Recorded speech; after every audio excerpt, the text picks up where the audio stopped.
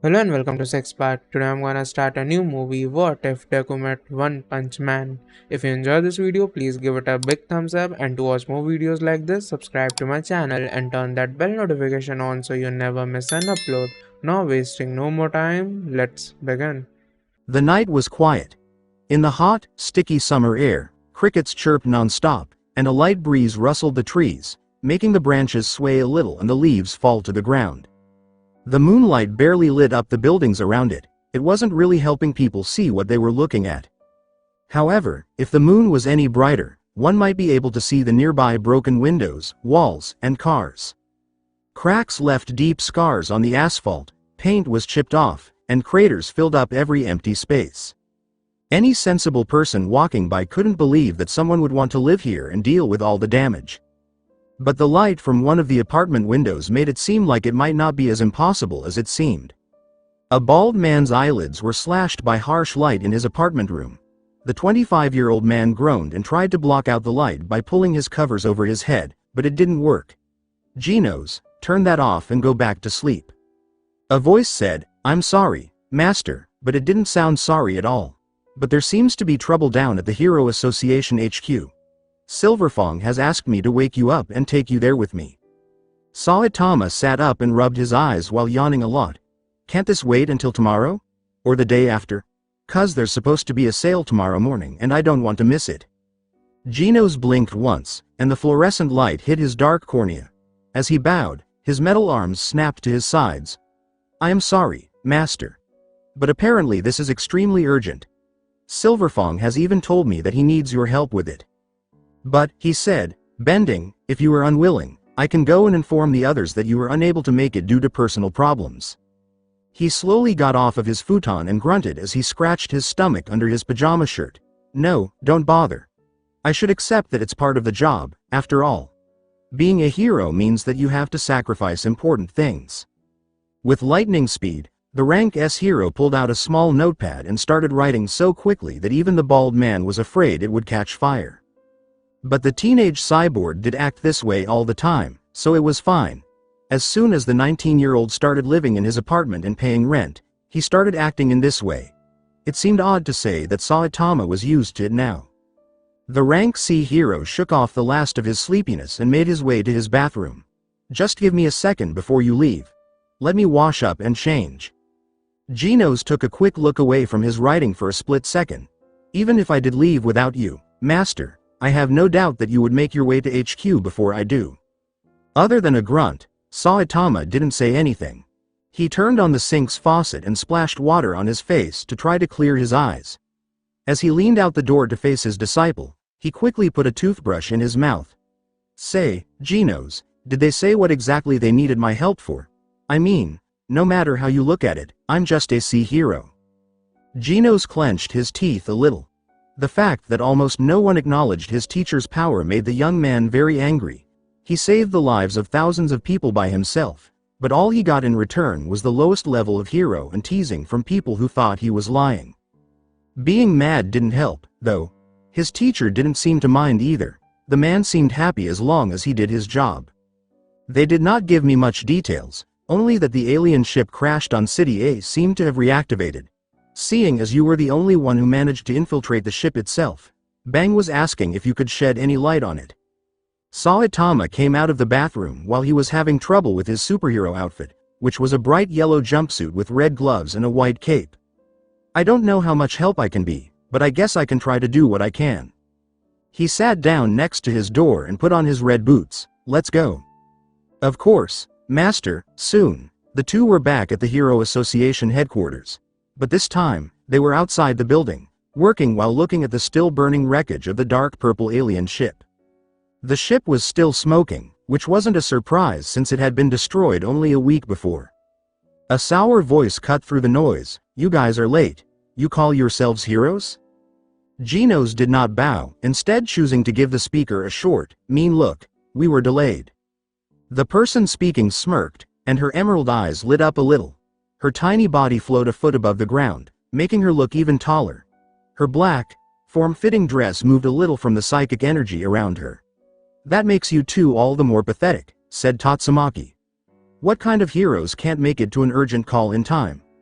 As the fight between the two S-class heroes was about to get worse, another voice spoke up. "That's enough, Tatsumaki." A grizzled old man with silver hair walked over with his strong hands behind his back. "What matters is that they have made it.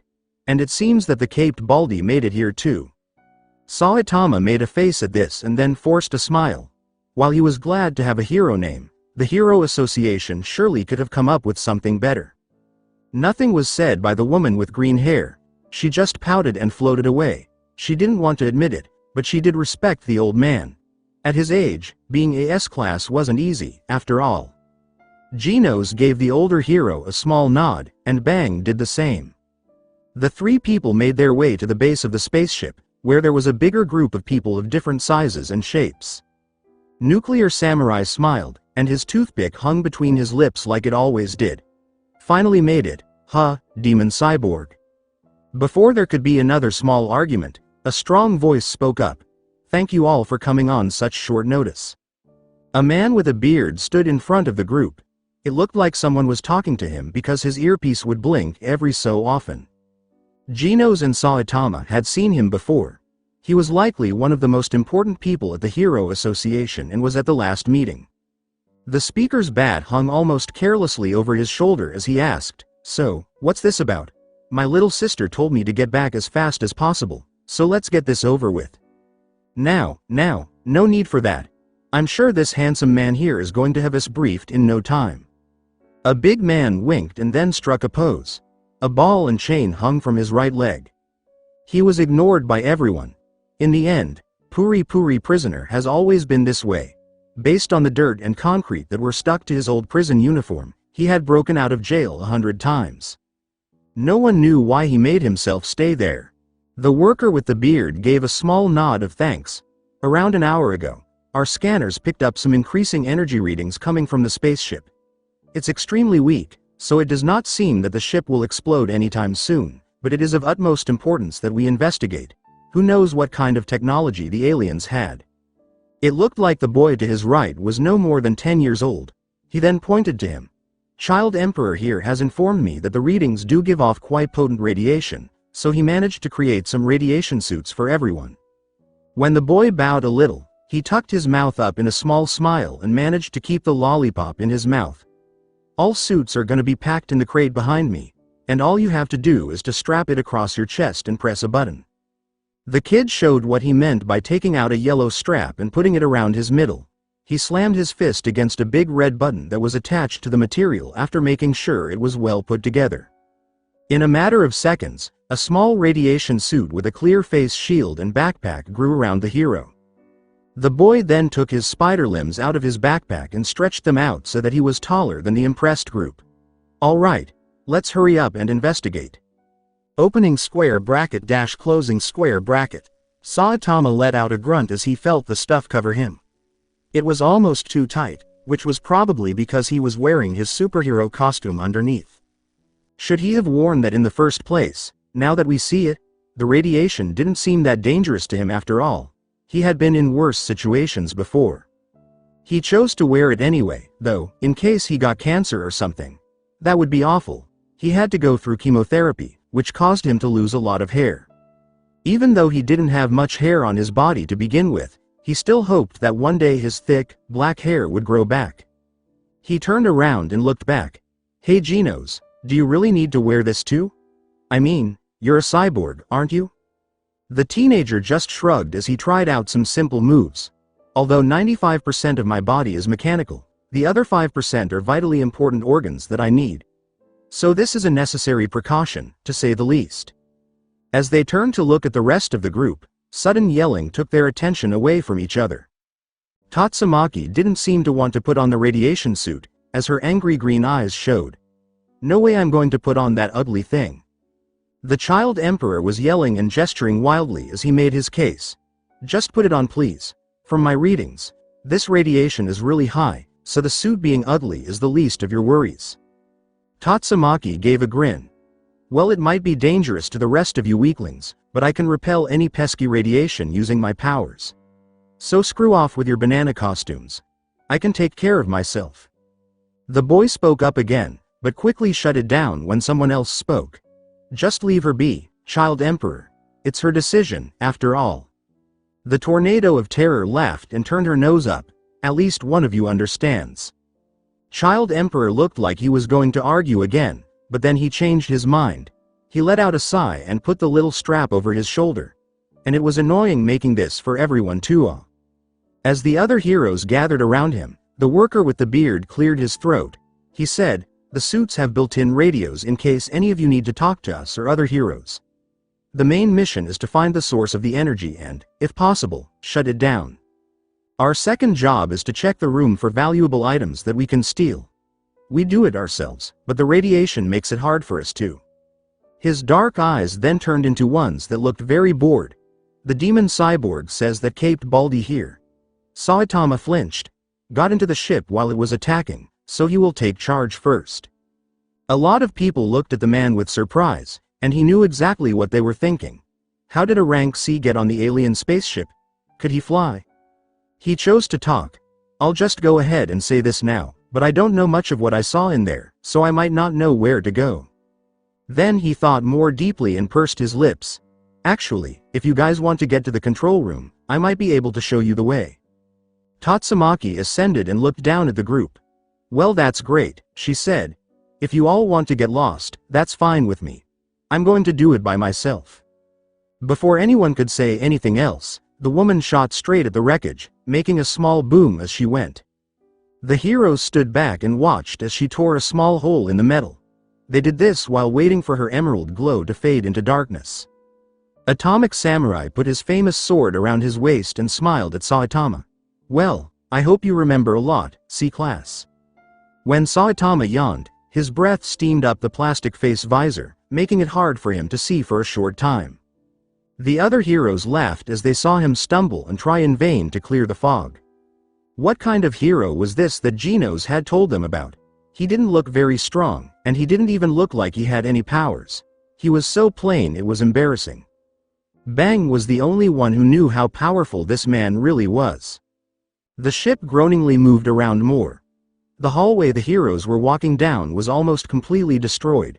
Pieces of broken metal stuck out of the walls, and sparks of electricity came from broken circuits inside the purple material. Child Emperor walked back and forth on his metal spider legs while he looked down at a small device in his hands and never looked up. Other times, they would have told him to calm down because they didn't know if there were enemies nearby. People weren't too worried about the noise, though, because Watchdog Man didn't smell anything strange. "Hero Squad, have you found the source of the radiation yet?" a voice asked all of a sudden. "We're getting close," Child Emperor said. "A couple dozen meters ahead of us. My Geiger counter is picking up high levels of radiation. We'll let you know when we get there." "Yes, absolutely. Is there a tornado?" A few of the other heroes went to find her, Metal Bat said, never taking his hand off his weapon. "We split up a few minutes ago." "I see." The group walked on mostly silently, with only the mutterings of one bald hero breaking the silence. If you paid close attention, you could hear something that sounded like "market" and "sales." Soon, they were standing in front of a door that was mostly broken. The metal was bent, making the entrance look scary, and cracks in the surface let some light through. Something on the other side of the door flickered every once in a while, letting weak flashes of light through the cracks. Before telling the other kids, Child Emperor put his Geiger counter back in his pocket and said, "Get ready. It's impossible to know what's on the other side." The group slowly nodded. Metal Bat got his bat ready. Atomic Samurai took his sword out of its sheath. Bang got into a fighting stance, and Genos slowly heated up his flamethrowers. Saitama stood a little ways away and tried to scratch his head but failed. Child Emperor's spider legs smashed through the crumpled metal in one smooth motion before he charged in, his backpack extending to reveal a variety of weapons that could be used at any time. The others weren't far behind, rushing into the room with determination. There were no enemies or robots in the basketball court-sized room. There was only a big device in the middle that was connected to a lot of wires and tubes. It was round and made of the same material as the ship around it. The circle gave off a weak purple light, as if the thing was some kind of lens. Energy sparks danced across the metal, and it beeped weakly, like it was trying to turn on but couldn't. "Child Emperor," Bang asked, putting his hands behind his back again, Do you have any ideas what this thing is? The boy jumped from his perch and ran to a broken console. He was clearly excited as he said, based on the control deck, this must be some kind of warp device. Without missing a beat, he dug through his backpack and pulled out a computer and a bunch of wires. He plugged something into the computer and started typing quickly. I thought I was crazy, but this thing is in charge of moving the ship. How do you get around? He sheathed his sword and asked, why was it leaking so much radiation in the first place? He didn't really care, but he needed the kid to tell headquarters what they had found. The small group split up a bit while the child genius excitedly explained how the machine worked and what it could do. He took a short break and sat down next to the round thing.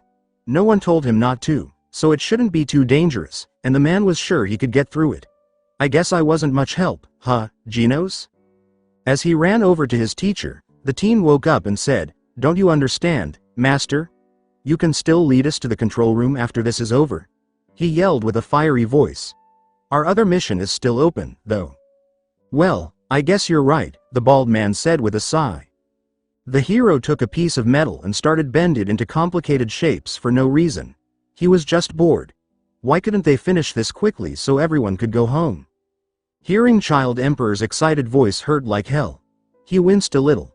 Would it kill the kid to quiet down a bit? It was really loud in this small space.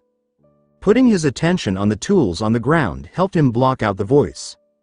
There was a lot of hidden machinery and wires under the damaged floor. The plating had broken off to show the tech below, and several tubes were sparking with energy. The ship was probably trying to reboot itself but couldn't because it was so badly damaged.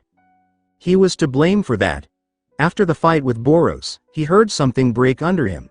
It was probably the ship's main power source, because a minute later, it began to fall from the sky, so he thought that was what happened. As for Boros, Saitama couldn't help but feel a little sad that he turned out that way. He totally got the alien's point of view of becoming so ridiculously strong that you got bored was not fun at all. He could have found better ways to pass the time, though. Saitama was tired of always being super strong, but he wasn't going to fight other planets while flying around with a group of aliens. There was a sudden surge of energy, and the wires between his feet lit up, giving the whole floor a purple glow. Saitama blinked. What caused that to happen? Suddenly, a lot of voices screamed in his ear.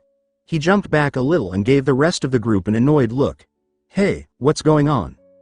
He wasn't ready for the shocked and horrified looks on their faces. Genos' face was especially worried as he ran over to him and yelled, Master, get up. The bald hero raised an eyebrow and said, why are you sitting there? A strong pull woke him up. He turned around a little and was about to scold whoever thought it was funny to pull on his suit. He was met by a dark purple maw of boiling energy that was eager to eat anything that wasn't attached to the ground. It roared with power, and the force was strong enough to lift Saitama's body through the air and send him flying right through the device, which was now working again. Master! Genos screamed and pumped his legs to get moving again. His beloved teacher only had time to say, whoa, in surprise before he fell straight through the portal and his body disappeared into the swirling energy. It didn't matter where this portal led Genos, he was going to follow him. He wouldn't leave his master alone. The other heroes behind him were yelling for help, and he heard them before he fell into the portal himself. It would be an understatement to say that the feeling of plunging through the energy was pleasant. It didn't hurt, but it was very uncomfortable for him. The cold got into his body even though his core was sending a lot of energy to his limbs. His whole body was enveloped in darkness for a long time. Genos fought desperately against the energy that was crashing around him in waves of chaos. He felt like he was in a hurricane. The feelings stopped just as quickly as they came on. The cyborg was briefly blinded by the brightness before he felt his body being thrown onto a rough surface without any grace. Without hesitation, he jumped to his feet and looked around. He was somewhere he had never been before. This place was strange even for the cyborg. With an ocean, several mountains, broken buildings, and a forest nearby, it looked like a mix of a few different landscapes. For some reason, the teen thought this was some kind of theater or training facility because he was in a big glass dome. Quickly, he turned on his body's defenses. The heat from the activation quickly burned off the radiation suit he was still wearing as he got into a fighting stance. He could only play it safe before acting when he didn't know what to do. One moment of hesitation could mean the end of his life, and he wasn't going to go out quietly. All of a sudden, someone grabbed his shoulder. Genos turned around and quickly threw a punch at the person who had touched him. He was ready to kill if that was what it took. His fist slammed into Saitama's open palm, smoking because there was something that stopped the movement of the fist. Saitama raised an eyebrow and said, "Genos, calm down, it's just me." The teenager's eyes got big, and he quickly bowed. "I'm sorry, master, you shocked me." The bald man let out a sigh of relief. At least he wasn't here by himself. He got there a few seconds before Genos did, giving him time to take in his surroundings before his disciple reached him. "So, what really happened? Where are we?" Genos stood up straight. Child Emperor hacked his way into the ship's system by accident, which set off its defenses. If there was a threat, I think the ship would warp to a different location to protect the crew. In terms of where we are, the cyborg's eyes suddenly became filled with golden light. I cannot seem to pinpoint our exact location. The portal must have messed with my GPS abilities a bit. Saitama gave a small smile. "Man, you're like a walking smartphone." A sudden boom caught their attention before Genos could answer. As they turned around, they saw a big, black object shoot into the sky. It flailed around pointlessly for a while before it crashed into the water, maybe 200 meters out to sea. What the heck was that? Genos' eyes got darker. "I am not sure, but I am detecting elevated energy levels just around the corner of this building. And I can also detect the same energy that the portal exuded, with about a 3% difference." Saitama ran over to where the energy was coming from.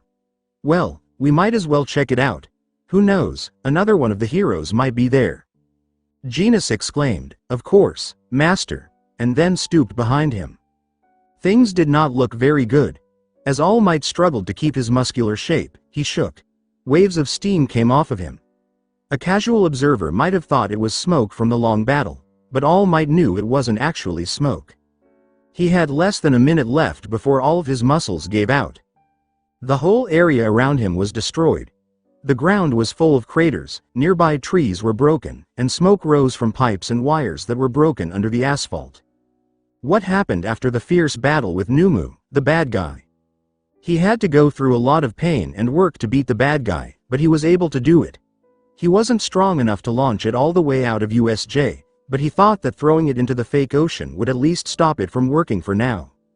The main hero quickly looked to his left. Eyes looked back with awe. His students were shocked, as shown by their wide eyes and open mouths. His student, young Midoriya, was the only one who didn't seem too shocked. His face lit up with horror as he realized what was going on. Izuku Midoriya was the only one who fully understood what was going on because he was the 9th leader for One for All. He knew that All Might was hurt and knew what the steam meant. All Might tried to smile anyway, even though his muscles were screaming in pain. He turned to look at the two people in front of him, one of whom looked clearly upset. He was shaking a little. "I'm really weaker now," he said in a loud voice. He hit him in the chest with his fist. "In my prime, it would have only taken 5 hits to take him out, but it took more than 300 hits. Shigaraki Tamura growled as he scratched Sheath, which was already a little swollen. "Hey, that Nezu was supposed to be able to take on All Might. Did teacher lie to me? All Might's still alive, isn't he?" All Might made a small frown. "Teacher? So the man in front of him wasn't really the leader the whole time? Who was?" He saw the other bad guy lean over and whisper something in Shigaraki's ear. He said, "The Nezu has not been defeated yet, Shigaraki Tamura," his smoky body moving a little. "I can sense it has not been destroyed. If you can call it over, I am sure it can finally deal the finishing blow to the symbol of peace." A few seconds went by while the bad guy thought about this. Then he cracked a spooky smile across his dry face. "Well, you tried, All Might." The strong man stopped moving, and his smile faded a bit. "No." Shigaraki quickly threw his head back, making the many hands that were on him shake. "Nezu, get back here and finish off All Might, once and for all." All Might and his students were looking at something when a wave of water came rushing forward. The pro-hero's eyes got really big with fear. The huge bad guy's black figure stood just a few meters away. Even though it wasn't completely damaged, When All Might punched it, the force of the blow tore its muscles apart, showing pink flesh underneath. It was missing its right eye, and its left arm looked like it was too twisted to work. People thought that the damage had finally reached its limit of healing because it wouldn't heal over. It didn't matter, though, it looked a lot better than All Might did. And Izuku whispered, "No, even with more than 100%, he's still not down?" To face the beast, All Might made a face and snarled. The beast then stumbled forward. The blonde hero got ready by striking a fighting pose. One last stand. One last thing he can do to keep his students safe. Everyone, run now. The other pro heroes should be coming soon. The student with green hair's eyes got bigger. No, we can't do that. Just run. All Might, retreat for now. The other students shook as they stood up, ready to fight or run away. Hey, muttered a student with curly hair. Isn't this bad? Another person lit small sparks in his hands and then grinned maniacally. Run? Don't make me laugh, All Might. That thing is half dead anyways, so I'm going to put it down for good. Some were a little less willing and a little more torn, but most of them agreed. Izuku felt a little scared. Was it possible for him to get another 100% smash? The last time he punched the Nezu, his limbs didn't break, so he could. But All Might was the most important thing. Could he keep his real form a secret from everyone? Could he take the pro hero away? But I didn't have time to think about this. There was only time to do something. Everyone in the class jumped forward at once. A spark lit up in Izuku's legs, and he jumped forward, breaking both of them. When Katsuki Bakugo saw the monster screaming, he blew up and yelled as loud as he could. Die. The other two, Shoto Todoroki and Eijiro Kirishima, were a little slower, but they still ran to help All Might, skating on ice and then hardening his skin. All Might almost yelled at them to stop, but the Nezu blocked his way. The pro hero clenched his teeth together. I'm sorry, Midoriya. You have to live though. Now that the black beast was so close, he could see every part of its skin. Its beaked mouth had poop hanging out, its one eye was rolling around crazy, and some of its brain was showing. The number one hero made a face and cocked his fist back, as if his muscles were about to give out. I need to do this. I need to do this. The kids need to stay alive.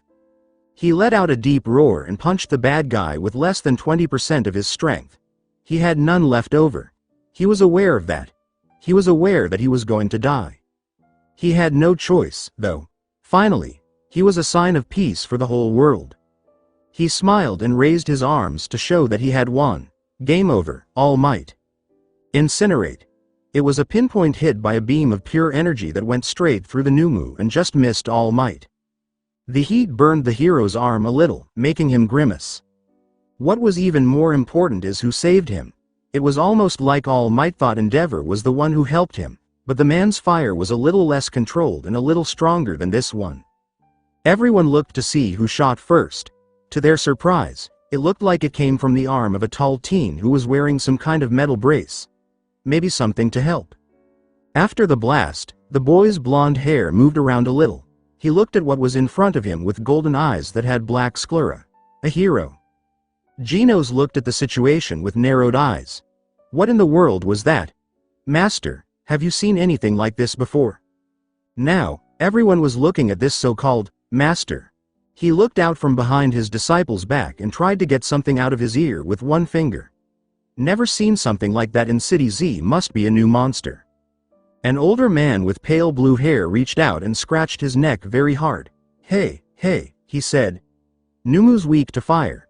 Don't go around shooting lasers at it. He looked at the black beast, which, strangely, didn't seem to be hurt by the blast. Genos made a small frown. That wasn't his most powerful attack, but it still should have done something. Well, since you're the biggest threat right now, I'll have to kill you first. Numu. The monster turned its head to face the scraggly man. Kill him. People nearby yelled, beware, as the beast ran straight at the newcomers in the blink of an eye. Everyone gasped. He had to get there and stop it, even though they were strong, the Numu was too strong for them.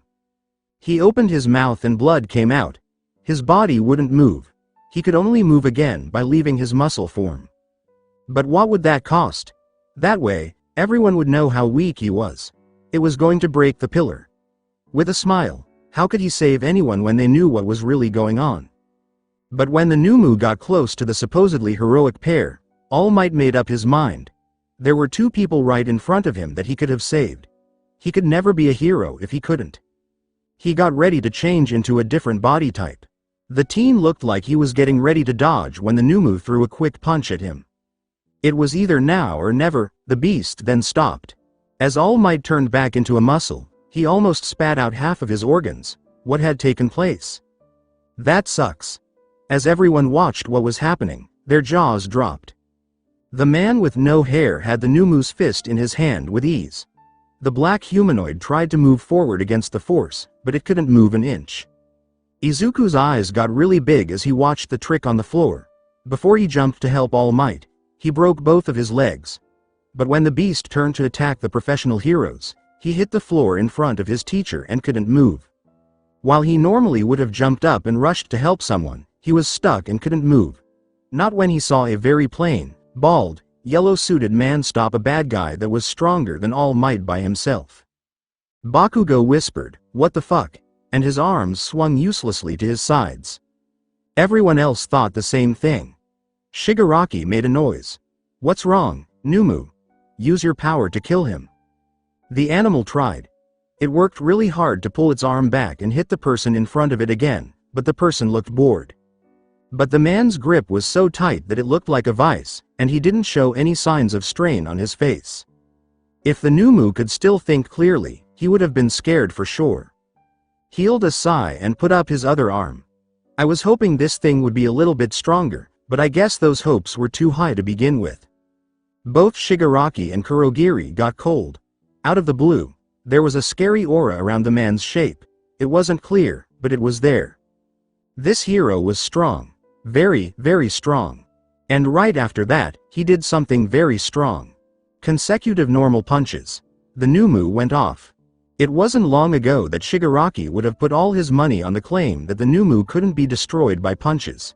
It was completely able to absorb shocks. The teacher said it was. But as pieces of the Numu's body fell on the shocked crowd, Shigaraki wasn't so sure. Saitama held up a smoking fist and frowned as the bottom half of the Numu's body fell to the red concrete of the USJ. And it died against consecutive normal punches. At least Boros was able to handle more than that. The bad guy with blue hair started ripping into his neck even harder and faster than before. His eyes were so big that they wouldn't close, and putting his hand over his face didn't stop him from screaming. "Hacks! Fucking hacks! You cheated!" Kurogiri rushed to help his partner right away. "Shigaraki Tamura, calm yourself." It didn't bother the bad guy. He ran over to the bald man and yelled, "You're going to pay for that, you hacker! I'll turn you into fucking dust." From far away, shots could be heard. Shigaraki's arms and legs were shot, and all of a sudden, blood poured out of the wounds. The bad guy fell to the ground and couldn't do anything, so Kurogiri used his smoky body to block any more bullets. As Saitama and All Might began to portal away, they could just barely make out the bad guy with blue hair and red, angry eyes. He yelled, "This isn't over, Baldy, All Might. I'll kill the both of you one day, I swear." After that, they were gone. There was a lot of silence because both the students and All Might were still trying to figure out what had happened. During the silence, Saitama's voice could be heard. It was bored and confused. Sorry if this is a weird question, but do any of you all know how to get to a city?" He didn't know what was going on at all. His job was to do it. Normal work for a hero. Killing monsters, protecting good people, and beating the bad guys. It's just a hero's normal life. So why were people who looked like professional heroes constantly threatening him and Genos? Genos fired his flamethrowers right away, and the orange light bounced off of his face. When he looked at each of the new threats, his eyes got narrow. They didn't look like any of the pro heroes he knew. What is the meaning of this? There was no response. Genos used this time to look at what was going on and come up with the right response if needed. When he looked more closely, he saw that there were some monsters in the ranks. Someone or something gray with a blocky build was hunched over and his palms never left the cement. Some kind of power from the ground? It doesn't matter. He knew that his cannons could destroy anything that came at them, and he was sure that his teacher would also do the same thing with little work. The other monster was dark gray. It looked down at them with blank eyes. Its teeth that were showing never moved. It also wore a big trench coat that covered up the rest of its body. Maybe to hide weapons. No matter what it was hiding, it looked like it was made for close combat, something they were both very good at. It was clear that these people were working with monsters, no matter who they were, which made it more likely that they were bad guys of some kind. As a man in a cowboy hat and some kind of mask moved forward, he raised his arm to warn them. His finger moved a little on the trigger of the revolver in his right hand that had been heavily modified. They didn't point their weapons away from each other. There was a lot of tension because neither side would back down. Genos quickly used some extra skills, which made some smaller cannons shoot out from his arms. Some people were surprised by this. The bad guys quickly backed away, tensing up and getting ready to fight. They didn't know he was a robot, then. Okay. That could work out well for him. The cowboy talked. Put down your weapons and surrender quietly, we just want to talk. Genos stayed where he was the whole time. Then we shall talk here. Who are you people? Why have you sided with monsters? A few of the bad guys whispered to each other. The blocky creature seemed genuinely angry, while the black one didn't change its face at all. Someone with dark hair and some kind of skin-tight bodysuit spoke up. Come with us quietly or we will use appropriate force. We do not want to fight the people who saved our students, but we will do so if you do not surrender. When Genos' teacher spoke up behind him, he bit back a sharp jab. Listen, I don't know what's going on or who you people are, but can you just point us in the direction of a city? We'll just walk away and forget this ever happened. We're not getting anywhere with this, yelled a man with white hair and a red bodysuit. Midnight, we can question them later. The white woman gave her one nod and then reached out to grab her arm. She tore a hole in her sleeve and let some kind of pink mist roll toward them before anyone could react. The other bad guys around her moved back. As Genos jumped backwards, his eyes got narrow. So this mist had an effect on both friends and foes. That could work out well for him. He yelled at his teacher to be careful. Be careful, master. She seems to be excreting poison. At the same time, Saitama was losing his cool. He was a normal B-class hero, but that didn't mean he didn't deserve to know what was going on. They still haven't been answered any of their questions. As soon as the mist covered him, he quickly pushed it away with a single, strong clap. The shockwave that followed threw the mist away right away and knocked some people down. Midnight's eyes got bigger. What power? That shockwave was the same as All Might's, but it came from punches. This bald man did it by clapping. Cementos put an arm over his eyes. He must have a power-up quirk. The dust settled and the air got clear. Saitama looked down at the group with all the anger he could muster. Hey guys, I've been having some weird things happen to me lately. I just want to go home and sleep off the sleep I lost. If no one wants to answer my questions, I'll go find them myself. They couldn't move at all and were shaking uncontrollably as sweat started to pour out of their bodies. And anyone who gets in my way is going to get punched. The aura coming from a single, bald, boring-looking man was amazing. When the pro heroes saw this man stare down at them, their senses went through the roof. He was too strong, and they didn't think even All Might could beat him. It seemed like minutes went by while the group thought about what to do next. When the blonde teen landed next to the bald man, he was ready to fight with his weapons drawn. A happy voice cut through the tension like a knife through butter before the heroes could launch a counterattack. Now, there's no need for that. Was that a giant rat? Saitama asked with a raised eyebrow. Principal Nezu walked over and waved away the heroes who tried to block him. He then walked right up to the bald man, not caring or worrying that an incineration cannon was pointed right at his face. Nezu smiled at the strange pair and said, Hello. I'm Principal Nezu of this school. I'd like to thank you too from the UA staff for saving the students. Saitama found it very strange that he bowed a little. He scratched his cheek and said, you're welcome, I guess. I was just doing my job. And just what would that job be? Genos chose to speak up. We're champions, he said. I am a demon cyborg of rank S. My boss is rank B. CA. Haikya. Hi, my name is Saitama, the bald man said. The rodent dog mix looked at him strangely but didn't say anything. Genos quickly got to his teacher and said, "Master," in low voice. "Why would you tell bad guys who you really are?" "Genos," the pro hero said with a serious look on his face. "In these kinds of situations, it's good to gain trust. From what I've seen, trust goes both ways. It makes sense that we treat this rodent the same way because I don't sense any hostility from him." Genos would have reached for his notepad right away if his arms weren't already above the boiling point of water. Nezu saw his coworkers and waved them down. Their faces lit up with relief, and they all slowly calmed down. "Then I'm glad, because we are also pro-heroes." He blinked and asked, "Heroes? Then why do you guys have monsters with you?" Cementos looked like he was ready to trap the bald man and the cyborg in concrete and drag them to the police station. He was already very angry. Even though he was talking about him, Nezu smiled and asked, "Monsters? Have you two never met a hero with mutant-like traits?"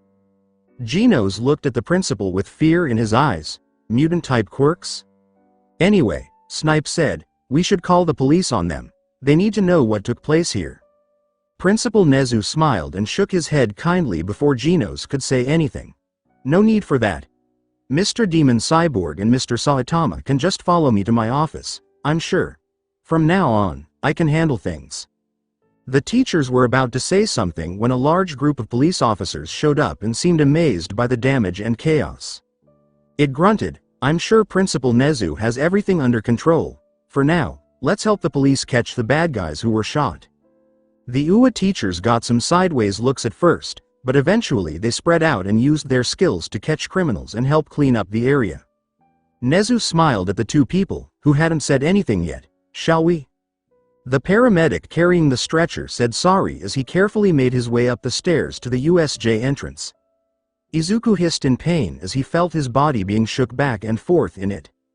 A young hero in training gave a weak smile, but even that simple action hurt him all over. His legs and arm were on fire. He couldn't feel anything from them at all because they were so badly hurt and torn. It looked like firecrackers went off under his skin. He looked around aimlessly, trying to find something to take his mind off of what was going on. USJ was a mess. The ground looked like it had just been hit by a bomb. There were craters all over the mountain slopes, and what looked like huge icicles were giving off steam. This was definitely Todoroki's work.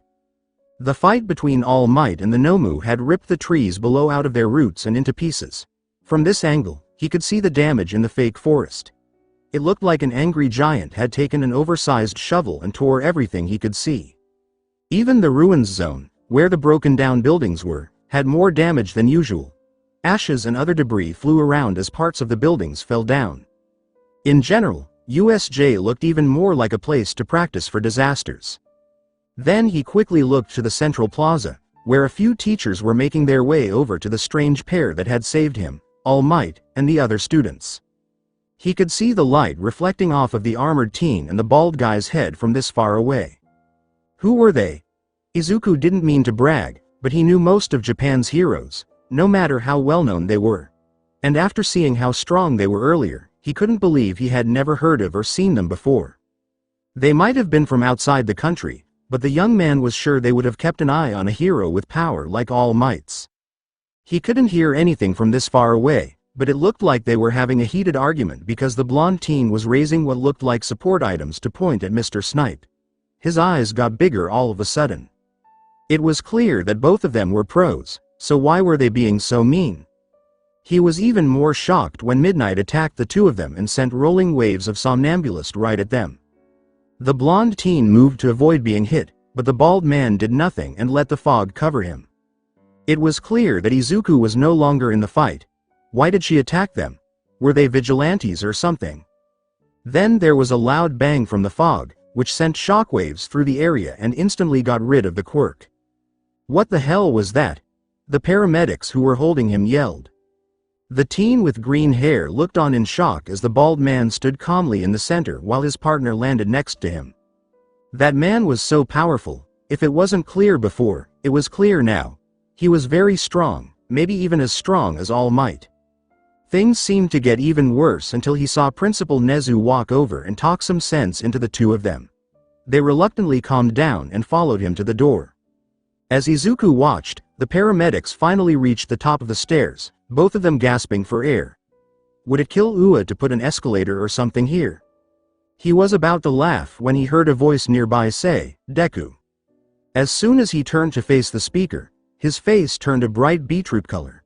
Ochako Uraraka ran over to the stretcher and asked, "Are you okay?" "Oh no, you're not okay. Where have you been?" The paramedics had stopped to catch their breath and were making their way to the nearby ambulance. She fell into step with them and her brown hair bobbed. It made Izuku blush as he waved his other hand around and laughed awkwardly. "Uraraka, I'm okay, this isn't anything." He couldn't finish laughing because a new wave of pain hit him. The girl with brown hair looked at her with confidence and said, "Don't worry, Recovery Girl will fix you up in no time." Before anyone else could say anything, Izuku was surrounded by his worried classmates all of a sudden. "Izuku, are you okay? Holy crap, dude, you attacked the hand guy like it wasn't a big deal, very manly. What's wrong with your quirk? Mon Dieu, how unsightly." Izuku was nervous and waved his good hand around as he tried to find the right words to say. He looked embarrassed, but he was really feeling emotional because this was the first time in his life that someone other than his mom cared about him. "It made me feel good." He was finally taken to the ambulance by the paramedics, who began to load him inside. Someone began to pull an IV bag from the car's wall. "Okay, let's put him to sleep for now. Since the ride back won't be fun, putting you to sleep is the best thing to do." The other people in the group began to back up, and Izuku nodded. He smiled at his friends and had an idea at that very moment. He tried to sit up quickly, but his legs and arm hurt so much that he could barely lift his head off the cot. "Wait, what about All Might and Mr. Aizawa?" "They're fine," said a girl with pink hair and skin, whose black eyes sparkled in the light. "Their speed got them to the hospital first, so they should be there now." "Thank God," the boy with green hair said with a sigh of relief.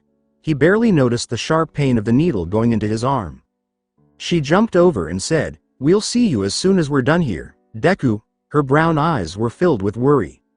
Even though Izuku's eyelids were getting heavy, he nodded. Before his head hit the pillow under him, he was out. Tenya Iida and Ochako watched as the ambulance carefully drove past the many police cars parked around it as it rolled out of the USJ parking lot. The tall teen made fists with his hands as he looked down at the ground. In there, everyone fought for their lives. Some were seriously hurt, but they did everything they could to protect those around them and fight off the bad guys. He just ran. He ran away, but the more sensible part of him knew it was the right thing to do. His quirk was the best one for the job, and he was sure that people would have died without it. He knew that, but it didn't make him feel any better.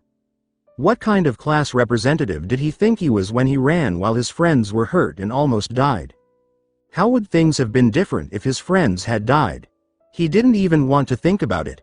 When he felt a small hand tap him on the shoulder, his dark thoughts were pushed to the side. He turned to look at Ochako, who was smiling with worry. "Are you okay?" Tenya's armor made a small noise as he stood up straight. "Of course. It would be better to ask Uraraka, are you okay?" The little girl smiled big and hopped back and forth a little. "Yes, thanks to you. I don't think we could have won without you." The teen smiled for a moment, but then his face turned dark again. I didn't do anything," he said. "That's not true. Things could have gone really badly if you hadn't brought those two movie stars and the teachers here." Her words brought him some comfort and made him feel a little better. He then looked up and asked, "Wait, two pro heroes? Do you mean just the teachers?" He blinked and said, "No, two pros showed up out of the blue. You know, the guy with the beard and the guy with the blonde locks? They fought one of the bad guys." Tenya wrinkled her brow and said, "I don't remember talking to those two. I only talked to All Might on my way here." "Dang, this place is huge," a voice they didn't know said before they could both start to question each other. As Saitama walked out of the building, which the rat guy said was called USJ, or the Unforeseen Simulation Joint, he shielded his eyes from the bright sunlight. No matter where this place was, he had never heard of it before. He leaned over to Genos, who was looking around suspiciously at the teachers and police officers. "Hey, is this USJ a new thing from the Hero Association?" The blonde cyborg frowned as he thought, I don't remember anything like this building or school being built not long ago. The Hero Association didn't tell the other S-class heroes about these things. Saitama turned to face the building they had just left and said, "Dang, this place is huge." He was both happy and unhappy with the answer. It was really big, about twice as big as a stadium. He might not be the most alert person, but when he walked through the cities, he would still notice something this big. He heard whispering off to the side. When he turned around, he saw some of the strangest kids he had ever seen. It was hard to explain what they looked like. Some of them were like normal kids, while others were like the monsters he sometimes killed in Z City. There was a blonde kid who looked like sparks were coming out of his body. He had a strange smile on his face. Did he have back pain or something? Another girl with a ponytail.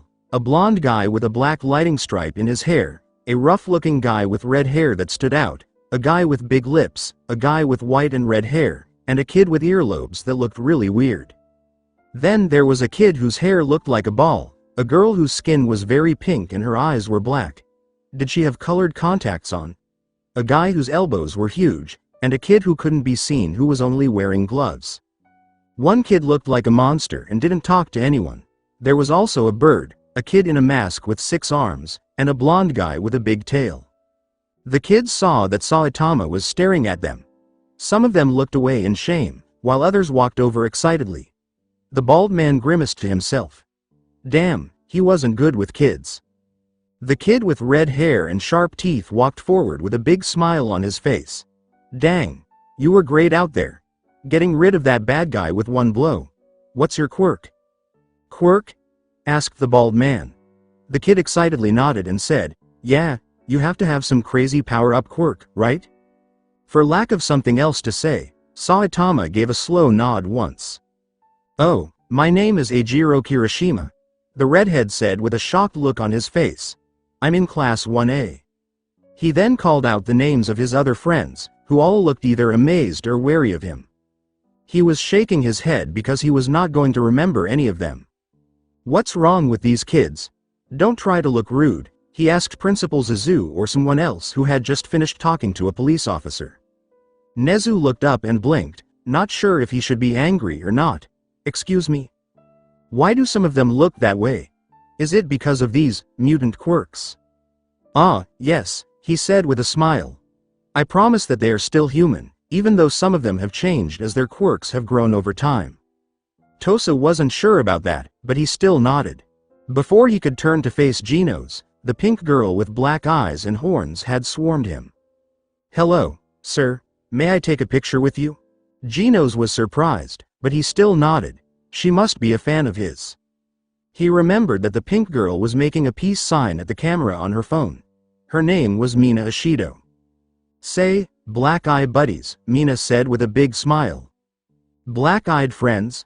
For a moment, he would have been blind if the camera flash hadn't been in his pupils. The teen looked down at her phone to add a caption to the picture, then smiled at him and said, Thanks, sir. And thanks once more for keeping us safe. Okay. Kids, I'm sorry to cut this short, but I need to talk with Mr. Saitama and Mr. Demon Cyborg in my office, Principal Nezu said with a smile as he walked over to his class. You should all talk to Detective Tsukachi and give him your stories before you go home. Yes, sir, they said as they slowly made their way to the front door of the building. Some of the students frowned a little as they walked by the bald man and the teenager in armor. What kind of name was Demon Cyborg? If they were being honest, it sounded a little scary. Nezu pointed to a black car that was already on the move and said, Let's talk about your situation in my office, if that's okay with you too. He shrugged and said, Sure, have you got food? That can easily be arranged. Now they were sitting in chairs that were pretty soft in a building that was taller than what looked like a school. To say the least, the ride to this spot was fun. The bald hero didn't know any of the cities had a place like this. How did he lose track of it? He would have known it was a hero school because he would have seen it. Genos didn't even know this place existed. Saitama pouted a little inside. If this school had been around a few years ago, he wouldn't have spent all that time in college getting into debt to try to get a job that wouldn't pay anything. It's okay. What's done is done. By biting into a biscuit that was taken off the plate in front of him, he got rid of those thoughts. His arms were on his legs, and his back was as straight as a board.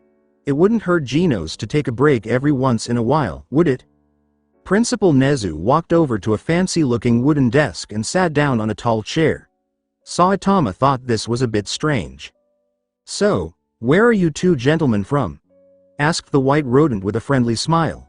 "I looked through our databases not long ago and couldn't find anything about you two." Even though Genos didn't think it was quite right, every major government building could see the most basic hero profiles. They couldn't see anything too damning, but they could always get the most basic information. He reached into his pocket and took out a laminated card from his wallet. He gave it to the principal and said, "Maybe this will show that our claims are true." Nezu grabbed a pair of small glasses from his desk and quickly put them on. He then looked down at the card. It was a pretty simple way to prove who you were. On the left was a picture of the man, along with some important information like his birthday and height. To his surprise, the boy looked like he was only 19, but he weighed almost 500 pounds. Clearly, the company that made the card made a mistake. Pretty much everything about this card and what was on it was fine. But the symbol above wasn't quite right. He turned his head to look at the two people, one of whom was eating biscuits like there was no tomorrow. "Excuse me if this seems strange, but what is the Hero Association?" That made people speak up. "I would think that a place for heroes to learn about the Hero Association would know about the demon cyborg," the boy said. It wouldn't take a quirk like high specs to tell that this boy is suddenly on edge. Nezu shook his head and gave the card back to its owner. The owner accepted it after a moment and then leaned back in his chair. "I promise you, there is no such group.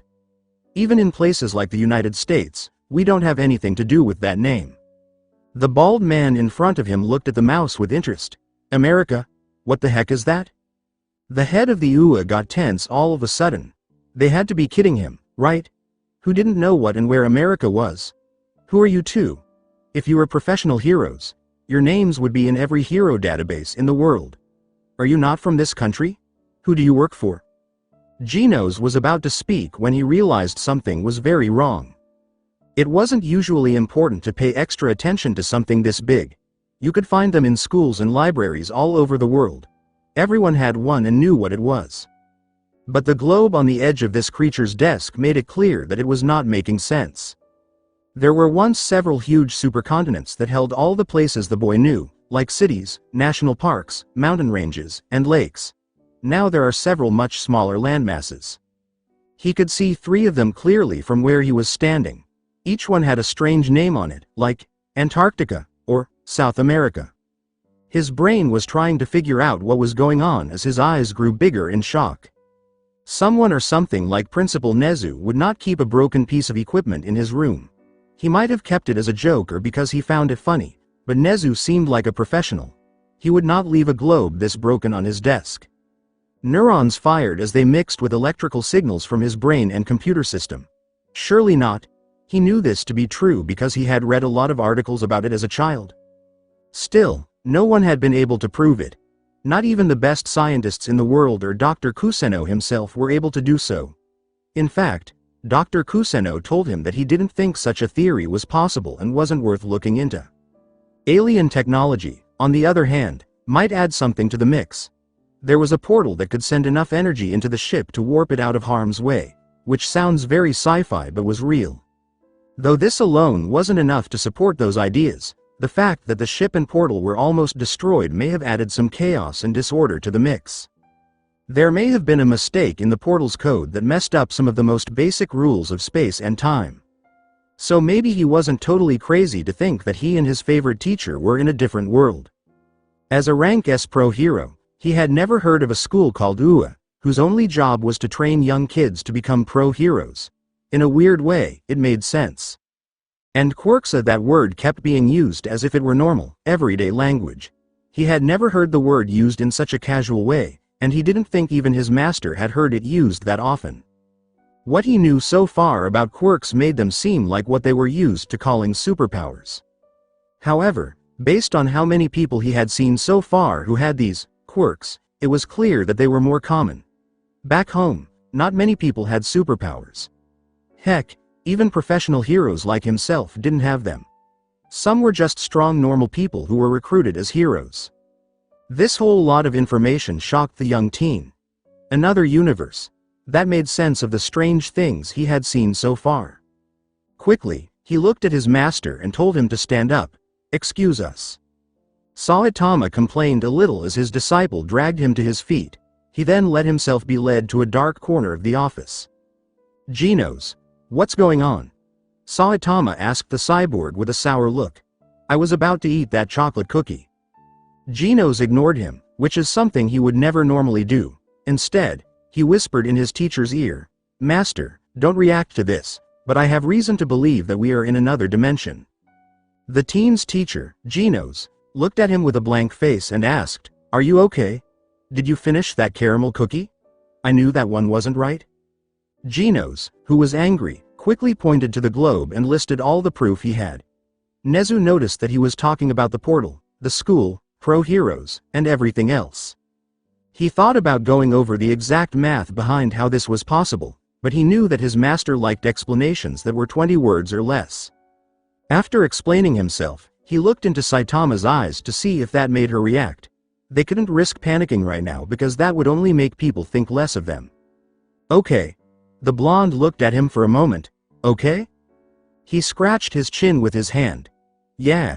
Genos, we were just attacked by aliens last week. Things have been stranger than this before." Nezu slowly blinked as a few minutes went by. The two were too far away for him to hear anything, so he used this time to figure out what was going on. There was no doubt that the two of them were neither bad guys nor vigilantes. If Demon Cyborg had professional hero ID, he was sure that Saitama did too. But the most important thing was that he had never heard of either of them until now. They weren't exactly heroes with normal quirks. He had heard from eyewitnesses that they had done amazing things, like blasts of pure energy that could have been as strong as endeavors and strength that would probably beat the strongest hero in the world. It was impossible for him to have never heard of these two heroes. The news and heroes of the world would not keep quiet about skills like theirs. He quickly sent a message on his phone. Nezu knew he was waiting outside, but maybe he needed his help right now to figure out what was going on. A middle-aged man with short black hair and black eyes walked in through the oak doors of the office and cut Genos off in the middle of his ramblings. He was wearing a big brown trench coat and a hat of the same color. The two men looked suspicious, and one of them scratched his head. Nezu stood up and smiled at them. "Detective Tsukauchi, thank you for joining us." There were two bows, one to the principal and one to the hero pair. The man took off his hat and said, "If the esteemed principal of UA wants to see me, I would drop everything to make sure that happens." The man in front of Nezu laughed out loud and happily. He pointed to the seats and said, "Please take a seat."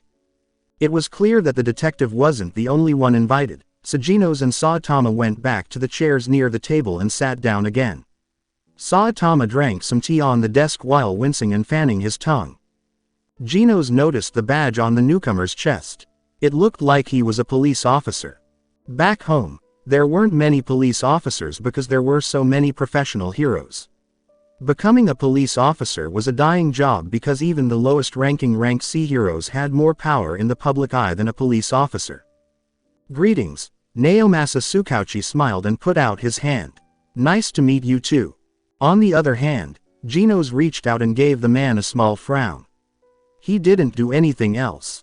When Tsukauchi tried to block Saitama's hand, the bald man pulled back and stared back at the detective. "I'm just trying to get a biscuit," he said. "I'm not interested in guys." There was definitely a plate full of biscuits next to the detective. The man pulled his hand back a little and put it down next to him in an awkward way. There was a long pause before Nezu spoke up. "If you don't mind, I'd like you to answer some questions for us," he asked. As Genos started to argue, he waved his hands and said, "Nothing too serious, just some basic questions.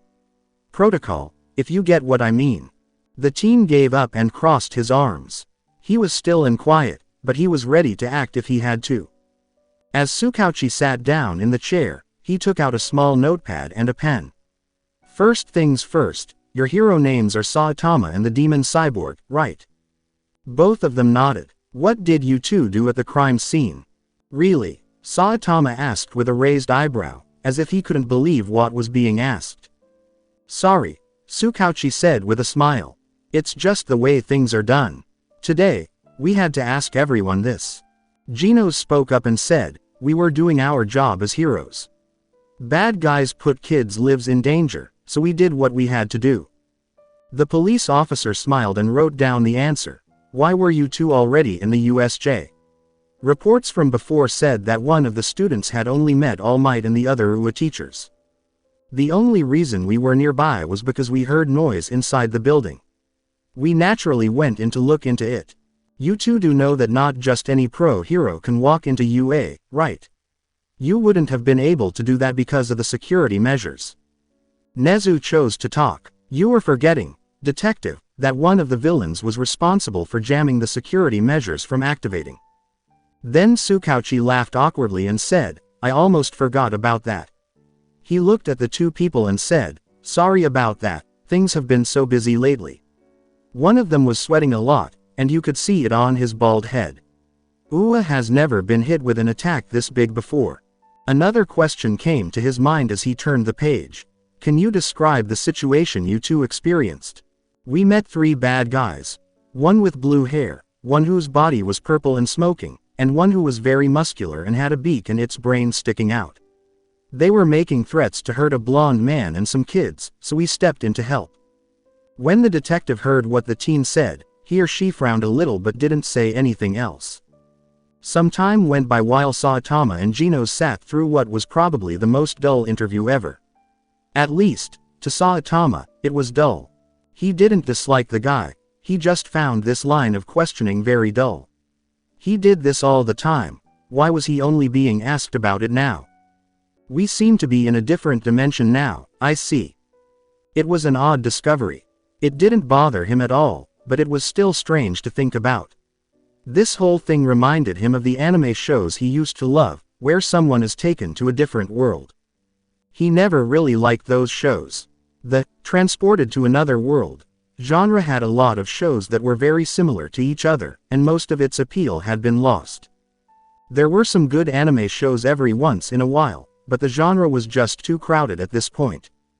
It was weird to think that they were in the middle of an anime story. He hoped it wouldn't be boring like all the other shows. This last question is for Mr. Saitama. Okay. They were almost done. He just wanted to find a place to sleep. He thought that Principal Hazu might let him sleep in a room. The detective had put down his notepad, and Saitama tried hard not to yawn as he looked at him. Yeah, the detective asked. When Tsukauchi looked back at the bald hero, his eyes got narrow. Are you aware that you killed a man today? What? When the table hit the wall, it broke into pieces that flew all over the room. Tamura Shigaraki let out a deep roar that sent spittle flying across the dirty room. Because of Snipe, the pro hero, his arms and legs still hurt from the wounds. Kurogiri's careful hands have thankfully taken out all 7 of the bullets. The bad guy from the warp even said he was surprised that none of them had hit a major organ. That didn't bother the hurt bad guy, though. He was mad at himself too much to care. After taking a lot of painkillers, he lost it and started destroying the bar, which made Kurogiri very angry.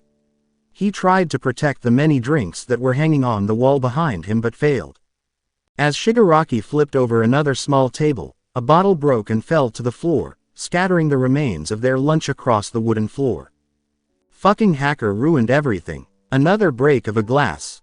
We were so close to killing the final boss, then a damn side boss comes along and one hit kills us. His angry red eyes look all over the bar, searching for something else to break. He wished he could use his quirk on something, but some of his fingers were in splints, so he couldn't. He finally gave up and fell asleep on a nearby chair after kicking over a bar stool. The only sound in the bar was his gasps, which were barely held in. Kurogiri set down the only glass that wasn't broken in the fight and poured some liquor into it. Thank goodness the bad guy with blue hair didn't ruin all the good wines behind the warp bad guy. The ones that did break, on the other hand, cost a lot. Getting new ones would be a pain. As Shigaraki drank the alcohol in anger, he enjoyed the sharp burn that went down his throat. As he tried to calm down, his fingers moved all over the place. As he began to calm down, the dull ache of the bullet wounds sent waves of pain through his body. Thank goodness the cheap liquor dulled the pain. Kurogiri used this calm time to talk. It is unfortunate that the Numu had been defeated, but we could not have anticipated a hero stronger than All Might to show up. It was complete bad luck. The decay bad guy grunted and glared at the smoky bad guy.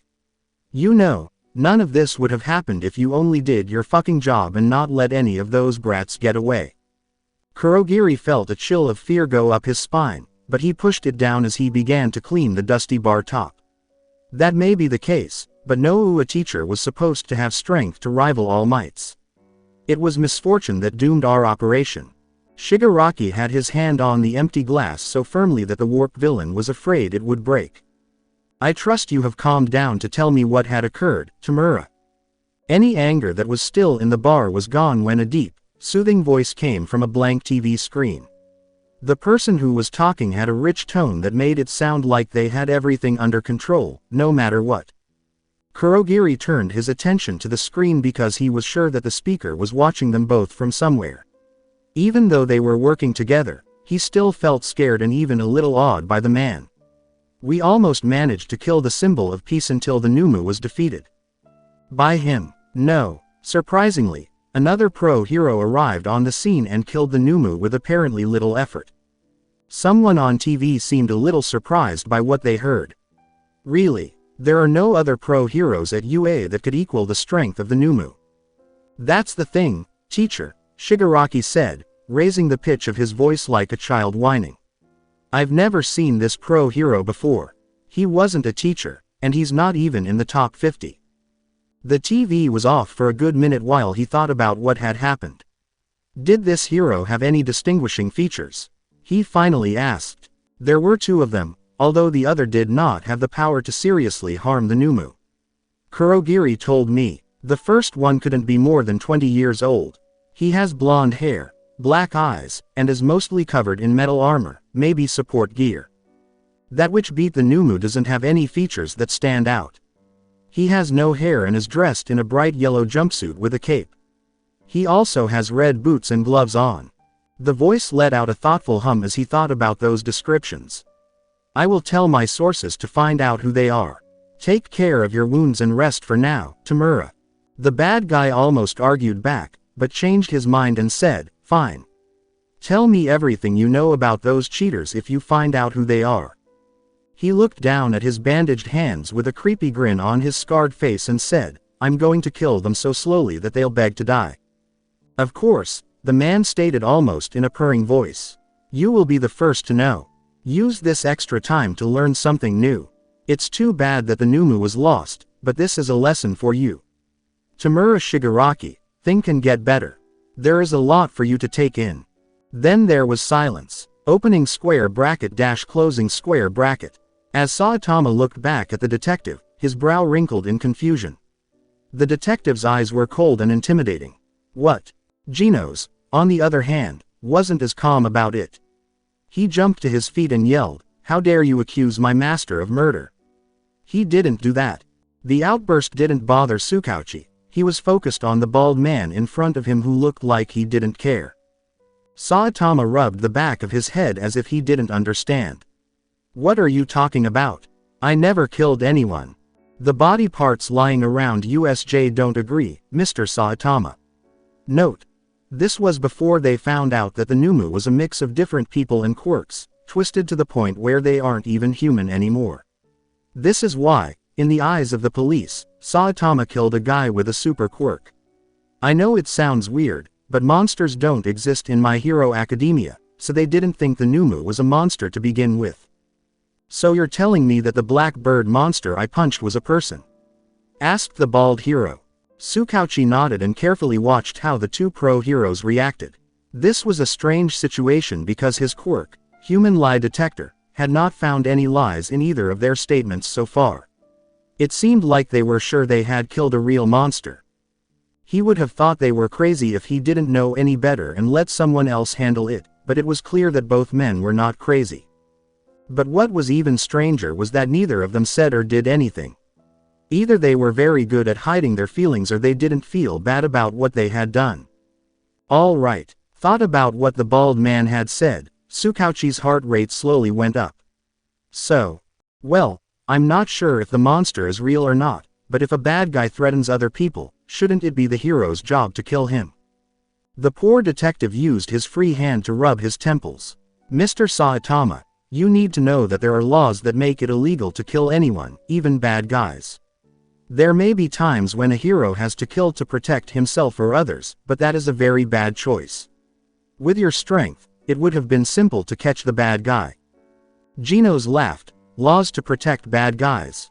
Not smart. If we live within jail powerful criminals, what's to stop them from getting away and committing crimes again? It's the job of a hero to kill them before they can do more harm. While Nezu and Tsukauchi were about to say how wrong that line of thinking was, Genos spoke up again. And even if Master did subdue the creature, we still had to worry about the other two bad guys. We have no idea what skills they have.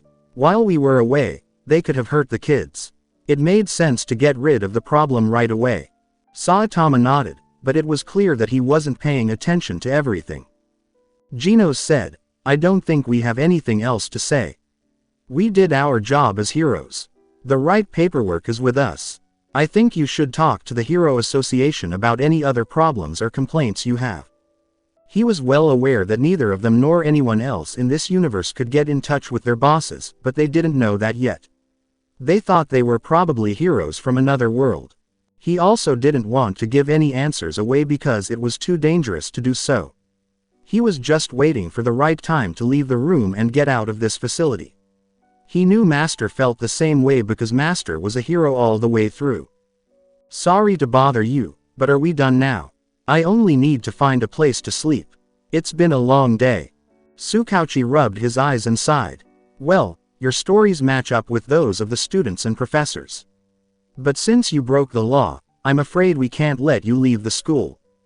Genos jumped up, his eyes and arms on fire. You have no right. We've signed up as heroes. Keeping us in jail is getting in the way of our work. Nezu waved his hands to make Demon Cyborg feel better, but he was really just 2 seconds away from pressing the alarm button under his desk. Please, Mr. Demon Cyborg, think about your options. It's not fun for us to keep the heroes who saved my students here against their will, but you have to understand. We have to follow the rules here.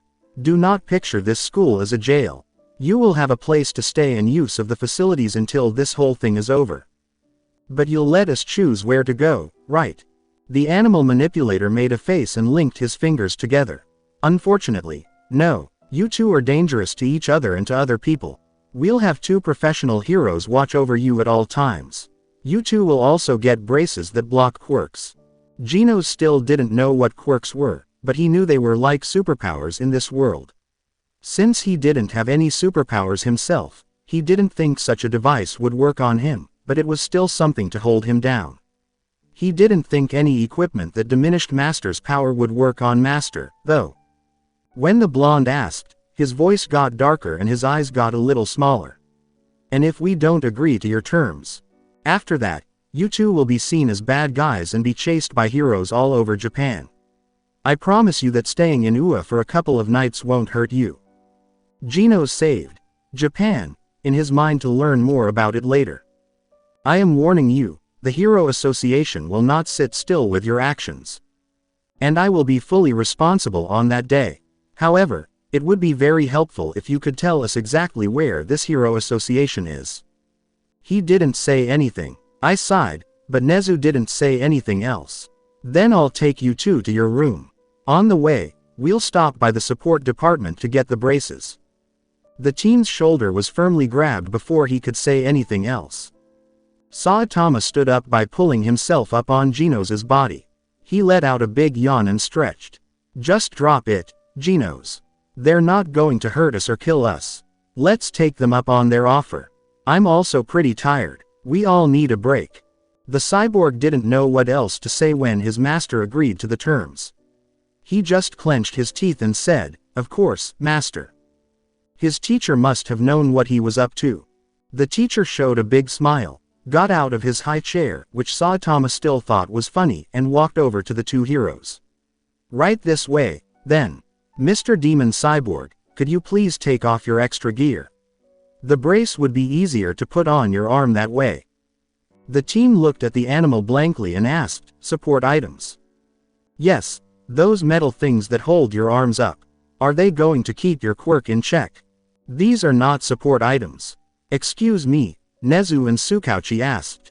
Genos raised an arm and opened a panel to see how the limb worked on the inside. Blue and orange light shone from inside, and energy pulsed through the tubes and wires. "I'm afraid these are prosthetics made by a dear mentor of mine," Genos said. "They were made so that I could fight evil in the world." The detective and principal were shocked by what they saw. Nezu even turned pale, which shouldn't have been seen because of the white fur, but it was. Sukauchi had a similar reaction, but it was more out of pity. He had seen many good police officers living with prosthetics after dealing with bad guys or disasters. Genos shut the group down and said, "I understand your shock. But I've accepted my body for a long time now. No longer does it bother me." "Of course," Nezu said with a shaky smile as he got better. "I guess we'll have to find another way to block your quirk then." "What are you going to do, detective?" he asked Sukauchi, who was busy taking his things off the table. The man took out his phone and saw a bunch of messages. "I just got a text from forensics," he said. "They said they are starting to look at the tissue samples from the crime scene to figure out who did it. But it's not going to be simple. Not a lot to work with." With a frown, Saitama said, "Yeah, sorry about that." She smiled and said, "I won't say it's fine, but I'm glad you two got here in time to save the students. The whole staff at the UA thanks you." He then walked out the doors, but not before giving Nezu a short but polite nod. The teacher smiled at the two heroes and said, "Now we're going to the support department. Opening square bracket dash closing square bracket. You two really do end up in my office all the time. I believe I told you to look after yourself." Recovery girl wrapped gauze tightly around Izuku's wounds and didn't seem to care that the boy was in pain. "I fixed you up less than a week ago, and now you had to push yourself past your limits and hurt your body." All Might laughed awkwardly as he fiddled with his own bandages. The symbol of Peace's big, muscular body was gone. All Might wasn't sure if he could use his muscle form for a few days after what happened with the bad guys.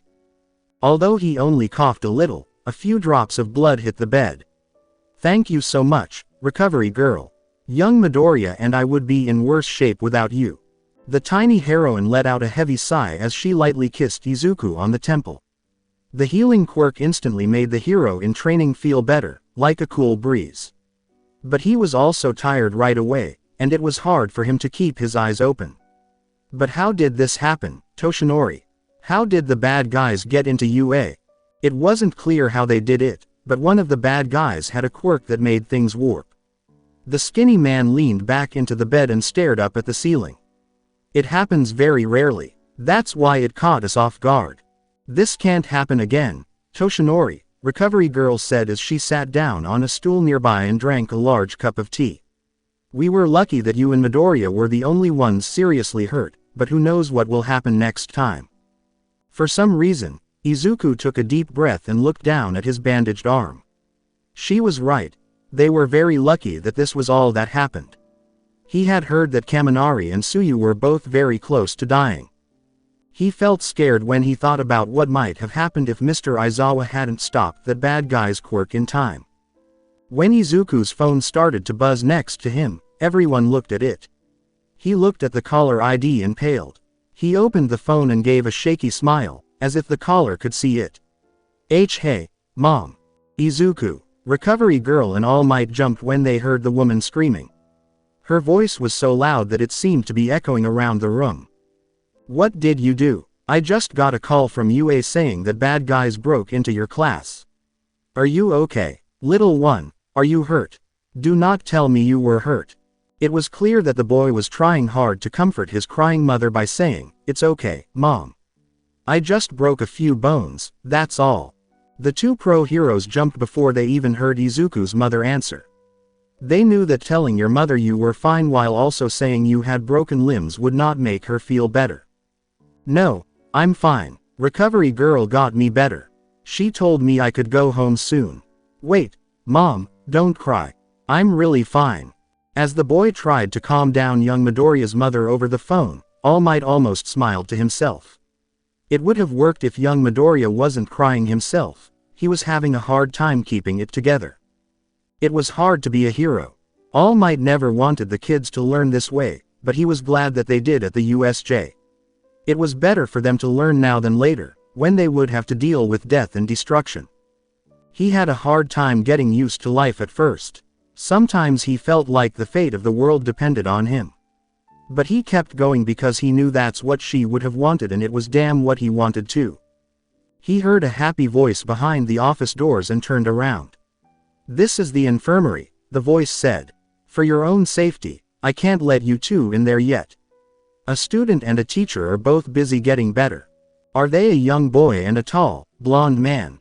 It made All Might feel better when the voices walked past the door. The last thing he wanted was for two heroes who didn't mean to find out what he really looked like to walk in. He then heard the frantic noise of someone struggling to get out of bed. It sounded like young Midoriya had heard the visitors too. "Young Midoriya, you're Bindingsa." As Izuku barely made it off the bed, he quickly put on a pair of slippers. "I need to thank them before I leave," he said. Recovery Girl gave the teen a mean look and said, "That's not at all. You're still getting better, and you can hardly stand up straight. Rest in bed." He was really struggling to stay upright and stumbled a bit, but he wasn't falling asleep as he begged the hero, "Please, I don't know when I'll get to see them again." The healing hero didn't say anything for a moment while Izuku moved closer to the door without realizing it. She sighed and slouched, as if she didn't think it was worth it to try to stop him. "Okay, but you need to be back here in 5 minutes or I'll send someone to get you." The teen had already left the room before she was done talking. "Excuse me." He stumbled a little as he tried to catch up to the heroes who were far away and had their backs turned. He could see them starting to turn around, and Principal Nezu was already facing him with a worried look on his face. "Mr. Midoriya, you need to be in Thea." Izuku fell down. This was a lot like the fall he had the first time he came into UA, which made him feel like he had seen it before. The only difference was that there wasn't a bubbly anti-gravity girl to catch him this time. He tried to catch himself by raising his arm, but he knew it wouldn't help because his face would still hit the floor. He hoped Recovery Girl wouldn't get mad if he came back into the office with a broken nose. "Whoa, watch it." Right away, Izuku's body stopped moving because the bald man had a firm grip on it. The man couldn't have gotten to him so fast.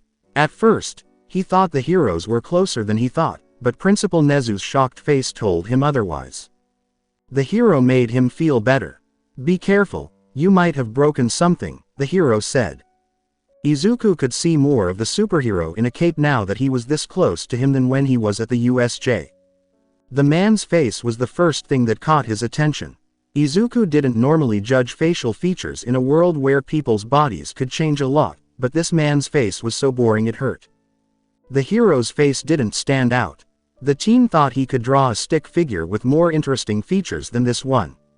The hero looked like any other man he would see on the subway or the street. There was something strange about this man, though. Besides the bright yellow suit and white cape, he wasn't even weak. He beat the Numu with just a few punches, while All Might needed over 300 to even come close to beating the bad guy. "Are you okay, kid?" Saitama asked the teen with green hair. As if the man knew what he was thinking, Izuku blinked once and took a polite step back. He could feel the shame in his face rise. "Oh, sorry. Thanks for letting me talk.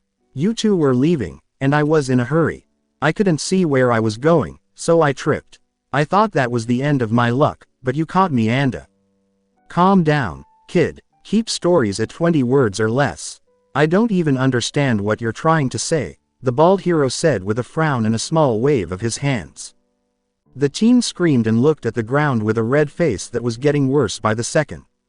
"Sorry." There was a strange silence for a few seconds while Izuku tried to get his bearings. The armored man and Principal Nezu also came over to talk to him. After picking at his ear in a strange way, Saitama turned a little and said, "Well, I guess I'll catch you later." "Wait." Genos looked at the red-faced teen and asked, "What is it?" "Unfortunately, we are already busy at the moment. I just want to say thank you for saving us." Izuku finally got the courage to bow deeply after a sec. You likely heard this from my other friends, but I still wanted to thank you. Even though it was nice to finally hear thanks and praise from someone he had saved, Saitama blinked and scratched his cheek. This whole thing felt awkward. Don't bring it up, kid. Just another day at work. If you don't mind, could I get your autograph? Izuku asked as he straightened up and fiddled with a side pocket on the other side of his good arm. He found a small notebook with a pen and gave it to the bald hero. The bald hero took the notebook with care. He wished he could have been more calm, but this was the very first time anyone had asked for his autograph. He tried to come up with a cool signature with a nice phrase at the end or something, but all he could think of was write his name on the paper and say, "Here you go." With stars in his eyes, the teen took the notebook and put it back in his pocket. "Thank you again." Then he looked at the blonde cyborg, who had been watching with interest. Izuku thought the cyborg looked almost happy about what was going on, but he knew that wasn't true because Mr. Saitama must be very tired.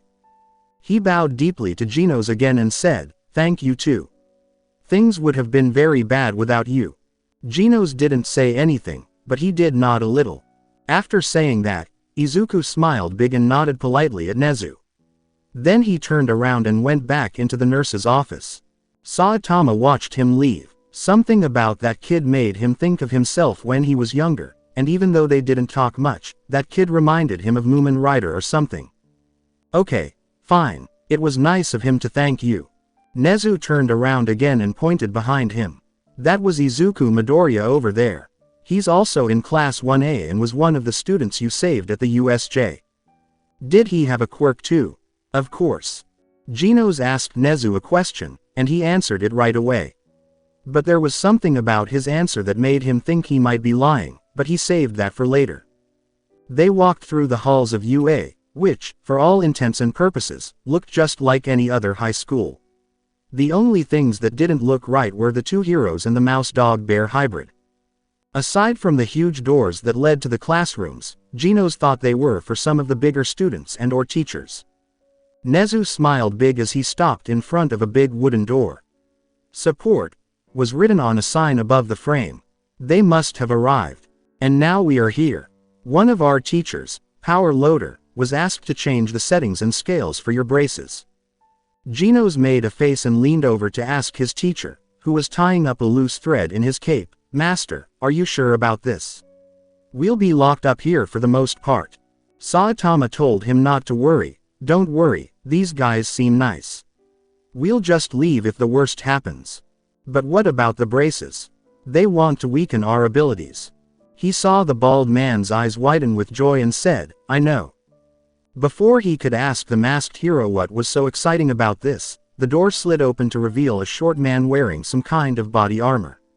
His face was hidden by a big helmet that looked like it belonged on an excavation, but tufts of rust-colored hair stuck out from under it. He looked down at the man and asked, "Where's his shirt?" "I heard Power Loader grunt, Principal Nezu." "Power Loader." Nezu smiled at the man. "I hope my message got through to you." The professional hero nodded and said, "It's not often I get asked to make some really cool braces that block quirks." There was a nod in the general direction of Saitama. Especially for someone as strong as he is. The principal looked into the room behind the teacher for a moment. "Is Miss Hatsume not here today?" Power Loader shook his head and stepped aside so the three could come in. "I sent her home after the incident. She wasn't happy, but I threatened to ban her from the support studio for a week if she didn't." Genos walked into the big room and started to look around right away.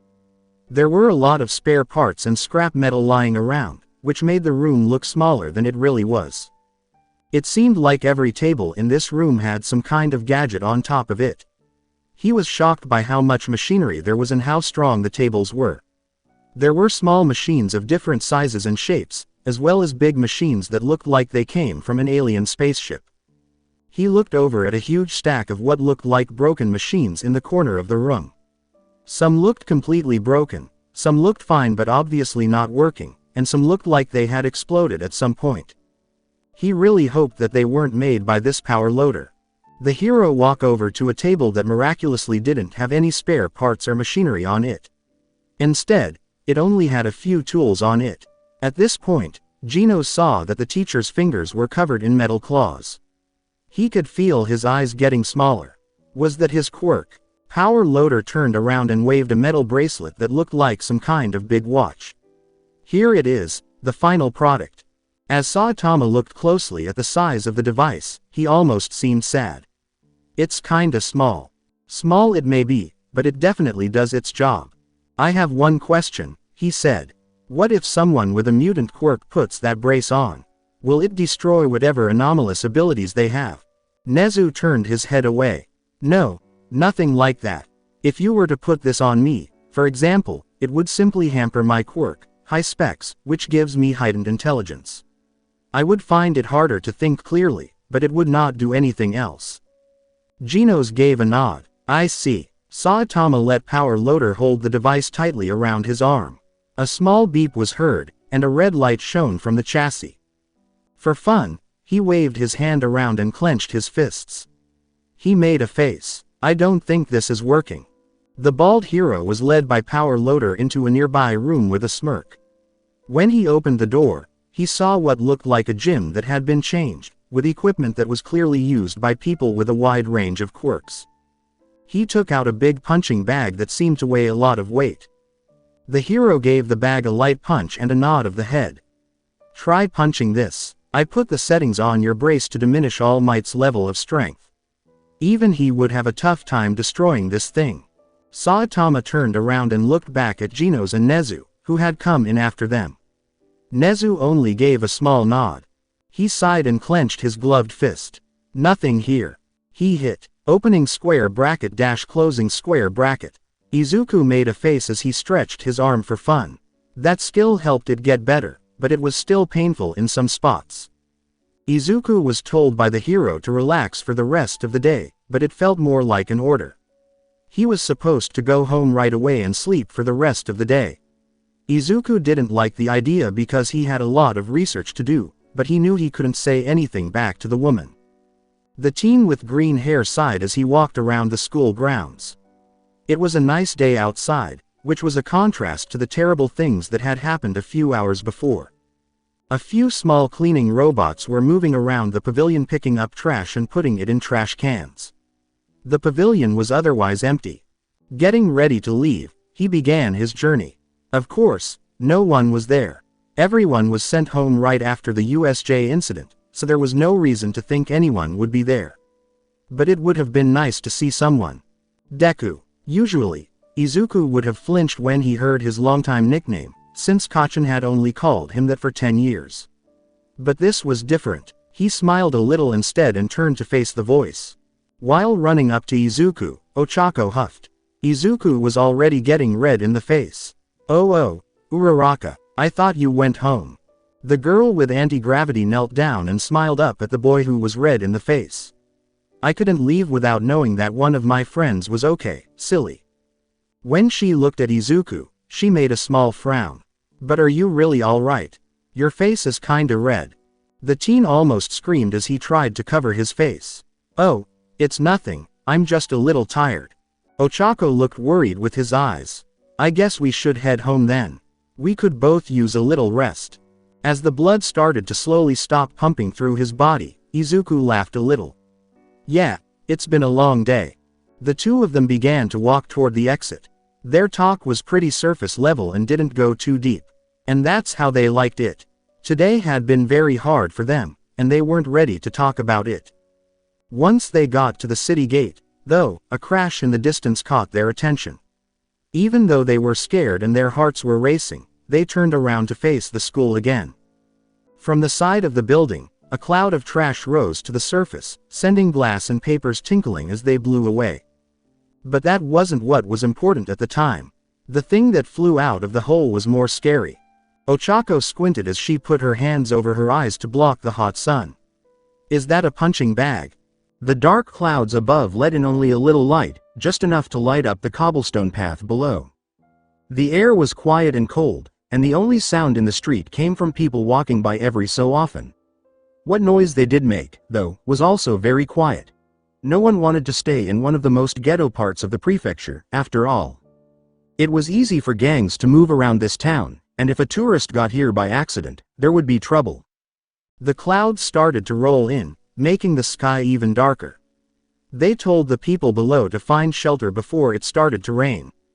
As the soft pattering began to move down the street, a figure in a hood cursed in the background. Yes, the rain was annoying, but the end goal was only a few blocks away. It would be even closer if someone took the shortcut through the maze of alleys. The maze-like structures didn't matter much, though. After all, this wasn't the first time they'd met the boss. The figure slid into an alley nearby.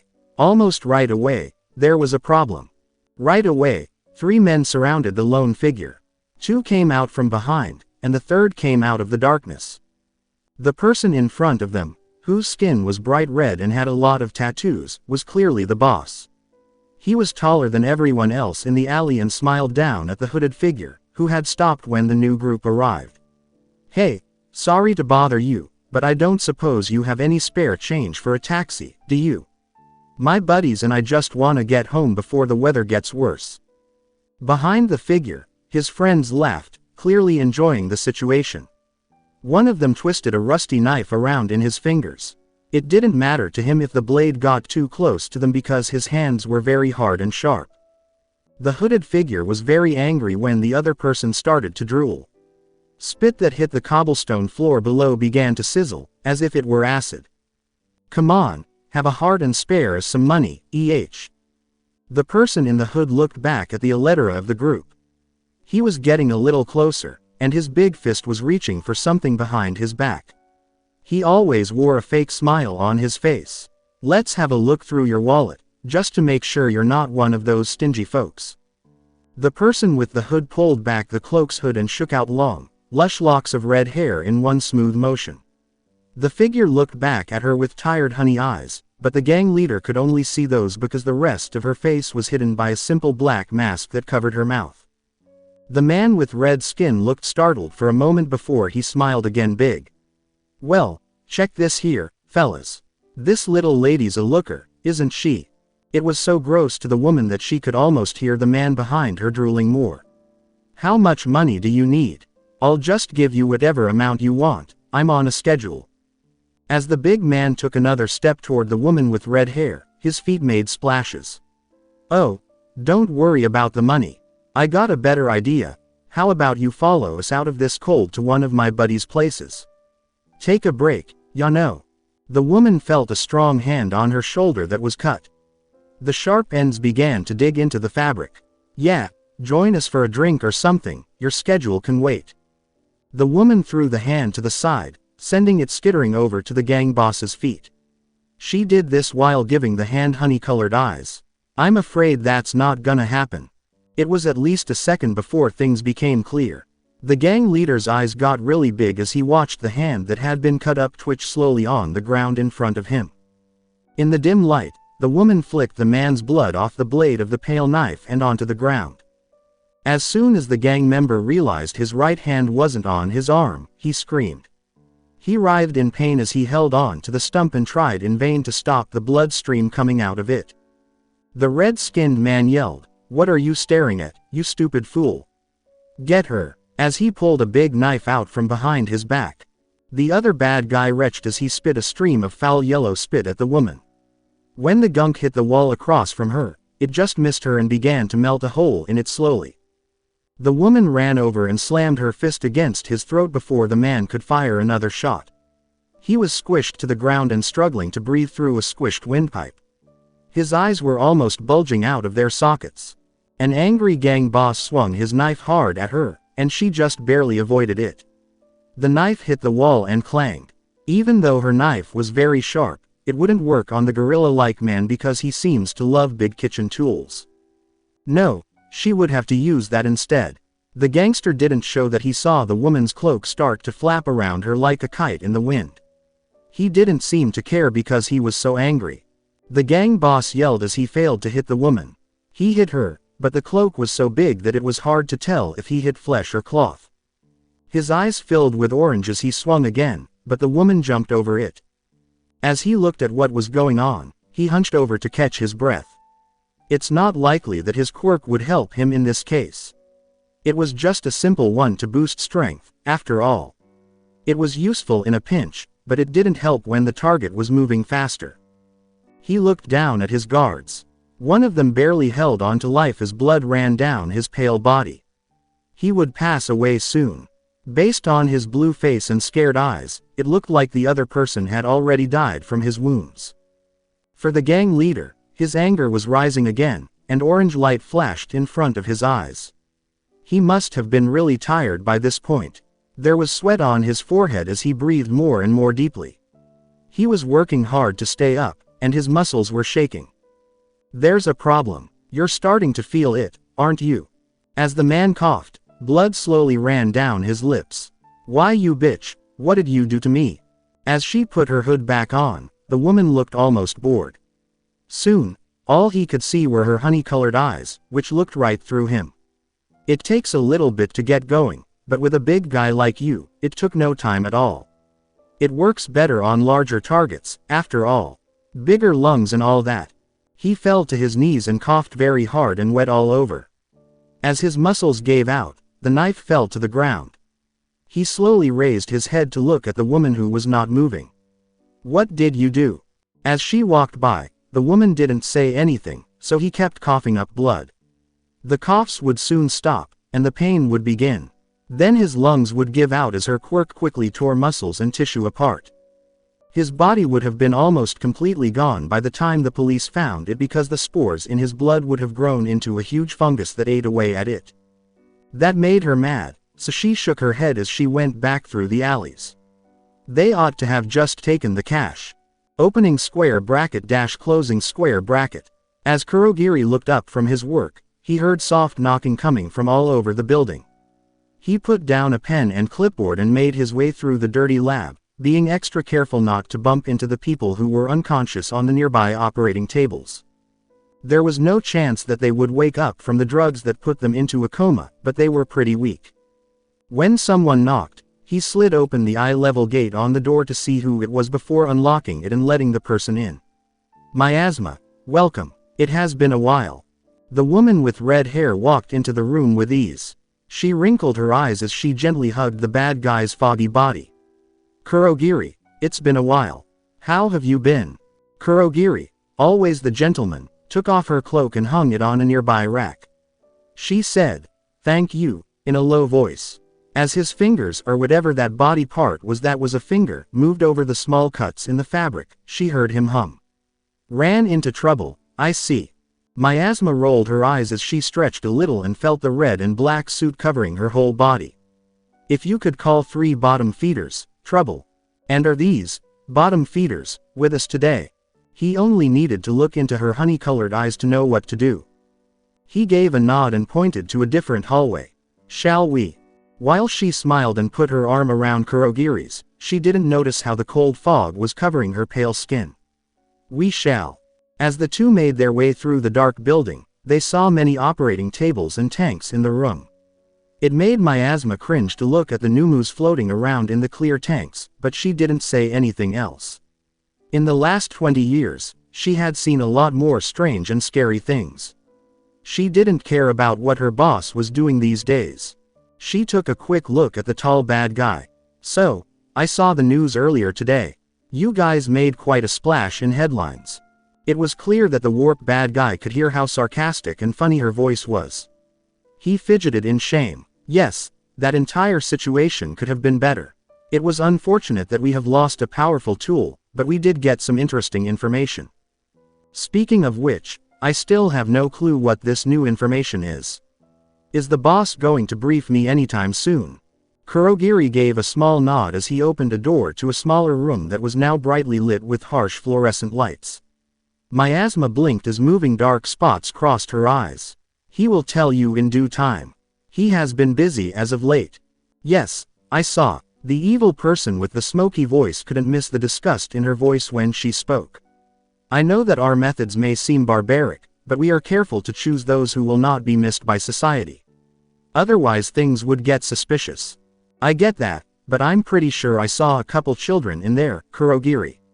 Mind telling me what's going to happen to them?" He had nothing to say. The Miasma laughed. "Thought so. They walked through the building in mostly silence until they came to double doors that looked like those in hospitals. The room was dark and the glass was foggy, so she couldn't see anything inside. But it wasn't hard for her to figure out what was behind the door. Kurogiri carefully took his arm off of hers while he bowed a little. "I shall take my leave then.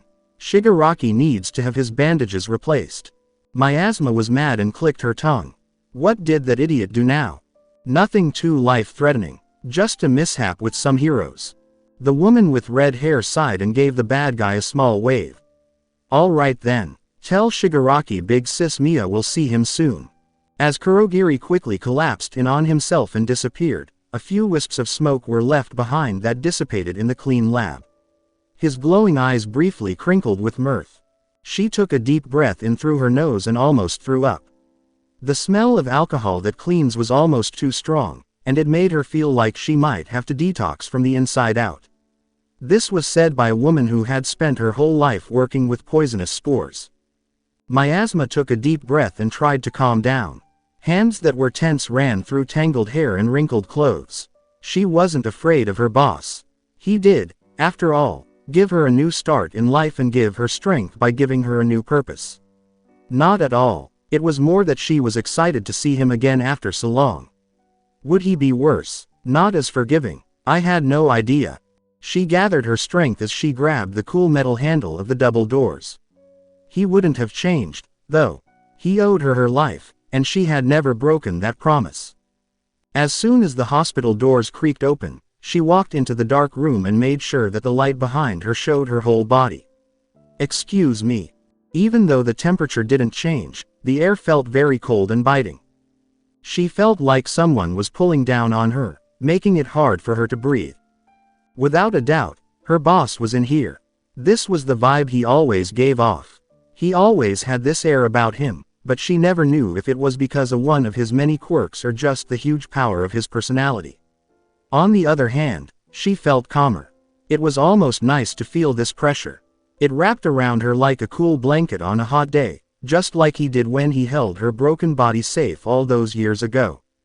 A group of TV screens and medical instruments gave off a soft glow in the dark, just bright enough to see a man in a lab coat hunched over.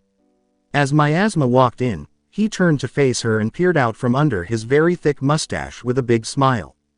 A single gold tooth on his lower jaw caught a little of the weak light.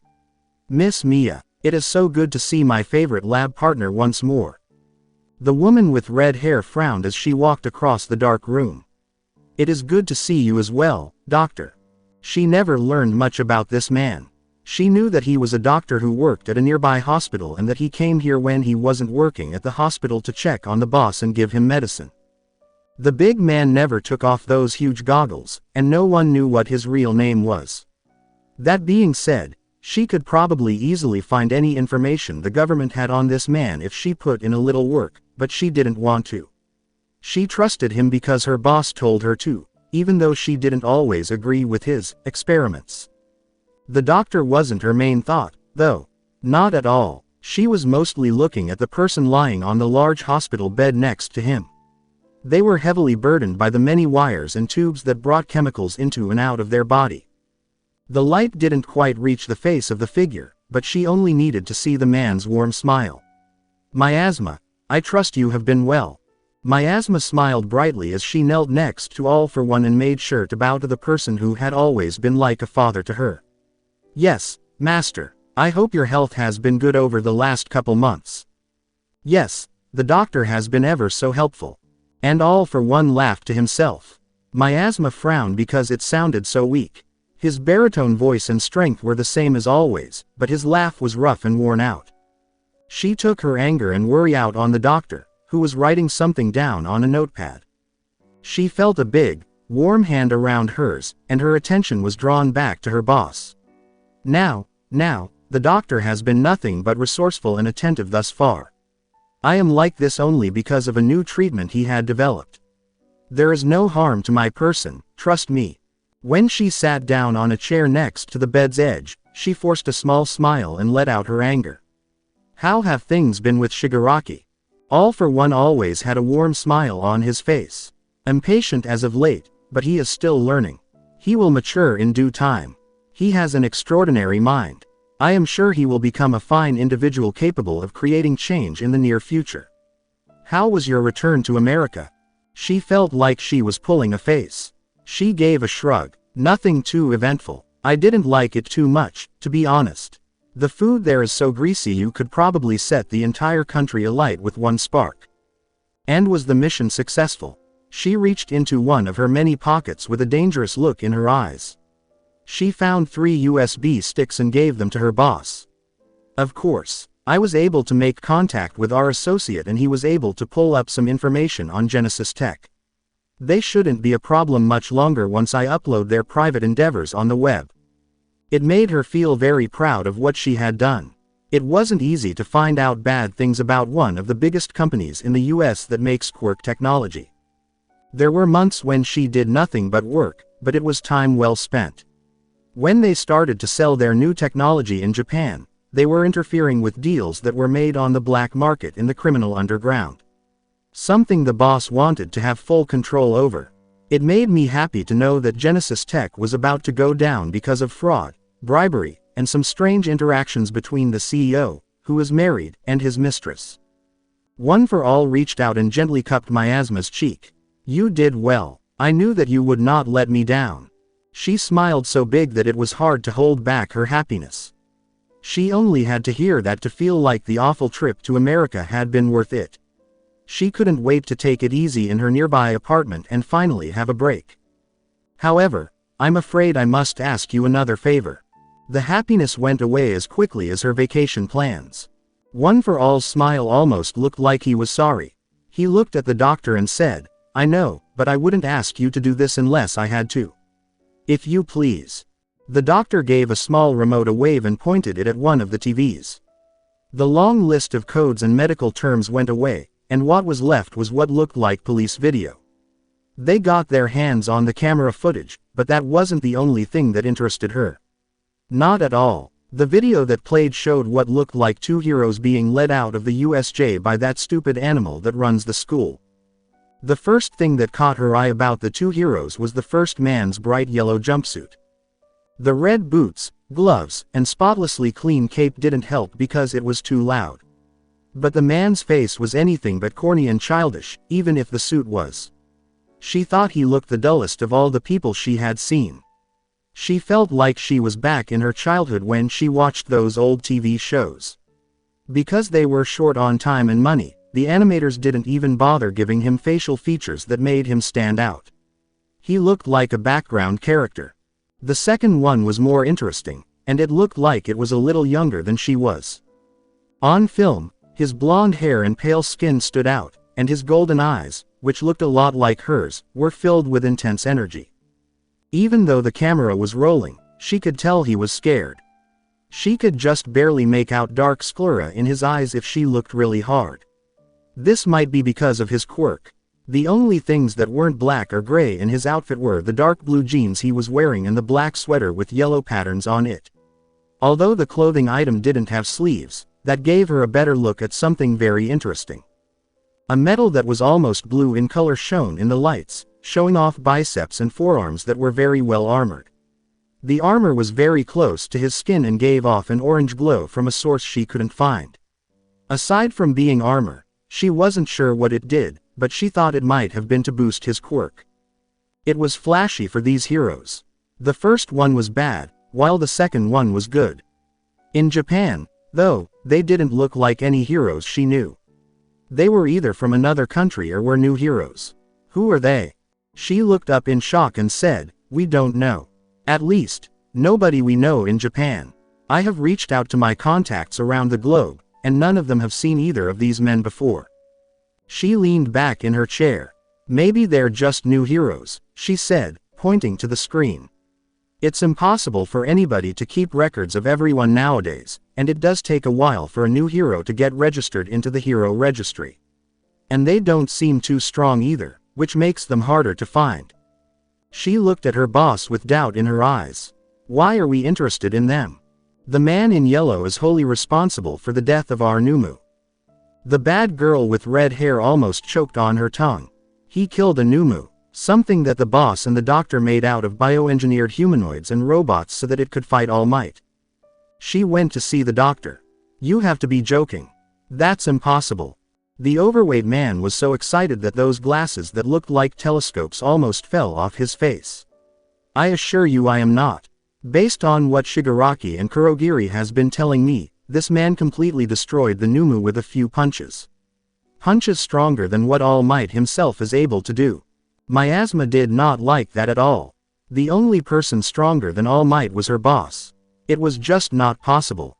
If there was a man stronger than All Might, scientists and reporters from all over the world would be after him. That kind of man could not be unknown.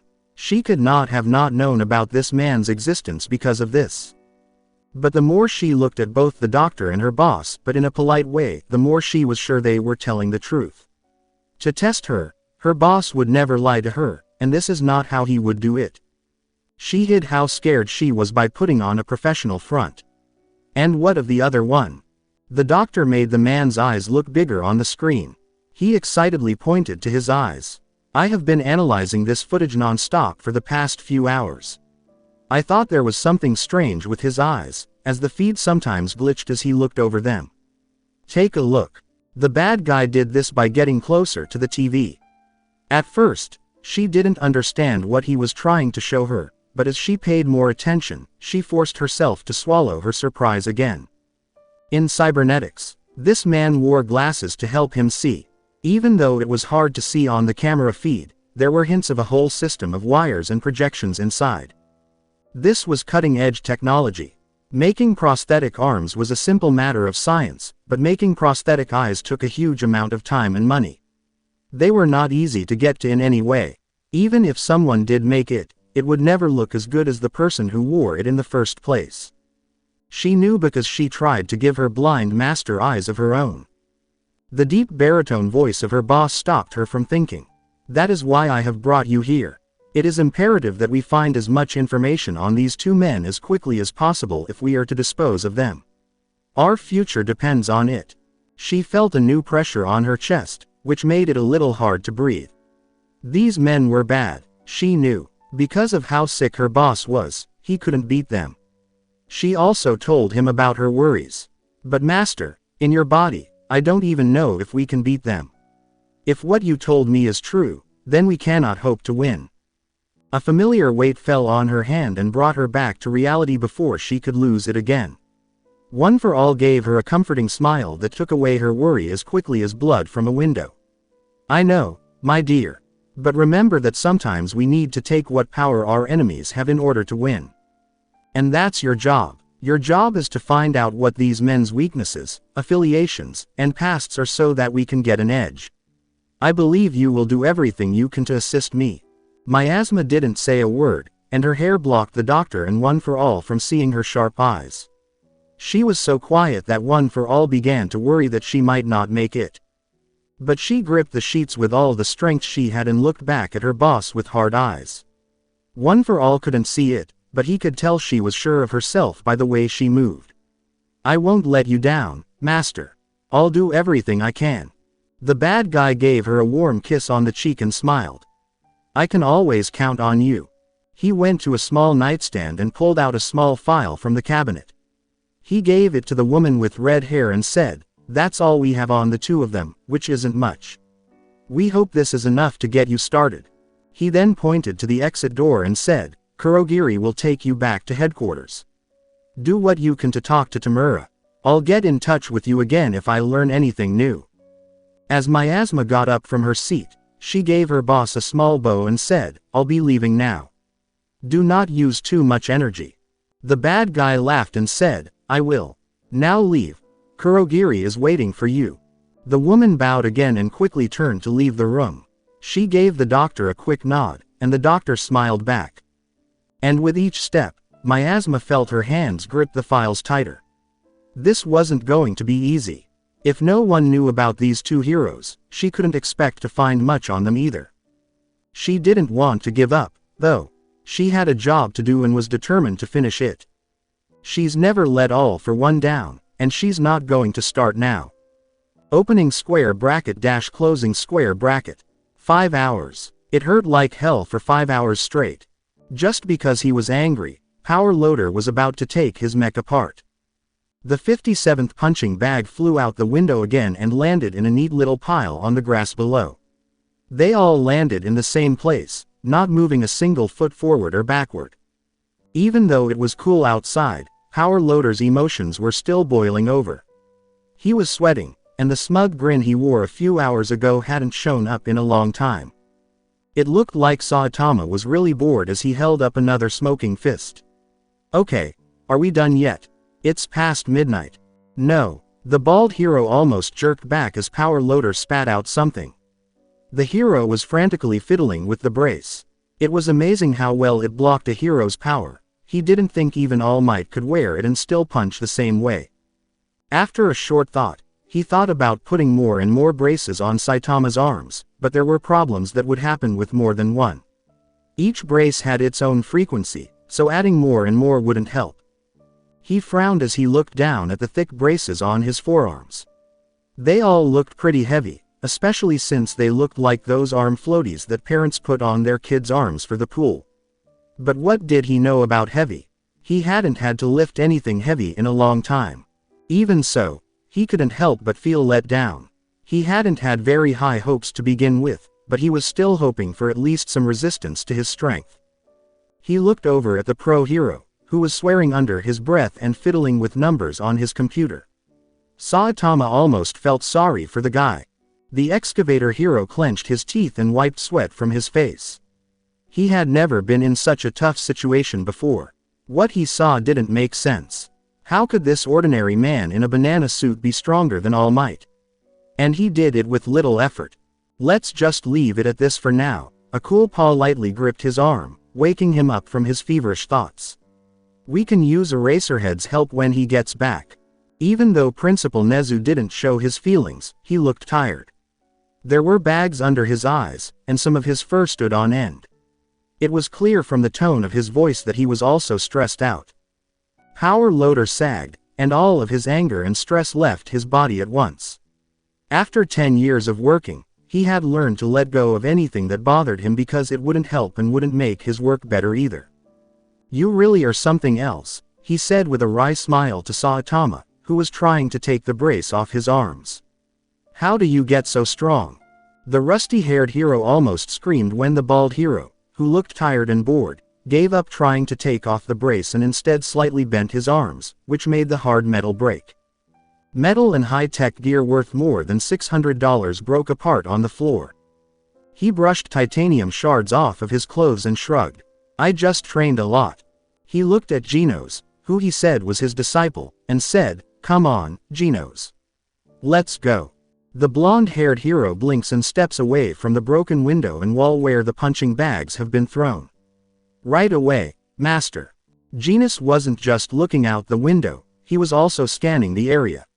Anything that could help him understand the place better was very important to his master and his stay here, since they had no way to get back home right now. The stars and moon were not lined up right on this world.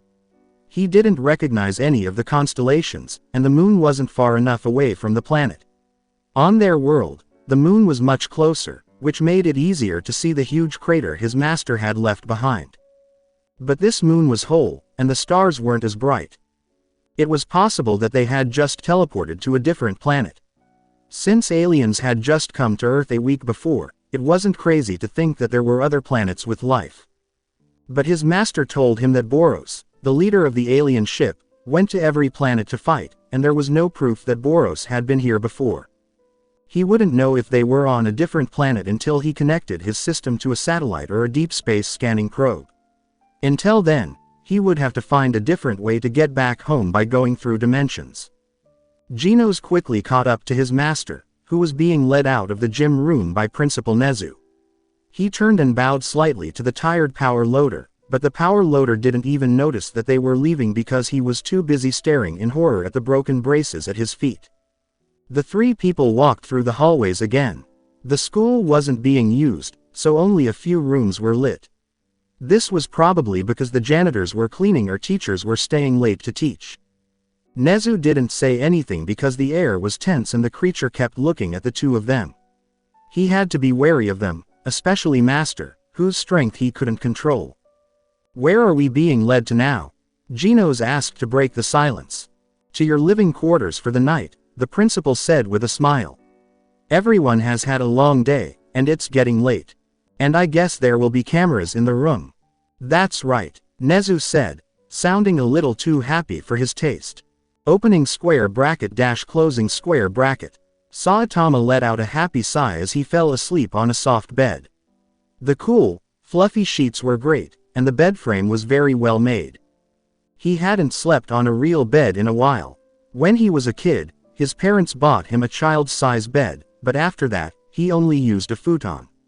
It was nice to wake up to a real bed with a real mattress. The room had 2 beds with a small bed stand between them, a table with a few chairs across from the room, and a small fridge hidden in the corner. On the left was a single bathroom that probably had toiletries in it. On the right was a door that led to the main hallway. The camera in the corner of the room, the strange lack of windows, and the 2 heroes standing outside the door were the only things that made him feel uneasy. He scrunched up his brow in thought. What were their names again? It was the guy in the red jumpsuit and the guy who looked like a furry dog. Saitama swears he growled at them as they walked into the room. It didn't really matter. What did matter was getting back to their own planet. After all, he would lose his job right away if he didn't report to the Hero Association in a couple of days. But maybe not Genos, since he was AS class. He was sure that all the other heroes would be looking for him. Genos was using the bathroom, but the bald man rolled over to block out the sound. Genos didn't need to clean himself since he was a cyborg, but he might have been wiping down some dirt or washing his clothes. As Saitama began to feel sleepy, he let his thoughts wander. He still found it strange that they were on another planet. It reminded him of the science fiction books he read as a child. And what were the odds that they knew how to speak their language? It was weird enough that they ended up on a world with air that you could breathe, but knowing their language was even stranger. However, Boros could speak their language even though he was not from there. It's possible that their whole language was universal. He always told them, "Leave tomorrow's problems for tomorrow me." It didn't matter what they were going through. Genos walked through the door to the bathroom to the sound of light metal clanking. His metal body sparkled a little from the tiny drops of water that he quickly evaporated with a power boost from his core. "Master, I think we should talk Abuda." The bald man quickly replied with a snore as he rolled over and laid his head on the down pillow. When the teen saw that his master was sleeping, he quickly shut up and moved to the other bed. The conversation could wait. They needed to leave this world as soon as possible, but nothing could be done right now. From now on, though, they had to stay out of sight. Their displays of power were clearly scary to the people here, and he didn't want to draw more attention to themselves. On this world, there were heroes, so there had to be bad guys too. Genos put his body into sleep mode to let its core cool down. He hoped that he would be able to use a computer terminal tomorrow to learn more about this strange planet. Opening square bracket dash closing square bracket. Izuku was scared, not because of his injuries or the fact that they had been attacked by bad guys earlier that day. Not even because his mother started crying as soon as he opened the door. He wasn't happy because, even after hours of searching through hero registries and articles from around the world, he still couldn't find any information about the mystery heroes. He carefully looked through every district in Japan and every country in the world with a public hero register to find out about the 2 heroes, but he couldn't find anything. Nobody knew about Saitama and Demon Cyborg. There was nothing in any hero registry or news stories about a man with strength to rival All Mights or a teenager with firepower almost equal to Endeavor's. This didn't make any sense at all. People with this much skill would be known all over the world. The 2 people might have been using fake names to be safe, but there would still be records of them somewhere on the web, and they should not have been that hard to find since they spoke Japanese so well. The teen with green hair sighed and reluctantly shut down his laptop. Maybe it was time to give up and hear more from the 2 later tomorrow, but he didn't think he would learn anything new. Based on what he had seen, the only other reasons they wouldn't know anything about them were if they lived in the middle of nowhere or were bad guys. Izuku almost laughed at the idea. Those two couldn't be bad guys, so why would bad guys fight other bad guys? And they worked well with the other heroes, even after the UA staff attacked them earlier. But he could see why UA was wary of them. During the battle, two very strong heroes appeared out of nowhere and easily beat the other bad guys. It made sense that the teachers would be wary of them. It also didn't help that the blonde man's hero name was Demon Cyborg, which sounded more like a name for a bad guy. Izuku could tell the man wasn't a bad guy, even though he looked scary. There was something about him that screamed hero. Saitama, on the other hand, was tough. Izuku had never seen someone with such a great poker face. He always looked bored. The UA student moaned and fell asleep, making sure to turn off the light. It was late, and his mother had already gone to sleep. He thought that he might as well do the same and sleep in, since he had been so excited earlier. It didn't take Izuku long to fall asleep. He felt sleepy and passed out right away. Everything was calm for the first time all day. Opening square bracket dash closing square bracket. But things were not calm at the Hero Association. Many people were very upset because it had been more than 4 hours since Genos, the S-Class, went through the alien portal. As Child Emperor messed around with the broken portal's complicated wiring and power supplies, sweat ran down his chin. Genos and that B-Class hero had fallen through the purple void, and the room had been completely torn apart by the aftermath of the energy backlash and the weakening of the portal's frame. Atomic Samurai and Bang were only spared serious harm because they moved so quickly. After telling the Hero Association about the problem, they were told to save what was left and bring it back to headquarters so that it could be fixed and the two heroes could be found. However, moving it wasn't easy, so they had to rely on Tatsumaki to carry the broken portal all the way back to Child Emperor's lab. It didn't help that she didn't seem to care that they were gone and just threw the chassis on his floor without looking back. It had been 2 hours, and the child genius was still working hard to get the thing to work again. Luckily, he didn't have to wear his radiation suit because the alien portal had lost its power a long time ago. A big battery of some kind fell from the top of the portal's arch and would have hit the boy in the head if the stretched out hand hadn't caught it in the air. "Are you still working hard, Child Emperor?" The hero looked up from his work and saw the old Silverfang. The martial arts hero seemed to be in good health, even though the alien had hit him hard a few days before. Child Emperor sighed and wiped the sweat off his forehead. He was annoyed to see that his shirt was also dirty. "Yep, this machine doesn't make much sense, and I've never seen energy work like this before. It will take a while to get this back up and running." The worn-out hero nodded and put the battery down. He then stood next to the other S-Class hero and asked, "Do you know where those two might be?" "No idea," the boy said with a slow shake of his head. "We have no idea where they are. They might be stuck on a planet hundreds of solar systems away. I'm not even sure if this thing teleported them. Because that portal was so unstable, it's more likely that they were broken up into tiny pieces. That B-Class wouldn't have been able to handle it, but Genos might have been able to." Bang almost corrected the boy about how powerful Saitama really is, but he didn't because Child Emperor didn't need any distractions right now. The more he worked, the faster they could find the two. He almost felt bad about giving all of this duty to a child. The kid was only 10, after all. There was a tired smile on the tired hero's face as he reached into his pocket and pulled out a new lollipop. "I'm fine, Silverfang," he said. "For me, this kind of thing has always been part of my job. I can handle it. Can't I get Metal Knight? He must be able to help you with this." "I'm afraid that won't work out. At the moment, no one could get in touch with him because he was making new weapons on the ship. I don't think he could help even if he wanted to. After all, he is good with weapons." Bang left the room with a hum and a soft pat on Child Emperor's shoulder. "That's it for now," he said. "Child Emperor, I wish you luck." The boy just grunted and dove back into the chassis of the portal, waving goodbye to the hero quickly. It burned in his eyes as he tore apart wires and soldered metal plates back together. He was going to get those two heroes back, even if they were already dead. It was the least he could do.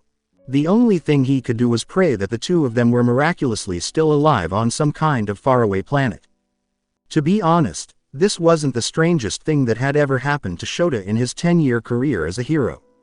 Some of the toughest heroes had been scared to death by the bad guys he had fought. He had found a lot of illegal things going on in the dark, some of which would have made even the toughest veteran throw up. Even the day before, he fought a hacked-up, foul-mouthed bad guy. Nezu's idea, on the other hand, had to be the silliest thing anyone had ever asked him to do. He would have rubbed his nose in confusion if his hands weren't in a sling with bandages on them. So, let me get this straight. You want me to watch two strange heroes that popped out of nowhere and aren't on any hero register in Japan? Yes, and my job is to babysit them until we know what's going on. That's right, and there is literally nobody else to look to because nobody else can use an erasing quirk. Exactly so. The lead singer of Erasure let out a sigh and leaned back on his down pillows. He didn't like how the sun was shining into his eyes through the open window. The hospital helped them get better quickly. Something that made him very happy. He didn't like being stuck in hospitals. It's too easy for bad guys to get in, and there are too many weak spots for people to use against you. Also, kids were always screaming in here. In just 12 hours, the hero would be freed, which made him happy. He quickly looked at the stand next to his hospital bed. Normally, he would put his cell phone and superhero gear on there in case he had to leave quickly. But there were so many, get well, letters and gifts that they were about to fall over, so he had to put them away for now. With 2 casts and bandages on every part of his body, he couldn't even put on his superhero gear. There was no telling him how to feel about gifts of thanks. He did get some small money from kids or people he saved as a hero, but he usually just let them sit in his house and gather dust. He had opened one letter from a supposed fan before and found it full of slime that stuck to his hand for more than a day and let out foul smells every couple of minutes. After that, he never opened fan mail again. But these gifts were from his smart students who came early. Most of them were just letters to wish him well. It was clear that the biggest one was from Yaoyorozu because it took up almost the whole bed stand. The basket was overflowing with peaches, which he clearly couldn't eat given the situation, and it was tied together with a big ribbon. Bakugo even sent him a short letter that said only, "Get better."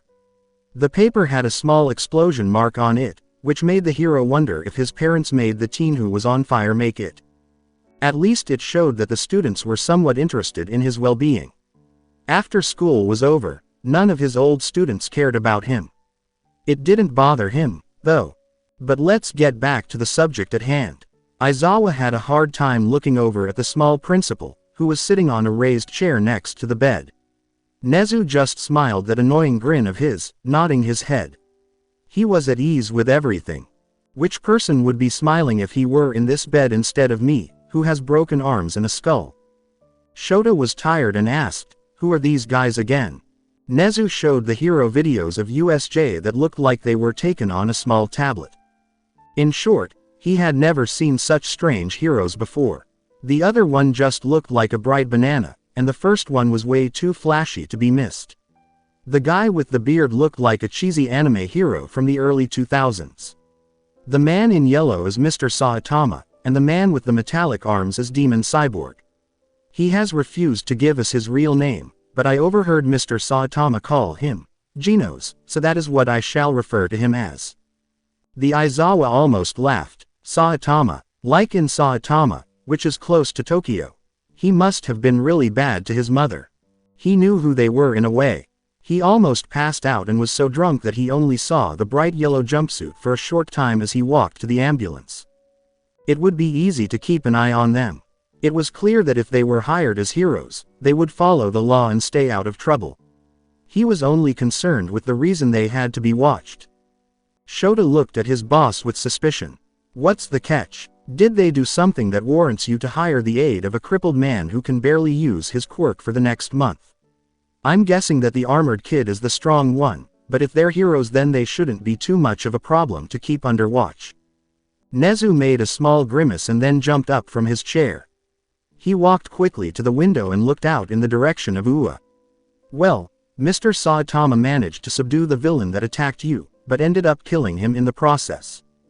When the hero heard this, he raised an eyebrow in surprise and gave a shaky nod.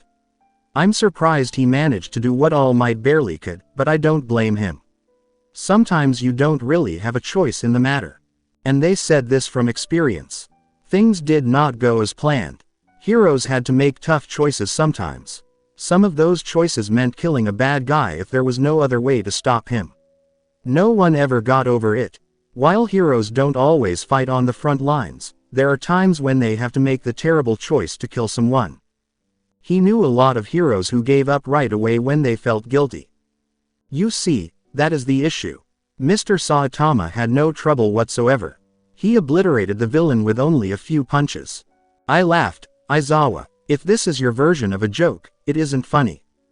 He got no answer at all. He could feel his eyebrows going up, and he almost let out a wince. His cuts and bruises hurt even more when he did that simple thing. Oh God, you're not. Nezu gave a nod. It was unlike anything the students had ever seen. Every single one of the witnesses, including some villains who had regained consciousness, testified to the police that Mr. Saitama was able to dismantle this Numu, until only his lower body remained. The hero with the bandages felt a familiar roar of blood in his ears. This was his brain getting extra oxygen to help it process what it had just heard. Surely a quirk blocking brace would do a better job of keeping a person like that in check than someone who can only use his quirk for a few seconds max, he said. And even I'm not sure if I can use my quirk for the next week. The principal slouched back in his chair and nodded. Ideally we would. In a perfect world, it would have worked. But last evening I took them both to Power Loader for the braces, but Mr. Saitama broke every single one. It was like trying to stop a train with a glue stick. Not possible. At full power, those things were able to dim All Might's power enough to make grenades rather than a nuke. But this strange man was able to go beyond those limits. Are you sure it wasn't because of a quirk? Some electric-based one could short-circuit the wiring. Not a chance. Power Loader himself configured every single one until I forced him to turn in for the night. Finally, Aizawa was able to get a good look at Nezu from behind his bandages. His messy furry head was something the principal hated very much, and his suit was wrinkled like he hadn't had a chance to iron it in a long time. But his eyes were the most worrisome thing. Even though they were dark and emotionless, it was painfully clear that he was stressed about these newcomers who were upsetting the normalcy they had known before. She wasn't even sure that Nezu had slept since the night before. Shota let out a sigh of defeat. Alright, what about this, Genos? Did he manage to get a brace that worked? Nezu turned his head away. It seems that the armor you see is not armor at all. It is in fact, a highly advanced prosthesis. A crippled hero. Far from crippled. It seems that the power in those limbs rival that of Endeavor's. Capable of firing some sort of orange energy. Perhaps his quirk caused him to lose his arms at a young age and now he has those prosthetics to handle the output. Then again, we don't know. If it was possible to be even more shocked, Aizawa had just gone through the roof. Everything seemed like a bad dream. He might have been dreaming all of this crazy stuff while he was in a coma. He was sure it wasn't a dream, though. He also knew Nezu wouldn't lie. This was a very bad situation. How come we haven't heard of them before? Surely they must have had some influence on the world if they are so powerful. Mr. Genos did tell me that he is a member of a place called the Hero Association. The only issue is that there is no such organization that exists. I have spent all night looking for any possible matches in every possible language, but nothing. Aizawa forgot that the little animal he was working for was one of the smartest things in the world sometimes. Everyone but him could understand things better because of his quirk. He was worried, though, because he couldn't even find information about a secret group. It looks like he didn't have many options.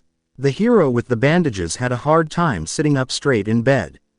All right, but I also want another hero to keep watch with me. If they decide to fight, I can only stop their quirks.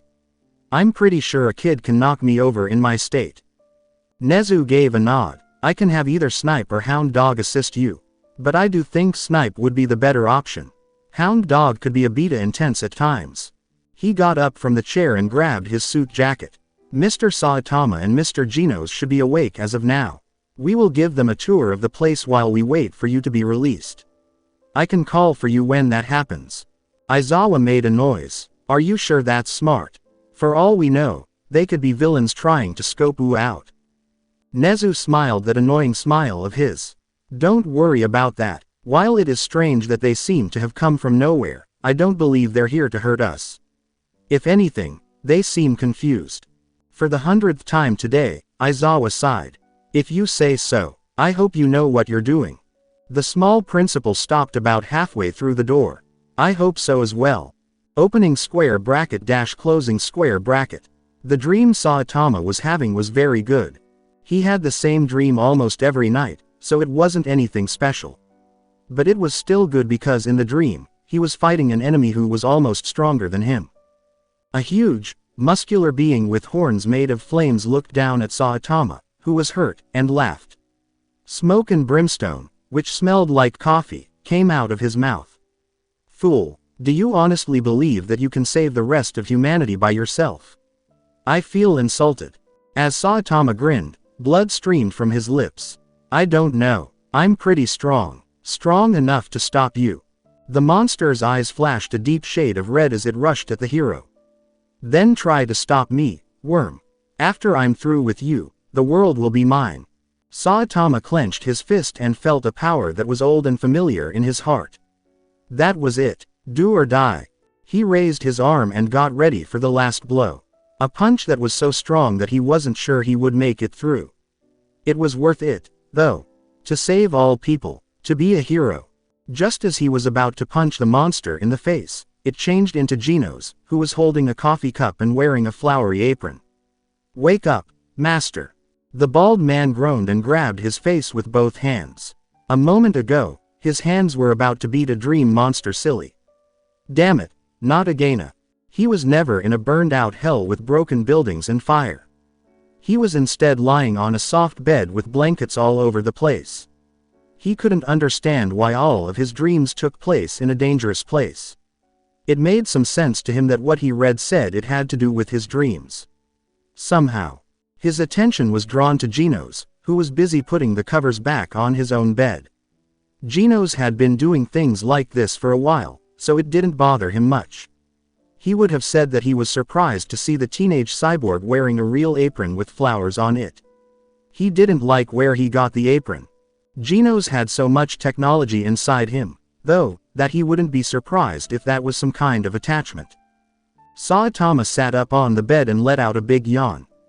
Morning, Genos. What's that smell? The teen looked up from his work and walked over to his teacher right away.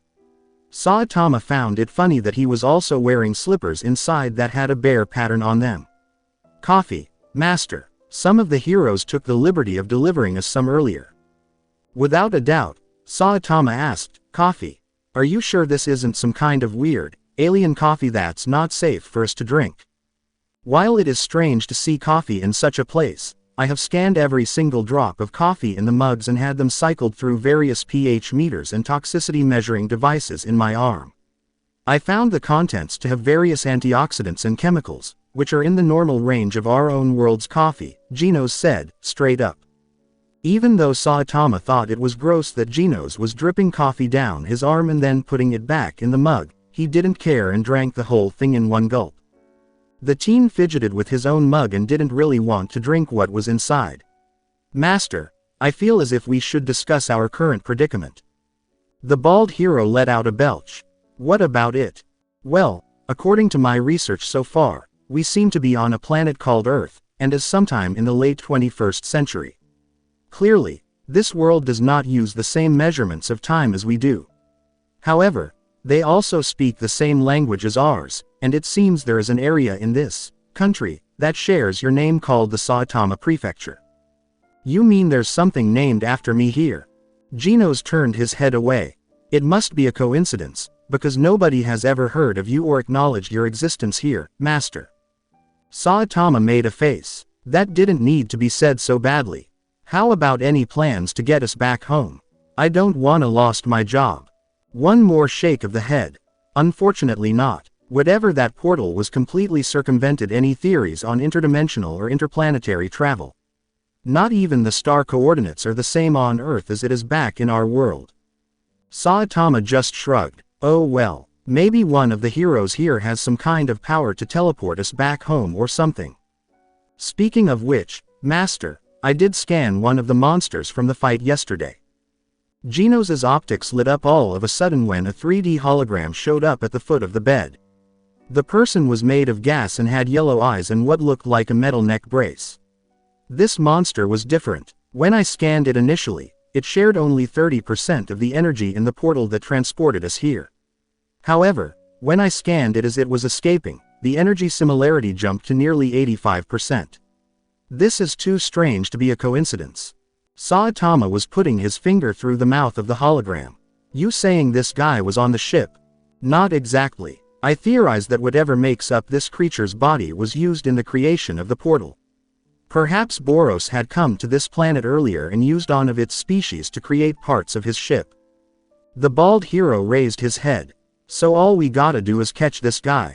Correct. I can also collect various samples from its body in order to create our own portal back.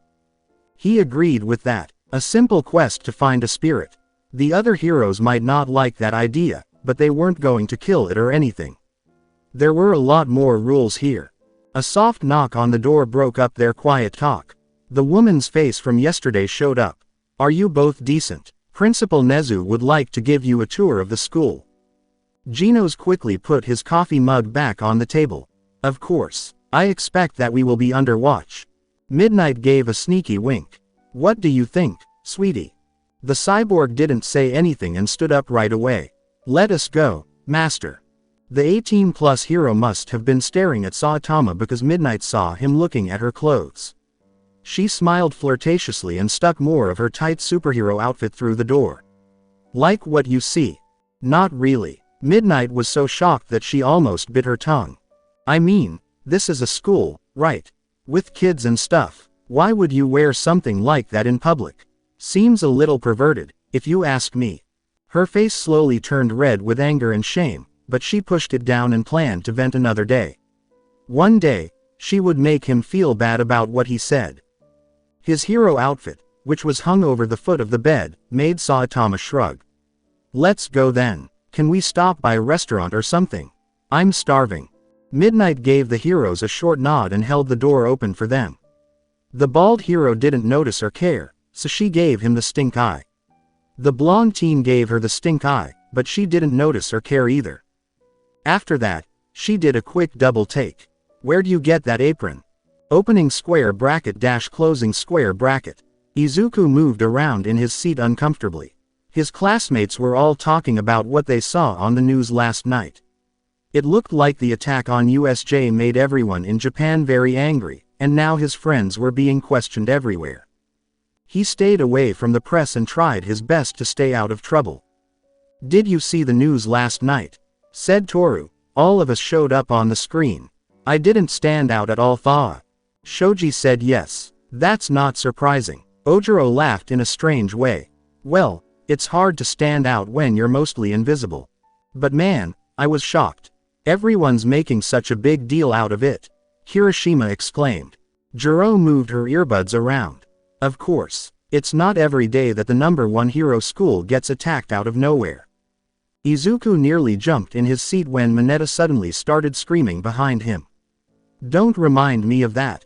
I almost pissed myself dry.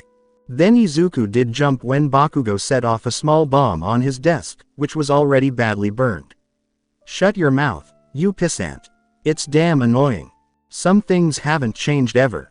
The person with the quirk then looked at his hands. He was surprised that all the recent events didn't bother him too much. His classmates didn't look too stressed either. Everybody but Mineta, of course. Perhaps they were taking a step toward becoming heroes. Already getting over something scary. What kind of event would shock him if that's the case? Maybe if someone had died, which thankfully did not happen. They were almost there, though, if All Might and those strange heroes hadn't stopped them. There was still that worry in his mind. None of what he found told him anything new about those heroes who just appeared out of nowhere. It looked like they hadn't been there since yesterday. He also thought that they might be part of a government project. But if that were the case, why were they let out? Are they getting away from some kind of lab experiment? Were they really criminals on the run? No matter what, the situation made him unhappy. Shiro, who was sitting next to Izuku, said, "But hey, those two heroes from yesterday weren't even mentioned in the news. If they're that strong, wouldn't the media be all over them?" Yaoyorozu jumped out of nowhere from the back of the class. "Maybe they're avoiding them. If all of Japan is after such a huge scoop, then I would lay low too."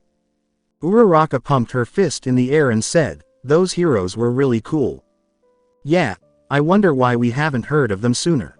Especially if they were almost as strong as All Might." Tsuyu was curious. Kaminari gave a shrug. I don't know about them being as strong as the number one. They probably just finished off the villain after All Might softened him up." Yaoyorozu gave a nod. "I agree. If there was someone as strong as All Might, then we would definitely know." Izuku listened in on their conversations in the background, but what Kaminari said stuck with him. There was no question in his mind that All Might was the strongest hero, but he was sure that Mr. Saitama was much stronger than he seemed. "No, that Baldy is damn tough." The teen with green hair blinked. He almost missed Bakugo's voice. Did he feel the same way about the mystery heroes? Iida then broke up the reasonably calm atmosphere with one of his trademark arm chops. "Everyone, quiet down and head to your seats. The teacher will be here any moment, and we should set a good example." Tsuyu laughed. "But you're the only one not sitting, Iida." That's how he was. The tall teen was standing at the front of the room, and it looked like he didn't notice that everyone was already sitting down at their desks, ready for the teacher to come in. Iida strutted stiffly over to his chair and sat down. He let out a small cough. He looked so embarrassed that you could almost see it on his cheeks. Ashido pushed a pink hair out of her eyes and looked back at Tsuyu. "But who's gonna be the homeroom teacher for today? Isn't Mr. Aizawa still in the hospital?" The frog-like girl said, "Yes. True. Maybe one of the other teachers are going to fill in." As Mineta began to laugh, Izuku felt an uneasy presence behind him. "I hope it's Miss Midnight. She can teach me everything she wants Toa." Yes, there were some things that didn't change. And then, as if the universe had to answer right away, the door opened to reveal what looked like a dressed-up mummy. "Morning." The class asked, "Mr. Aizawa, why are you back so soon?" Kaminari gasped, "You're too crazy, man." She spoke up from the back row. "Are your injuries fully recovered, Mr. Aizawa?" "My health isn't the issue at the moment," said the pro. "And you all still have a fight to do." Bakugo's eyes got very narrow. "You mean?" "That's right. The UA Sports Festival is drawing near." Everyone let out a sigh of relief. "That's a super normal school event. Thank God. I thought we were going to fight villains again. I can show off to the public how much I sparkle, we." With worry in her eyes, Jiro raised her hand. "But is it really okay to have a festival right after the villain attack? What if they attack again?" I sighed. "Aizawa, so it looks like we want to show the world that we can still deal with these problems. By holding the event, we show that bad guys can't scare us, but just to be safe, security is 5 times stronger than it was before. Above all, this festival is a huge chance that's not going to be cancelled by villain attacks." Half of the students were whispering because they were worried, and the other half were whispering because they were excited. Aizawa cleared his throat and said, "But before I get into specifics, I have someone to introduce you to again." "Introduce?" Izuku asked again. The hero with the bandages looked at the door and said, "You can both come in now." As the door slowly opened, all eyes were on it. "This thing is big," Saitama said as he stuck his head through the door. "You guys have really big kids, right?" Genos did the same thing, barely glancing at the doors as he went. "Master, it's probably for kids with quirks that affect their bodies," he said. Hiroshima said in a low, almost reverent voice, "No way. It's these guys again. The heroes in question are Saitama and Demon Cyborg. They are staying here for now because of the help they gave yesterday and the way things are now. I was told to keep an eye on them. Take care of them." When Izuku thought about seeing his heroes again, he was thrilled. He almost turned his sparkling eyes on them. He wasn't sure why, but Mr. Aizawa's back straightened a little when the doors opened to reveal Mr. Saitama and the Demon Cyborg. He seemed more alert, like he was ready to attack or defend himself at any time. Izuku didn't understand why he would be wary of other heroes. Also, if they were professionals like Mr. Aizawa said, then why didn't he find any history on them yesterday? As Saitama looked at the class, he slowly blinked. It was a normal classroom, with rows of seats and everything. What caught his attention was how crazy things were. There was something with a bird face, for crying out loud. He had seen some crazy things before, but this was the weirdest. No one seemed to notice or care about the bird. Ashido leaned back and told Tsuyu in a low voice, "Hey, that hottie is back again." Genos heard those words because his hearing was better. Someone thought Master was attractive, which made him very happy. He also heard a lot of other things being said. A blonde kid with red eyes laughed and muttered, "Saitama. I bet his mom didn't like him." Saitama scratched his cheek for no reason. Other than that, this was a normal classroom. He paid some attention to what the mummy guy was saying before turning back to the students.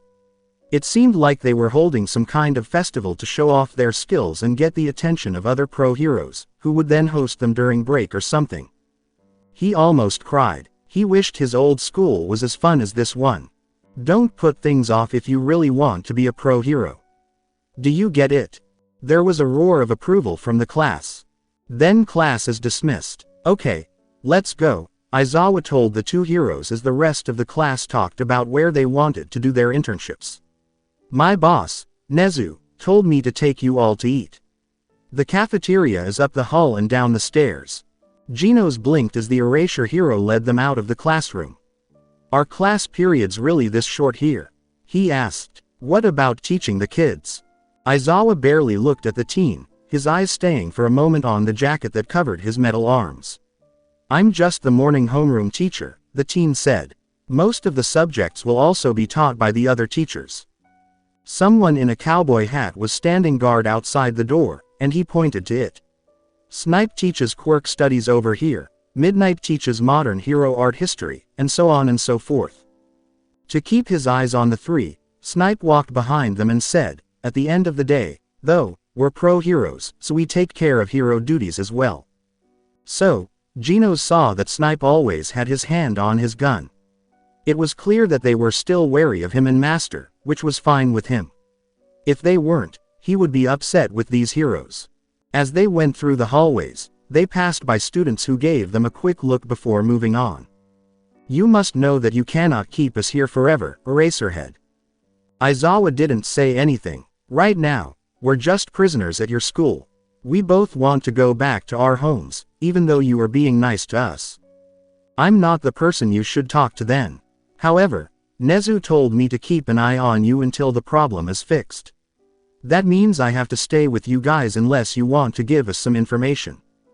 Genos put his arms across his chest and said, then at least let us use your basic facilities later. For some reason, I need to do some research. Through a set of doors that Snipe opened, he saw a room that was busy with kids talking about their days and the smell of food. Before going through, Shota let out a sigh and said, I'll see what I can do. Opening square bracket dash closing square bracket. Saitama and Lunch Rush got into a pretty heated argument, and Saitama had to be persuaded that Lunch Rush wasn't really a talking vacuum cleaner wearing clothes. After that, the group got their food without much trouble. Before drinking a glass of water, Saitama slurped down some ramen noodles. He was glad to hear that he didn't have to pay for the food, so he put as much as he could on his big tray. He couldn't help but notice how much the food looked like food from his own world. Where else would you find burgers, fries, udon, and even cutlets? It was one thing to have the same language and writing, but food that looked like food from his world. He didn't think about those things, though. Maybe the similarities were caused by a higher power. Even gods run out of ideas sometimes. As Genos thought about whether or not there were gods and whether he could fight them, he ate a light meal of rice and side dishes. He had come to the same conclusion as Saitama, but without the god part. Why did these things seem so much alike? Maybe the theory of parallel universes was true after all. But Dr. Kusuno wouldn't like that because he hated being wrong. With his bandages still on, Aizawa slurped on a pack of some kind of energy drink. It was the only thing he could do without putting too much pressure on his wounds. He didn't think these heroes were dangerous at all. The bald one was acting like a nerdy teen, and the other teen was acting too serious, like he was trying to look older than he was. But looks could be deceiving. For example, the hero Fatgum looked like a balloon, but he could beat men twice his size and still be happy. And if what Nezu said was true, these two were able to beat a bad guy who almost hit his head on the ground. So, do you usually look like this? Aizawa almost didn't notice that someone was asking him a question. What? When Saitama spoke, he pointed to his face in a vague way. You know, the bandages and stuff. Is something wrong with your skin? Were you not there yesterday? He only got a blank stare in return. The thought of me getting hurt never crossed your mind. The bald hero gave a shrug and said, Hey, I've been seeing some weird stuff, thought you were one of those scary people. The Erasure lead singer blinked and said, Monsters don't exist. Oh, you guys don't have them here. I think you call them mutant quirks, or something. Did you just call all people with a mutant quirk monsters? Snipe asked. The cowboy sounded hurt if you listened closely. It looked like Eraserhead had forgotten to drink and leaned forward. You've never seen people with clear quirk features before. He picked at his fries and said, The only people who live with us are normal guys. It has no feathers, tails, or anything else. Beasts are only things that are different. You mean bad guys? Sure, we call them that too. Asahi briefly thought that these two might be living in a racist community where mutant quirks were seen as unnatural and were punished for it. But then, they haven't attacked their students, so maybe they just grew up in a safe environment. Were there any places on Earth with communities like this? So what did you do when bad guys came into your house? Snipe asked. I almost didn't notice when Genos looked at him and said, Of course we get rid of them. That's what heroes do. Even though there were a lot of talking students around the table, it was very quiet. Shota could feel his fingers curling under his casts, which hurt a lot. His eyes got very narrow. Eliminate. It sounds like you're saying that you're killing these people. The teen didn't look at Snipe, who was holding his gun under the table without being seen. Why does that matter? Powerful monster bad guys are dangerous, and keeping them alive would put everyone in danger. That has to be better than letting them escape, right? Killing is illegal unless it is necessary. Aizawa glared at the cyborg. I don't know how you guys work as a hero agency, but killing is illegal unless it is necessary. What should you do if you come across a small-scale bad guy that you can easily control? Genos said, As an S-class, I don't have to deal with these kinds of things very often. If I have to fight one, I guess we'd capture it. But most of the time, it doesn't make sense. All bad guys are dangerous, and the best way to deal with them is to make sure they stop what they're doing for good. Hiro couldn't help but notice how far away Genos seemed to be from bad guys. He kept calling them, it, as if he were trying to say they weren't even human anymore. Sounds like things are pretty calm where you're from, Shota said, almost spitting out the words. The teen leaned back in his chair and put down his food. Unfortunately, that's not the case, the teacher said. Villains are almost 5 times as many as us. Because our jobs are busy, we don't have extra time to hold all of them. We'll let the police catch the less dangerous ones. That was a surprise. What kind of country had so many more bad guys than good guys? He couldn't think of anything. He was quiet as he thought about this new information. Not Snipe, though. I don't know what kind of policy you guys have, he began. I also don't know why you're here or where you came from. But if you try to bring your own values into our societies, we will feel free to stay with you as long as we can. Is that a threat? It's a fact. They almost didn't notice Saitama getting up slowly from his chair.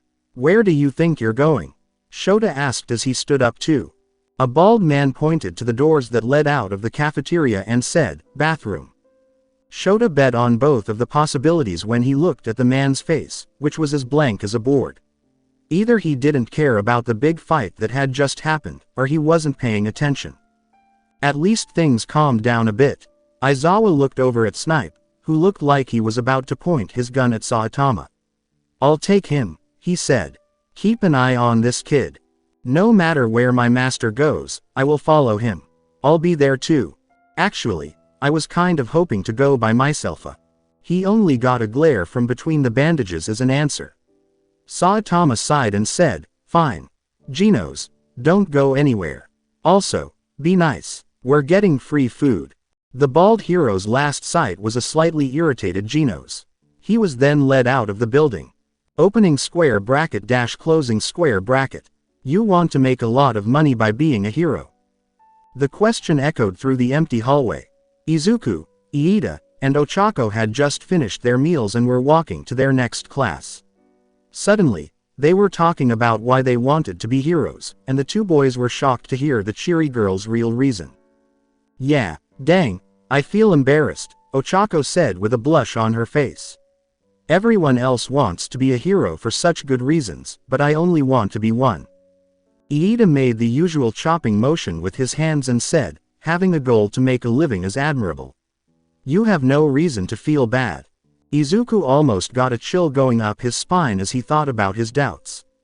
Is your family in trouble in any way? She shook her head firmly and said, no, nothing like that. Only that things haven't been going so well for my parents at work in construction the past few years. The person with the quirk looked at the other person and said, if you get a license for your quirk, the prices will go down a lot. All right. I told my dad that when I was young, but he laughed and told me not to worry about them. I should just do what I wanted to do. Her eyes got bright with a new love. I am definitely going to make a lot of money and let my parents take it easy. So you decided to become a hero to support them? How amazing. Bravo, Uraraka. Iida cried out. As Ochako blushed, she felt her hands grip the fabric of her skirt. Thanks, guys. Still, I feel a little bad since you guys just want to be heroes to help people. Why's that a problem? The three of them began at the sound. As soon as they turned around, they saw their homeroom teacher following closely behind. Mr. Saitama and Mr. Aizawa.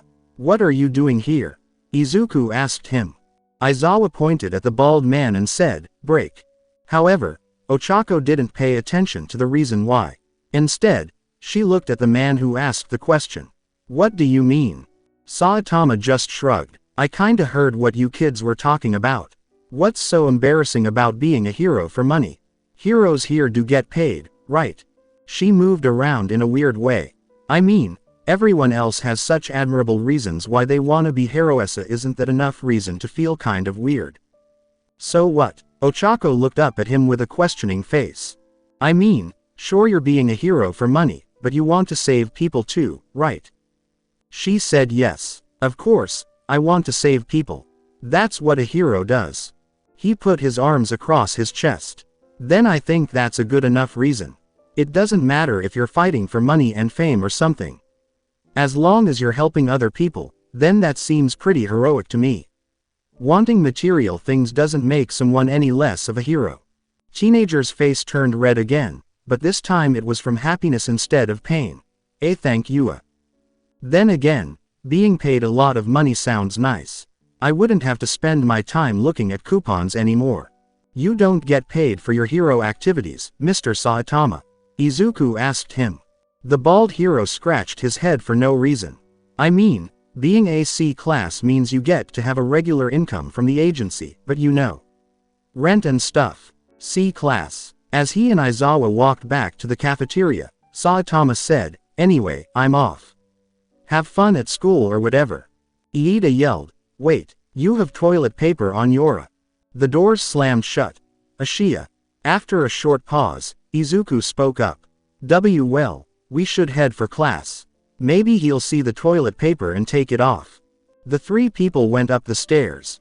Ochako was very quiet because she was thinking about what Saitama had said to her.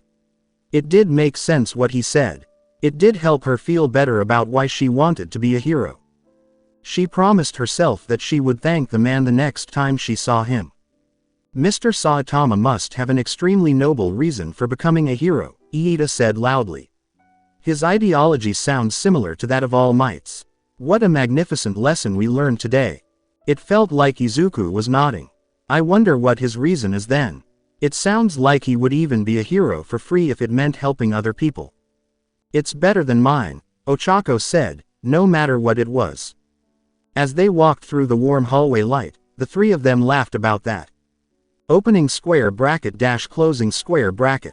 When they got back to the lunch table, Aizawa asked, "So, tell me, why did you decide to become a hero?" Saitama ate half of the burger in one bite and then shrugged. For fun. As All Might told Izuku the news, he could hardly keep his tea down. 50 minutes. That's barely enough time at all. With a nod, the hero dipped his head. He called young Midoriya into the lounge, saying he wanted to thank him for saving young Asui and Mineta, but what he really wanted to do was tell him how much he could do as a hero. His proto-copyright ga copyright had been watching out for his classmates, which made him happy, but the news at the time was more important. I gave beyond 100% of my effort to take down the League of Villains weapon. Although I didn't defeat it, I was still severely weakened. All Might lifted his still bandaged arm to make his point.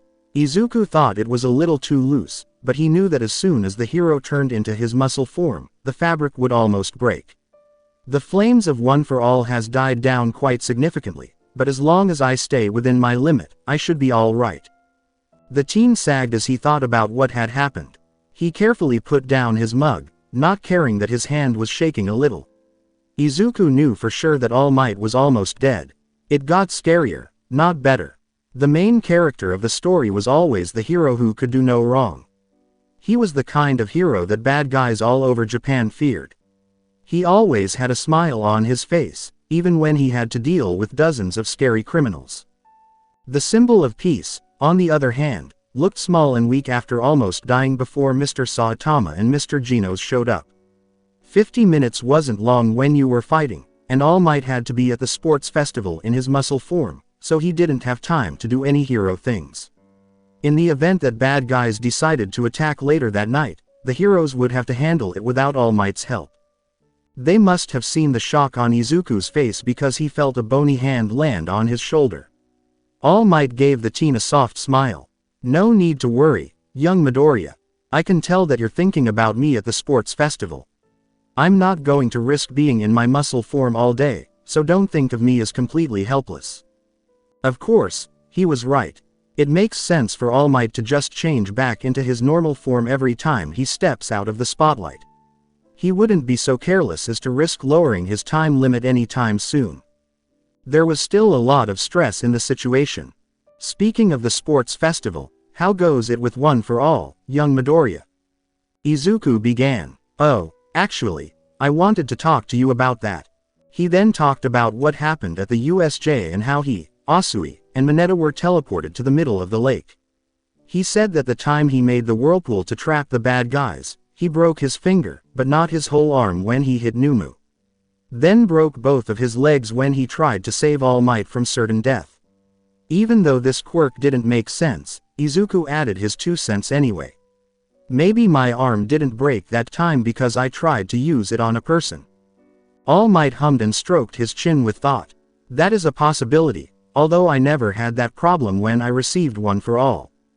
Izuku was painfully reminded again that he was not even close to the level of All Might or the people who came before him when they got the quirk. He knew he didn't have much time left to prepare his body for the sudden return of a power, but it hurt anyway. All Might kept going, not caring that Izuku was in pain.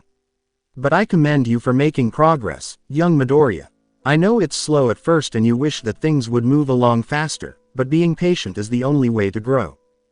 "But how am I going to use my quirk in the sports festival if I keep breaking everything all the time?" Izuku asked.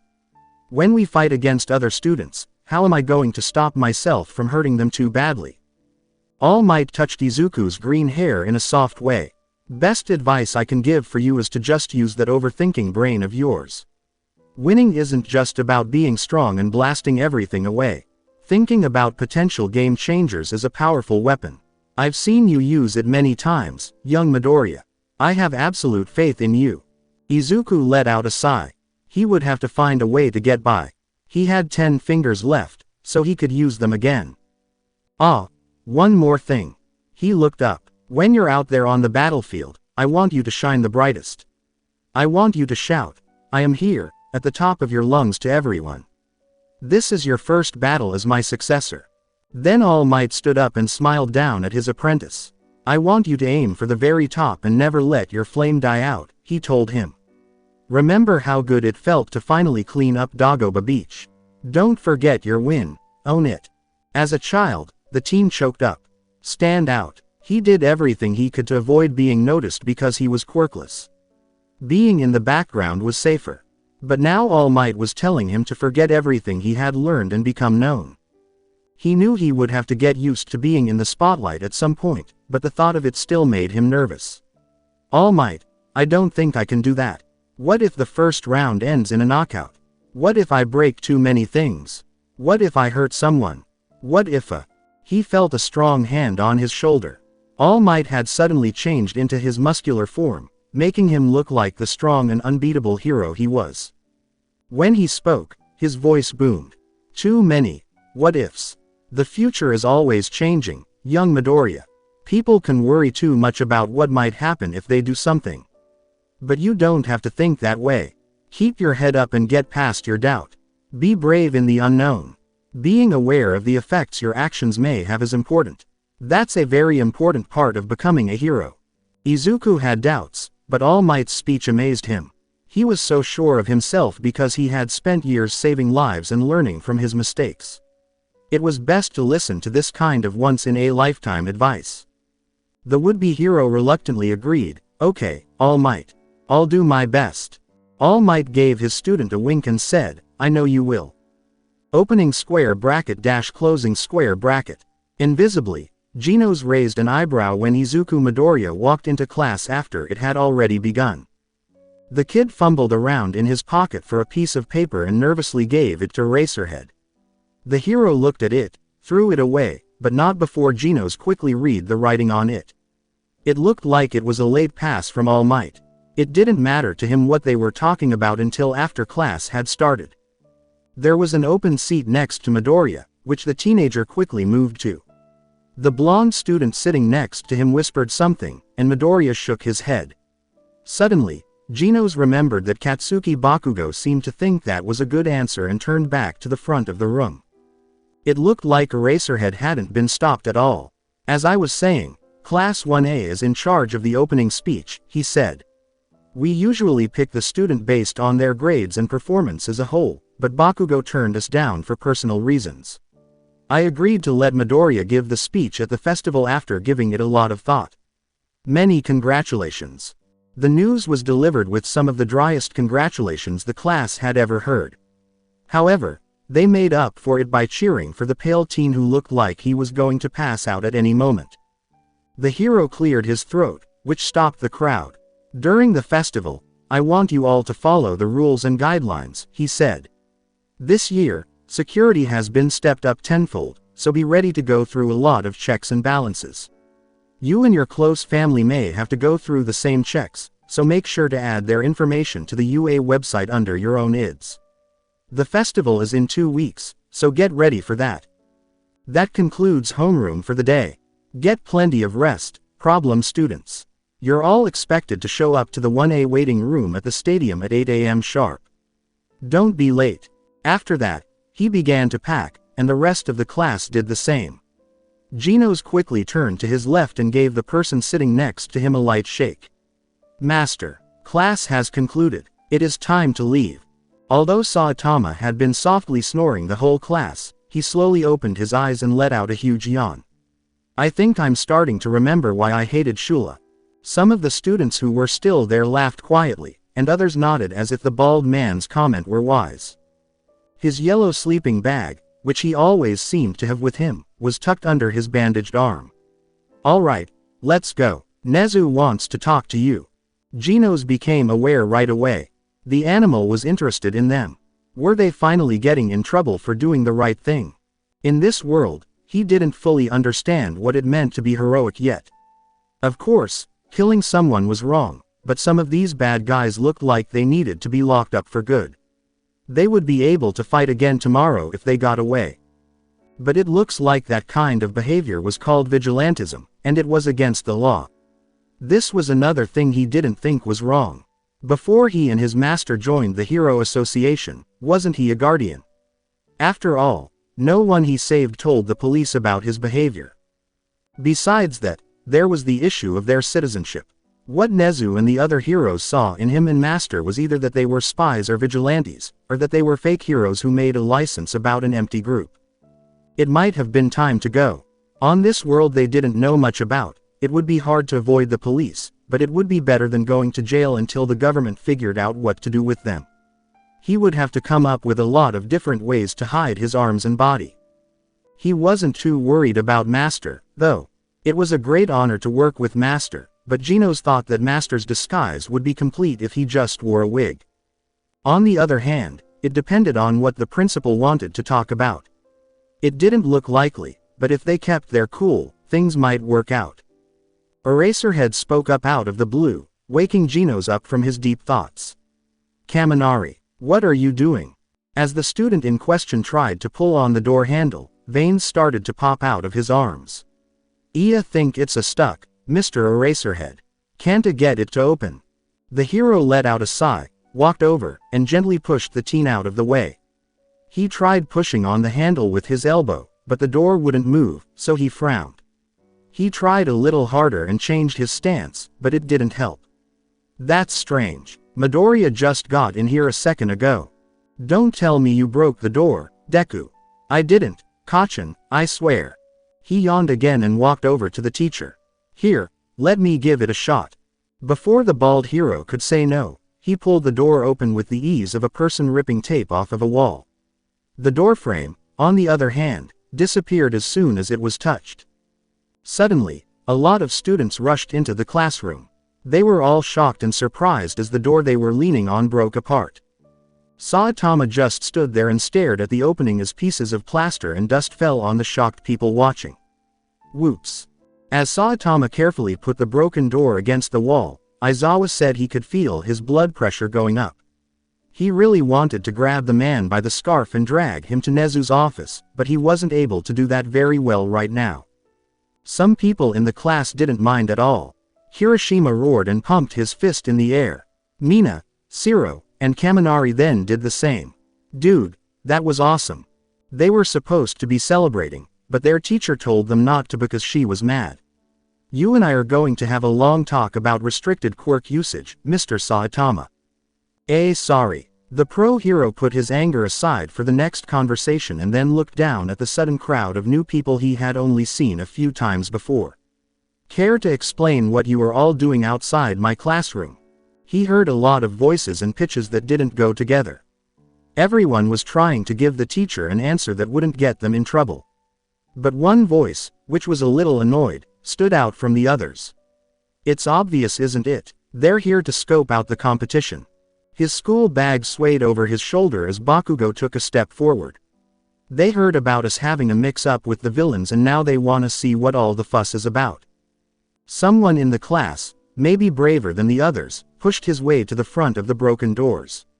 People in Class 1A were greeted by someone with purple hair that was muted and longer than Bakugo's. "That's right, though I have to admit, I'm kind of underwhelmed." Bakugo snarled and sat down right in front of the other student. "The fuck you say? Who the hell do you think you are?" The teen stared back without blinking, and his cold eyes met the explosion quirk user's burning eyes. "Just someone from the general studies course. But I'm also the one that's going to take your place as a student of Class 1A. It was hard for Izuku to think straight. Fill in for him. What did he mean?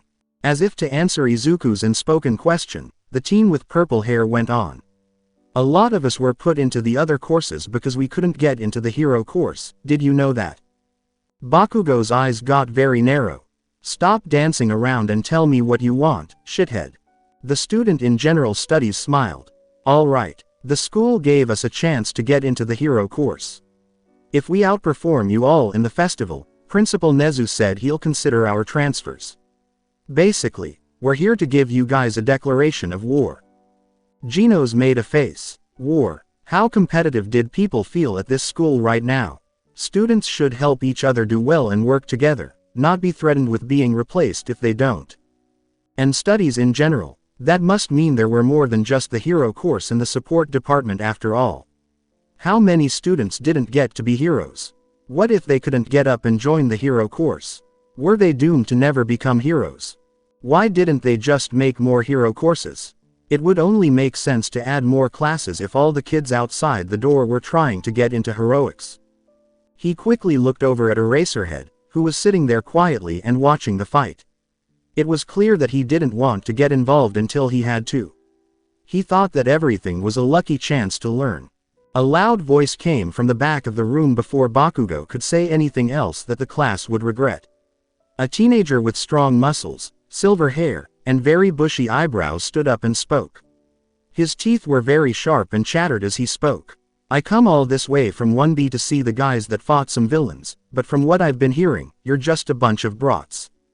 Izuku turned white. It wasn't good. Kacchan had never been very good at being polite, and he could tell that his childhood friend was losing it. Bakugo smiled at the new person, but it wasn't a warm smile. Oh, want to come up here and say that to my face, you damn extra. That's enough. After a while of talking, everyone stopped when they realized there was a teacher and two other new people who looked like superheroes.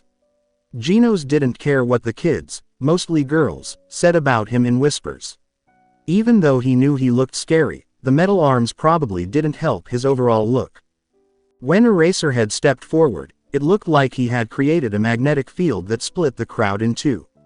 You have a lot of drive, but save it for the sports festival. You only have 2 weeks to get ready. If you want to get into the hero course, train instead of fighting other students. There will be plenty of time for that later. As Saitama brushed off pieces of wood from his cape, he turned to face Genos and said, "Let's go." Saitama looked at the door one last time and felt guilty before following the teacher. He felt like he was back in elementary school, where he always got in trouble and was caught by the teachers. In classroom 1A, Genos could hear scared voices. The other students were apparently embarrassed by the hole that Bakugo Katsuki had dug for them. Should you not make sure that the students don't get into fights? A good deal of fighting is going on among the kids. There wouldn't be a point, Shota said. Of course we don't want brawls to take place in the hallways, but they have to keep those embers hot if they want to even stand a chance in the sports festival. But isn't this too much? Saitama asked. How old are they? Almost 11. They might get hurt. He said, being a hero is a dangerous job. Eraserhead didn't even bother to correct him. Their whole lives will be full of stress that they have to deal with every day. This is a better time to get them used to the place than later. But they are still kids, Genos said with a frown. The way they feel about this can't be good for them. We have a lot of resources that students can use, Shota said with a raised eyebrow as the three of them went down a flight of stairs. There are even licensed quirk therapists who could help them feel better by using their abilities. No, it's not long-term, just in case you were wondering. But we also have regular psychologists and counselors. And they chose this path.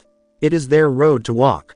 They are free to leave anytime they wish, and we would not stop them because it is their decision to make. Genos had a brief thought about Child Emperor for some reason. Child Emperor was only 10 years old, much younger than any of the other students at this academy. During the short time he had been alive, he had been in a lot of fights. He was smart enough to make it into the S class. Genos thought about how things were different for Child Emperor. In this world, even though he was the youngest hero in the list, he was very much an adult. During therapy, he would make fun of it because he was sure that Child Emperor was completely sane. There might have been something different about people here than in their home world. It's possible that their brain chemicals were very different from each other. That wouldn't make sense, though, because monster attacks could also scare kids in their world. Child Emperor was the odd one out in this equation. Aizawa frowned behind his bandages as the blonde teen stopped talking all of a sudden. He knew Genos was wrong about the age of the students who were training to be heroes. Which led to the question of how old were they both when they decided to become heroes. Because the way they reacted shows that they must have started pretty late. There were a lot of questions and mysteries around them. They were going to find out soon, whether they liked it or not. Genos got tense right away when they took the next turn and didn't go to Nezu's office. Instead, it led to the parking lot behind the school. Where are you taking us? He didn't say anything back, but instead opened the door to a car that was sitting outside the exit. Snipe came out from behind the car and waved his hands to make them feel better, as if he wanted to calm them down. "We're just driving to one of the buildings on the campus to meet Principal Nezu. He told us it's better if you weren't limited to just the main building and the guest room." The teen had no faith in that at all. It was very clear to Nezu and the other heroes that they did not trust him or Master. If they suddenly let them go to other places, then there must be something else going on. This was clear to everyone, even those who were blind. He wasn't stupid. Besides, he was sure Master knew this too. "Alright, cool." Without giving it a second thought, Saitama got into the car and left his so-called disciple outside. Genos quietly told himself off. His boss was right. It was better to deal with this issue straight on. Master Saitama had lowered their guard by going along with the Otherworlders' plans. This might have made it easier for them to get away if they had to. As always, his teacher was very smart. As Eraserhead followed his older brother, Snipe stole a quick look at him and shrugged. They didn't think it would be that easy. Opening square bracket dash closing square bracket. Eraserhead and Snipe brought in 2 brand new puzzles for Nezu to solve. He smiled as they did so, even though it was hard to keep up the smile that covered the bags under his eyes. To be honest, Nezu has had a hard time sleeping lately. He spent most of his time getting information from every source and database he could find about these strange newcomers. He was pretty sure at first that he could find at least some information. Everything held a secret. Nezu could always figure out any puzzle he wanted to by digging deep enough. Not so with these two, though. Up to this point, the principal had found no proof that Mr. Saitama and Mr. Genos had ever lived on Earth. He thought at first that they lived in Japan because they spoke Japanese perfectly and their name was Saitama, which is a Japanese name. But there was nothing there. He could have come to a few different conclusions from all of this. First, it looked like they were bad guys. It was hard for Nezu to believe this because they didn't seem to be after any of the other heroes or the children. These two, at least Mr. Genos, seemed wary of them, if anything.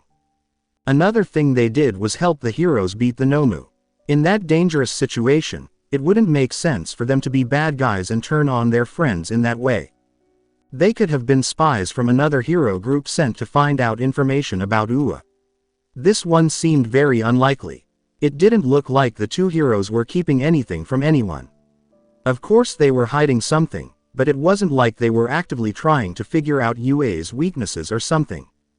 Also, Nezu hadn't met the most subtle person in her life in Mr. Saitama. Which brought us to the third and final option, vigilantes. Nezu wasn't sure about this possible answer, even though it seemed like the most logical conclusion. Most vigilantes were well known and had fans, even if what they did was against the law. With their level of skill and knowledge, it would have been very hard for them to stay out of sight if they were vigilantes. There were also the teens' prosthetics, which were the most advanced Nezu had seen in a while. There was no doubt that they were not cheap, and whoever made them made sure that they could only be used for fighting. Based on what All Might had told him, those arms could fire an unknown beam of energy with as much power as Endeavor's hottest flames. Someone would never be able to get their hands on such a powerful weapon. The hero ID card that Mr. Genos had given him willingly was another mystery. Willingly was the key word. If they were any of the three options, why would they put themselves at risk by giving out clearly fake ID? No, it's likely that the company they worked for was real, but it wasn't connected to any one country. But why now? Plus, how did they get to the USJ at such a good time? What was going on around them that they didn't seem to notice? He would have thought they were aliens if he didn't know any better. He was afraid that speculating would not help him find the answers. Today, he brought Detective Tsukauchi with them to ask the tough questions. He also brought some faculty members in case things got rough. He wasn't sure if they could hold the two men down with only a little help from All Might, but they would have to get by with Kamui Woods, who was there as the detective's assistant but was really a surprise guest. Nezu hoped that he and Eraserhead would be able to control the two men if things got out of hand. He was becoming more popular as a hero who was great at catching bad guys. He would call All Might right away. He was hiding in a building a block away. The #1 hero would be on the men in an instant if they tried to get away. He chose to hold the meeting somewhere other than the main campus because of this. He didn't believe that the two would intentionally hurt the students, but he knew that mistakes could happen during the fight. This would have been great at ground beta. The less interesting parts of it looked like normal buildings, so I hope it didn't get too much attention. Nezu could tell them that they were office spaces that were still being built if they asked, which would explain why there wasn't much going on. Nezu waved to the newcomers from a temporary desk that the support department had kindly given him. It looked like a normal office desk, but it had some hidden buttons that let you control the building and lines that led to other parts of the training grounds so that it could be closed off from the outside world if needed. He did have a real desk at work, but he would never bring it all the way over here. The frame made of wood did come from Brazil after all. It caught his eye that Mr. Genos was being wary, while Mr. Saitama was only interested in the snacks on the small table in front of him. He pointed to some seats in front of him. Putting so many superheroes in one room might not have been the best idea. Despite this, he moved quickly forward, drawing attention to himself. "Welcome, Mr. Saitama, Mr. Genos. I hope your stay here so far has been to your liking." Saitama pointed at Midnight in a not-so-subtle way before anyone could answer. Midnight was staring down the bald man with evil eyes. "I don't want to be the one to tell you this, but you should keep this lady away from the kids. She's a total exhibitionist. You piece of shaw." Midnight barely got the words out before Smentos grabbed him and held him down. Genos was standing next to an empty chair, which Saitama quickly sat down in before going to get a cookie. He gave an honest answer to Nezu's question, not paying attention to the fight going on behind them. "Our stay has been a satisfactory. But that is not why you have called us here." Nezu liked how straightforward he was. "No, of course not. We just wanted to ask you some more questions." Detective Tsukauchi and his assistant, Officer Woods, came from the police department to go over our current situation. We couldn't let them access our school grounds because our security system is still undergoing maintenance, but we were able to get them clearance to some of the older office spaces here. Under his mask, Kamui Woods wriggled uncomfortably. This police gear was way too restrictive. His quirk couldn't run freely because there wasn't enough room, and the cloth wouldn't let him do any specific moves, even though he mostly used his arms to catch bad guys. He didn't know why he had to put on such a mask at first. In fact, as a child, he looked up to police officers and had nothing against them. It was just easier for him to be a hero when he was dressed as one. But he knew better after everyone told him what was going on. He knew that the two men in front of him were probably different from any other men they had met. At first, he wasn't sure. After all, who would have thought that this ordinary man staring out the window had power equal to All Might's?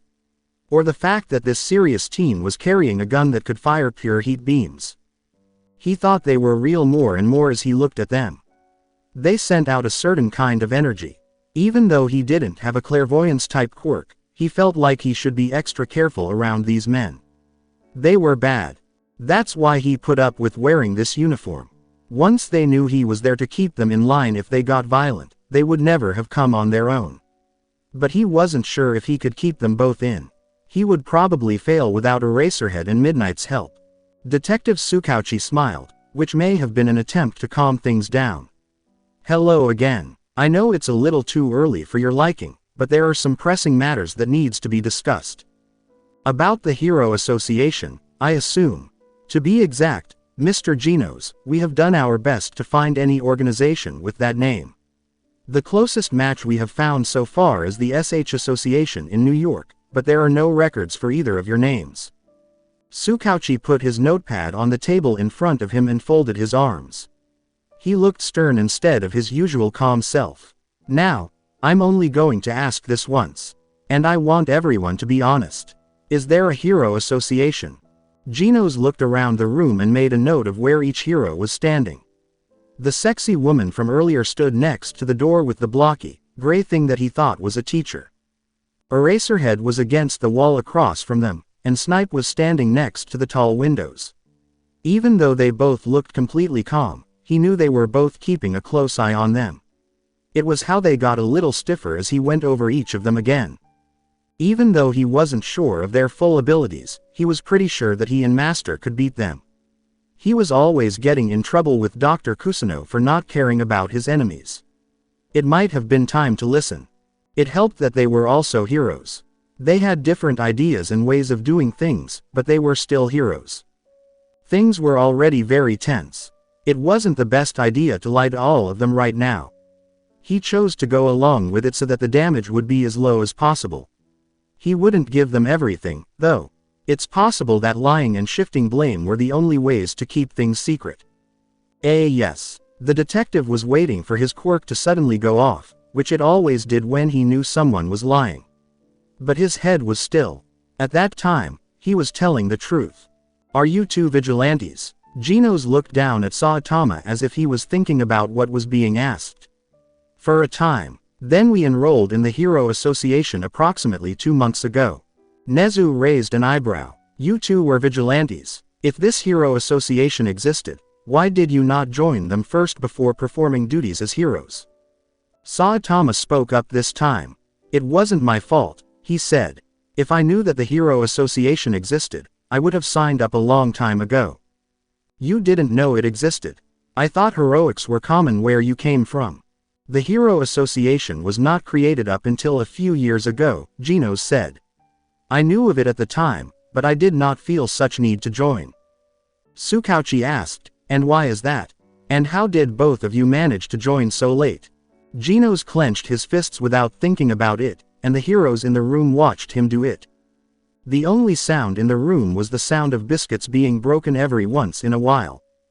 I became a weapon when I lost my village to a rogue cyborg attack, the teenager said. A traveling doctor was able to salvage whatever organs I had left from the rubble and gave me an opportunity to start a new life. But I vowed to track down the cyborg and eliminate it. So, I made the doctor give me this strength. And for the next few years, fighting was all I did. I fought, but not to protect others. Until I met Master. After he saved my life, we signed up to join the Hero Association together. Cyborgs. Doctors who travel with very advanced medical equipment. Nezu could feel a throbbing in his head. Things were going in a different direction than he thought they would. Cybernetics and prosthetics were very advanced at the time, but if what Mr. Genos said was true, then his body must have been badly damaged enough to need more than one enhancement. As for our enrollment into heroics, there is currently no standard age limit. People can undergo tryouts to join the hero ranks whenever they wish. Snipe now cut in, and his voice showed that he was confused. Wait, back up. I thought only your arms were prosthetics. How much of you is actually machine? Before answering for his student, Saitama let out a burp. I think the better question would be how much of Genos isn't machine. This guy's like a walking computer. Nezu slammed his hand hard on the table all of a sudden. When he realized what a terrible mistake he had made, he felt scared. He asked slowly, Mr. Genos, do you have a quirk? As Eraserhead looked around, he saw more. Surely not. No. Tsukauchi took a deep breath.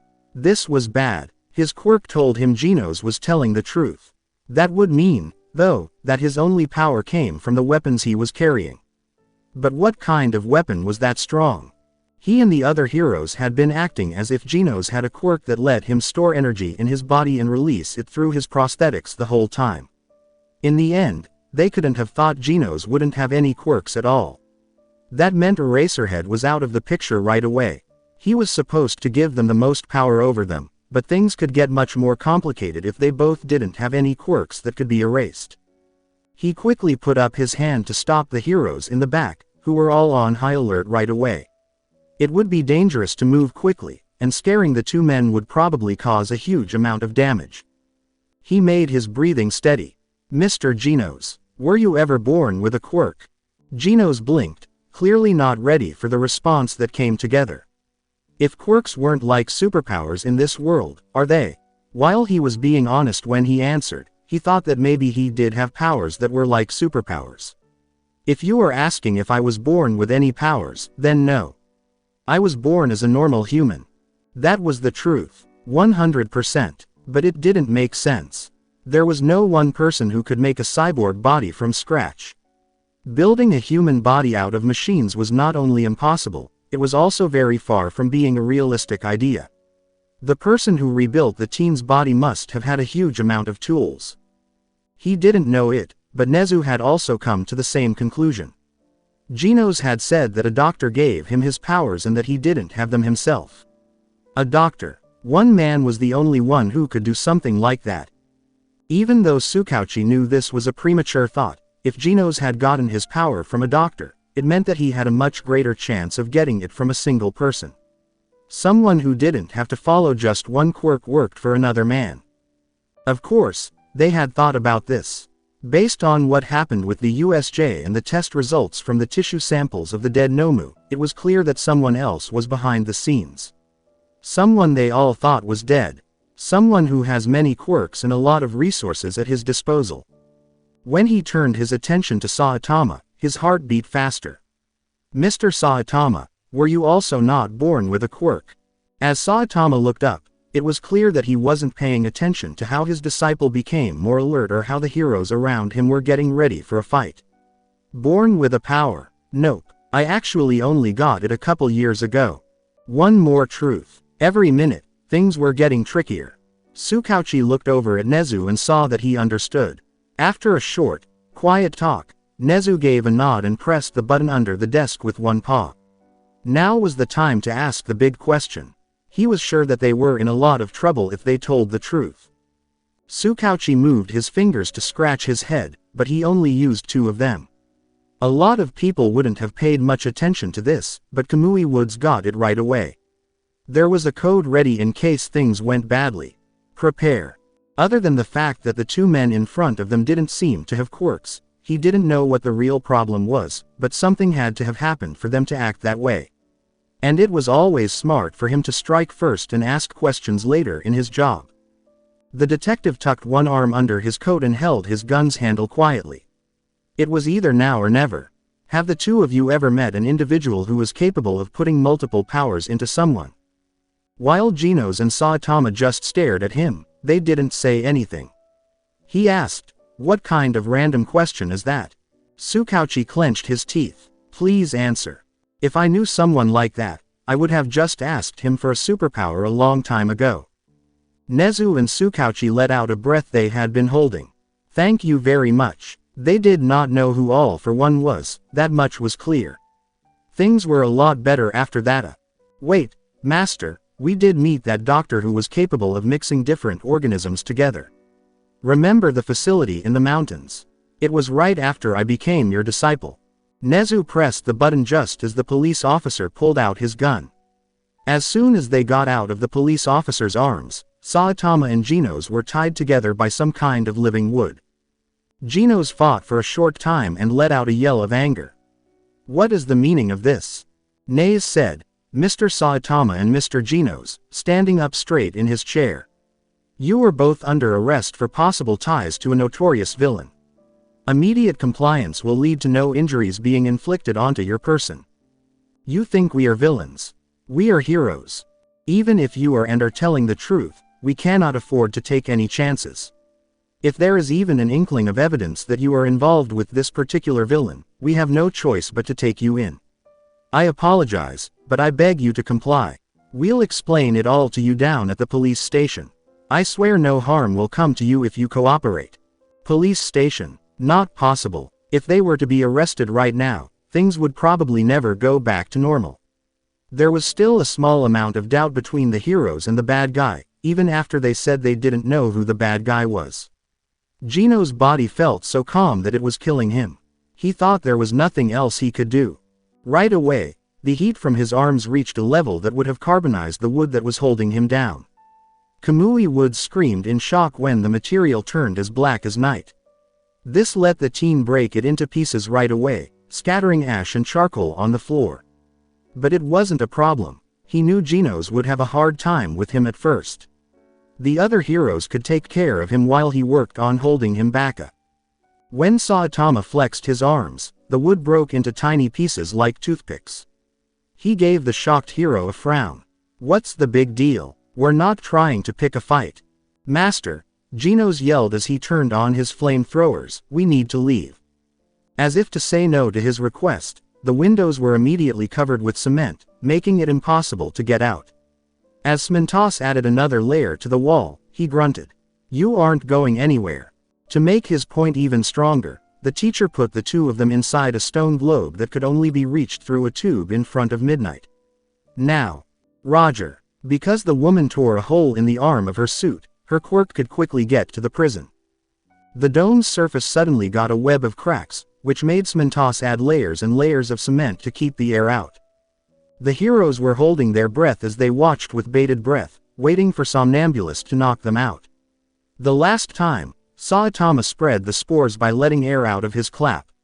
That could never happen, especially in a room that was sealed off. A rumble threw them off balance, and people around them screamed in shock. Nezu's full attention was drawn to a red light blinking on his desk. He quickly ran over and looked at the warnings that were flashing on the screen. Out of the blue, he jumped out of his chair and ran for the door. "Everyone. They escaped through the floor. Make sure they don't leave the training grounds." It choked Eraserhead. Through the ground. The floor below them was made of solid titanium that was about a meter thick. They were a few stories up. That was too strong for them to break through before Midnight's quirk kicked in. But when Smintos pulled back the cage, he saw a sharp hole in the ground that looked like it had been blown apart by a grenade. He was running when he heard another rumble.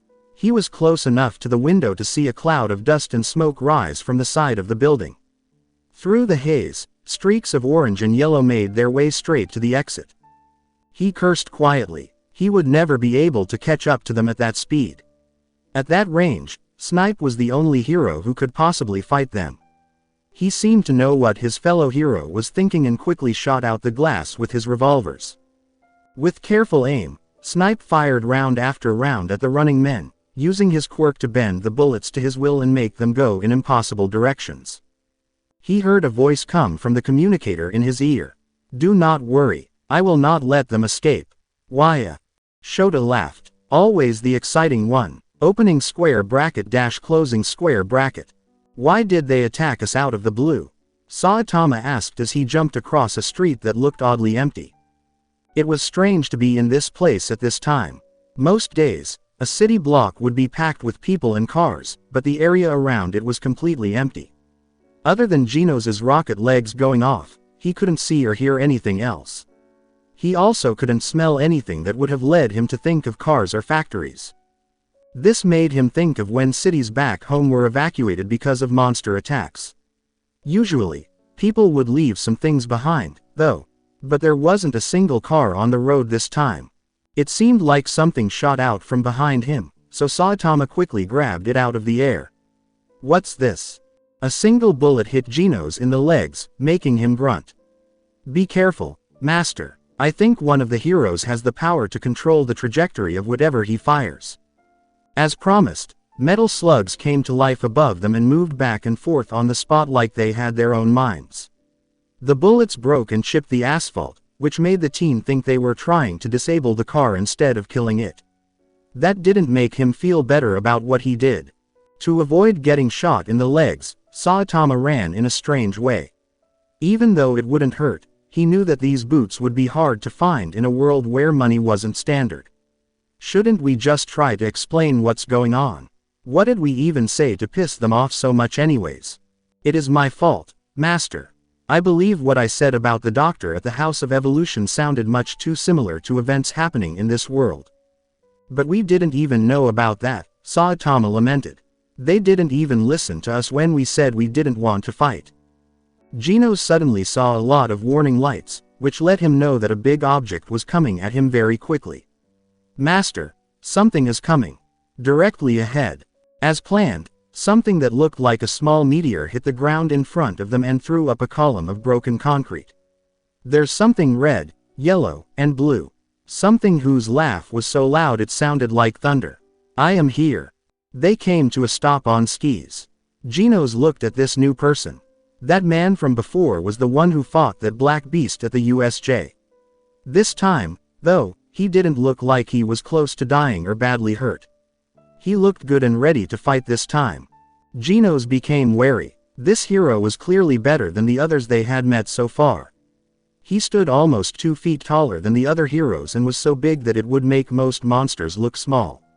He looked more sure of himself than any other man he had ever met. He wasn't as big as some of the heroes he knew from his own world, though.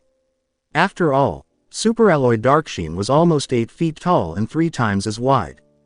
Even so, this man was dangerous, and care had to be taken around him. He must have been fast because he was able to catch up to them both so quickly. He also must have gotten stronger and more resilient because he crashed in front of them. Saitama took a stop. You look kinda familiar. If Master was trying to scare off the newcomer with that clever trick, it didn't work because the man just laughed again. I'm surprised you don't know who I am. But Principal Nezu told me you two weren't from around here, so I guess I should have. He made a pose with both hands on his hips and said, I am All Might, the symbol of peace. Even though I know this is all very confusing for you, I need you to help us out. I don't want to fight with you. In fact, I still need to thank you for keeping my kids safe. The person in question seemed nice, but everything he said sounded like he was yelling at them. Why was he being so loud? Can we just ask what's going on? We didn't deserve the attacks you guys made. What did we do? All of a sudden, they all heard a tinny voice coming from the communicator in All Might's ear. A normal person wouldn't be able to hear that from almost 10 meters away, but Genos's enhancements and Saitama's superhuman hearing made it easy to listen in. Detective Tsukauchi's voice came from the machine. It was urgent and warned. All Might, they might know something about him. Do not let them go until we can question them. Genos was sure he could feel the mood change.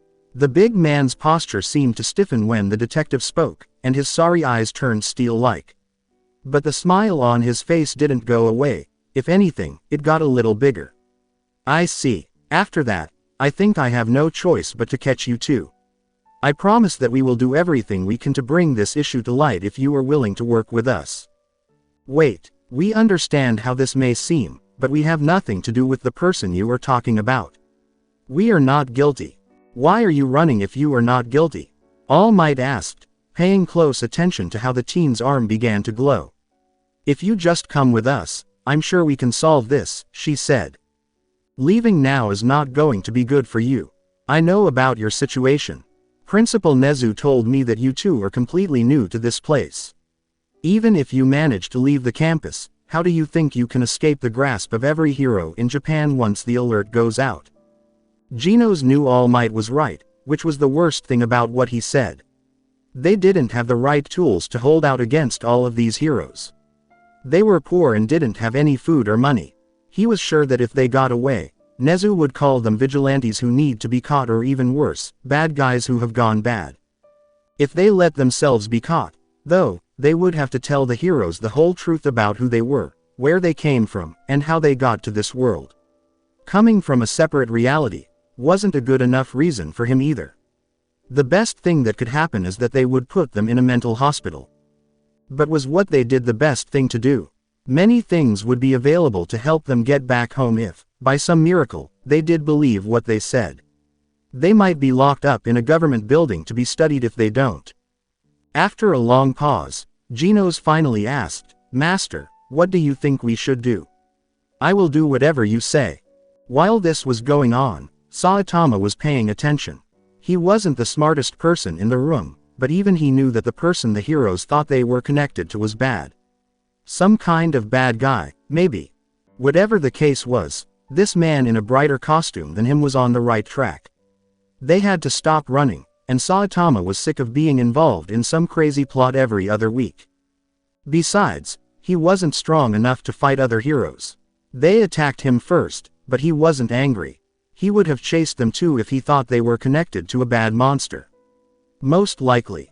I don't really know what's going on, but talking is better than fighting fellow heroes. Even if I kind of want to see how strong you are. All Might smiled, and there was a mean look in his eyes. And I have to admit, I am also curious. Perhaps we can set up a small spar after all this is over. His smile was matched by Saitama. My pleasure. It's settled then. I won't go through the trouble of restraining you two. There are some cars outside that will take you to a nearby police station. And don't worry, We won't be putting you in a cell or anything like that. We just want to talk, and this time, no dancing around. We are going to ask some hard-hitting questions that we would like you to answer." Saitama gave a casual shrug and then walked over. "As long as it doesn't take too long. Genos, let's leave this place. It's really hot." The teen turned his attention from the faraway object and walked over. "Yes, master. Anyway, what were you looking at?" "Nothing. All Might, let's go. I'm sure everyone is eager to hear our side of the story. But believe me when I say you might not believe it." All Might laughed. "Young man, if I have learned anything from the last 2 decades of hero work, I know that sometimes the craziest explanations are often the right ones. Opening square bracket dash closing square bracket. In the last 5 minutes, Miasma really wasn't ready for such a sudden change of events. 1 second, everything was calm, and then everything went crazy when the 2 mysterious men burst out of the building they were in. She couldn't see exactly what was going on from where she was in the nearby forest, but she thought that something must have happened to make the hero act. It could have been a disagreement or a lost secret. No matter what it was, the fact that Snipe shot at their backs showed that the 2 men were not getting along with the heroes. Most people would find it scary to follow 2 people around a school where some of Japan's best heroes go to school, but Miasma wasn't like most people. She thought it was silly to hack into the school's security system in the forest to hide her presence. She tried to get into the school but was unsuccessful. Usually, she would have been able to, though it would have been hard, but since Shig's accident at the USJ, it was almost impossible to get in. She was happy that she didn't have to wait long to find them because doing a hard job right after coming back from another hard job in America was already very tiring. She frowned when they were taken to one of the school's training grounds. After all, there was no other reason for them to be there than to spar. On the other hand, she didn't know these 2 at all, so it made sense to be safe by keeping the kids out of it. Sadly, there wasn't much action for long because a loud rumble let her know something was going on, and she saw 2 streaks fly out of a hole in the wall. She hated stakeouts like this, and anything exciting made her want more. All Might quickly arrived to settle the score, and Miasma could almost hear his voice as he screamed his famous catchphrase. She laughed, thinking that American culture was very dramatic. Before she stopped, she made sure to pack her things. Her main job was to follow the men and learn as much as she could about them, but it was nice to see some old faces. She might learn something. She looked through the binoculars again and focused on the base of the destroyed building, where the heroes and the detective were just now leaving. Detective Tsukauchi and Principal Nezu looked as drowsy as ever.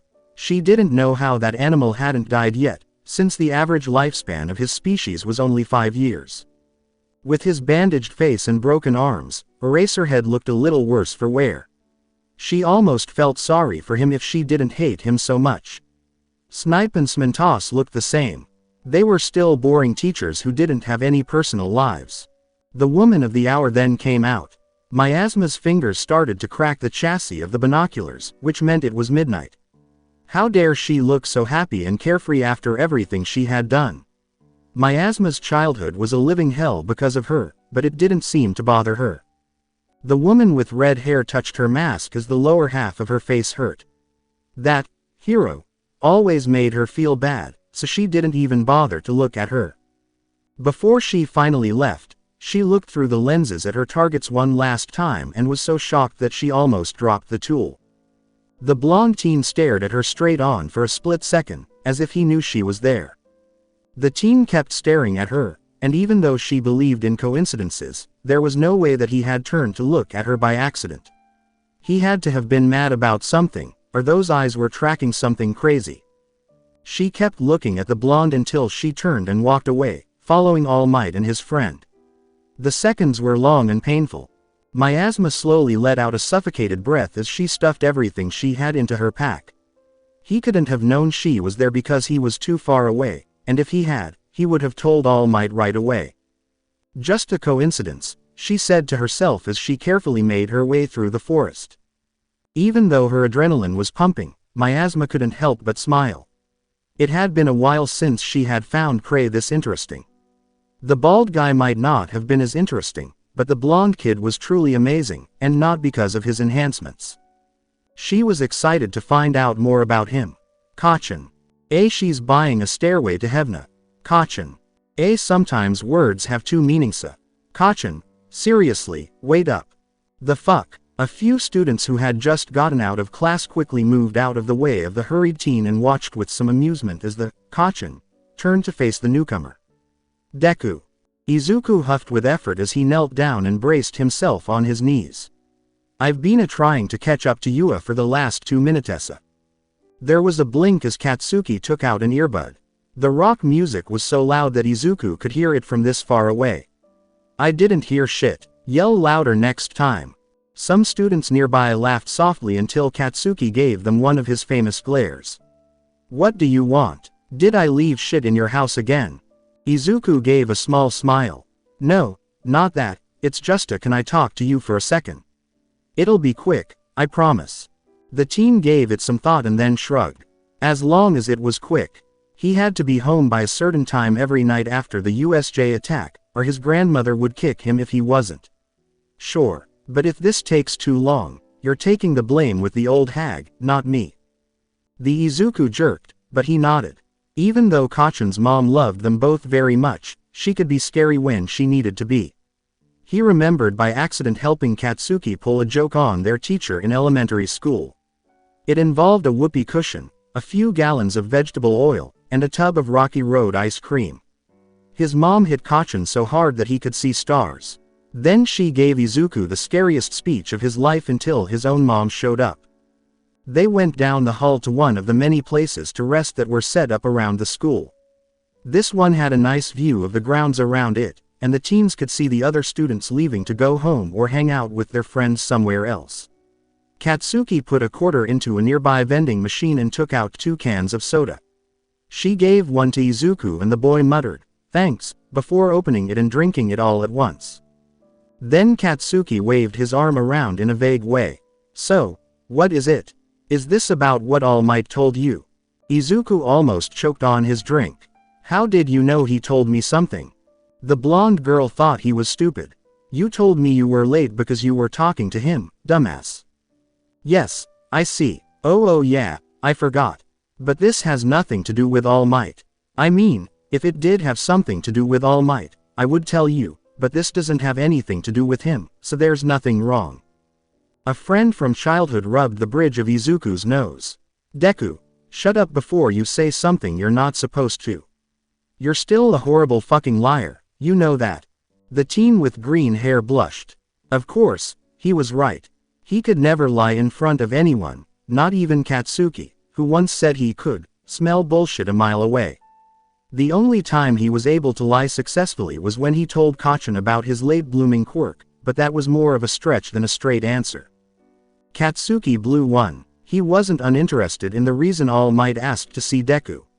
He had so many questions that he was almost on fire.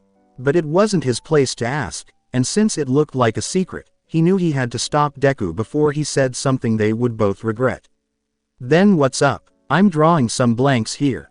Izuku took a quick breath. Why don't you want to give the speech at the festival? It was Katsuki. The opening speech. Izuku gave a nod. Mr. Aizawa said that he talked to you about it, but you turned him down. As if to ask, why? Hung in the air, but they both knew it was there. It didn't make sense to Izuku. To get to the top, Kachin had always planned to do well. To him, even small things like who could cook the most food or win the most prizes at claw games meant life or death.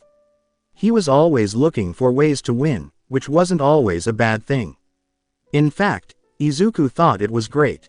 That's why he couldn't understand why Kachin would voluntarily miss a chance to be noticed by the professional heroes. He didn't just sit around and wait for people to notice him. He loved being seen, and it was clear from the way he acted. The blonde teen smiled a little as he leaned back on the couch cushions. You mean you don't know the answer to that, dumbass? Izuku made a face. To be fair, Kachin, you don't really give anyone any hints on why you do what you do. Katsuki gave a shrug. He would agree with that much. I just don't think I deserve the spot yet. What do you mean? You've got the highest grades in the class. Not to mention holding your own back at the USJ. No one else is qualified for this, so why me? There was a small mistake in the last part. Todoroki was a strong candidate and could have easily been the opening ceremony speaker. But Katsuki didn't like the other teen very much, so it was best not to tell her that. Along those lines, Izuku didn't believe Todoroki was good at talking in front of people. He could leave the stage after saying something like, having fun. It was clear that Kacchan was happy that his childhood friend thought so highly of him. In all the years they had known each other, that was one thing that had never changed.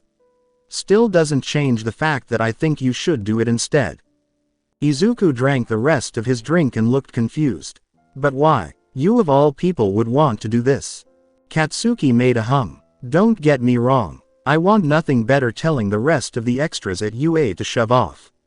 But you remember when that creepy hand bastard sent that thing after All Might? How could he forget? Izuku had been having bad dreams about that thing for a few days now. He always felt sick when he thought about how close All Might was to dying if Mr. Saitama and Mr. Genos didn't do something. He said yes. You were the first of us to move. As Izuku waited for Kacchan to say something else, it seemed like she was going to leave it at that. Is that it? What else do you want me to tell you?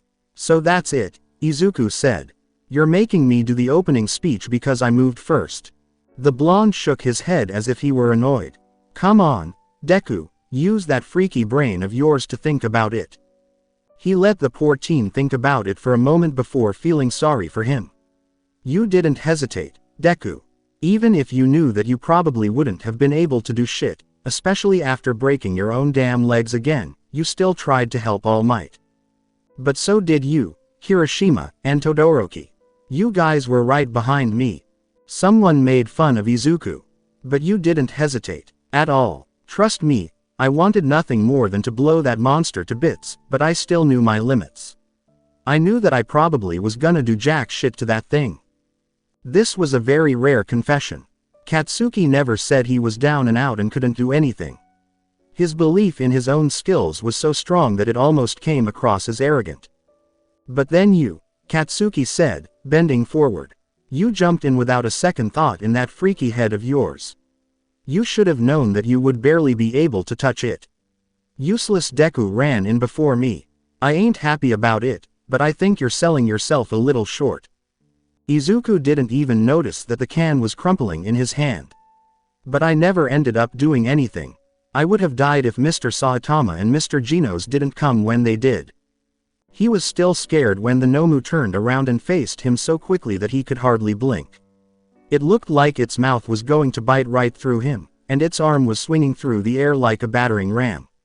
He might have died. If the two mysterious heroes hadn't stepped in, he would have died. Izuku didn't know how close he was to losing everything he had worked so hard for until now. If One for All had died, his first friends outside of Kacchan would have been sad. All Might would have lost a successor, and Mom would have hated herself forever. He was scared. What was even worse was that he knew he would do it again right away. That was the kind of thing that made him know that he would gladly risk his life to save someone else's. His tendency to hurt himself was always there, but he couldn't bring himself to care. Not when people's lives were in danger. He felt a sharp pain in his head. Katsuki had hit Izuku hard on the head, and he let out a weak yelp and glared at her. Don't make that fucking face, dipshit.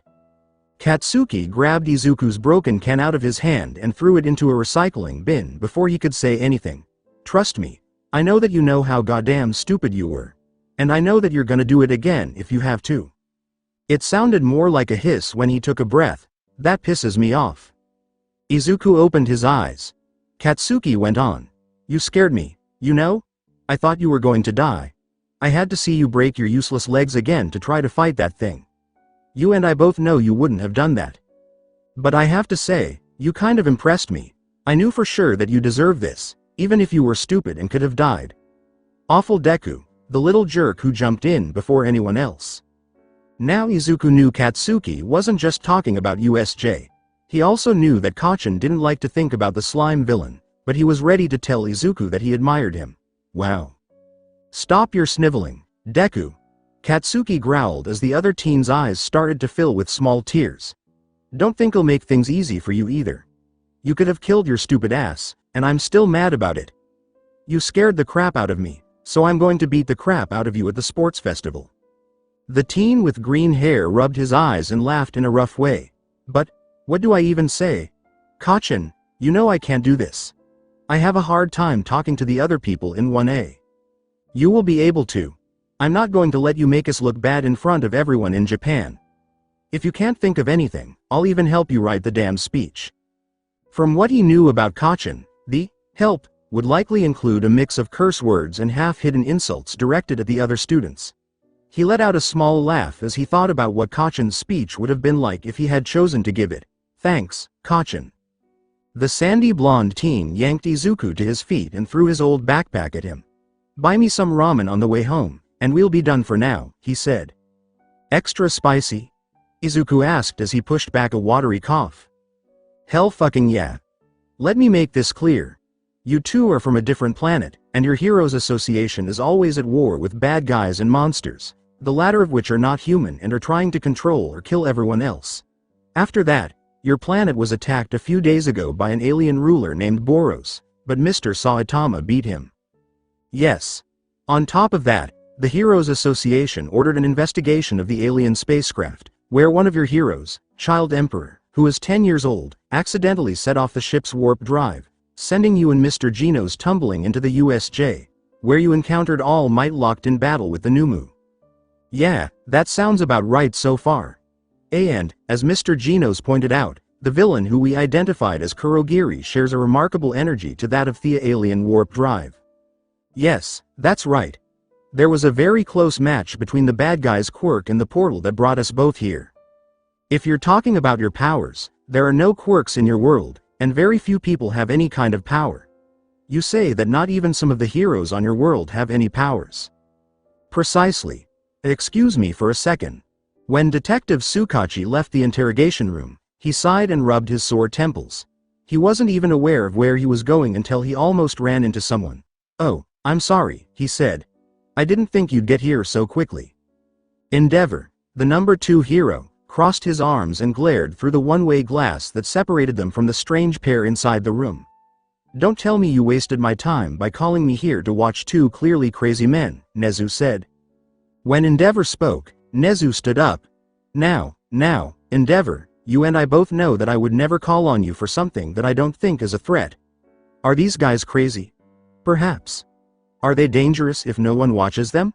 Most likely." The flame hero looked at Saitama and laughed.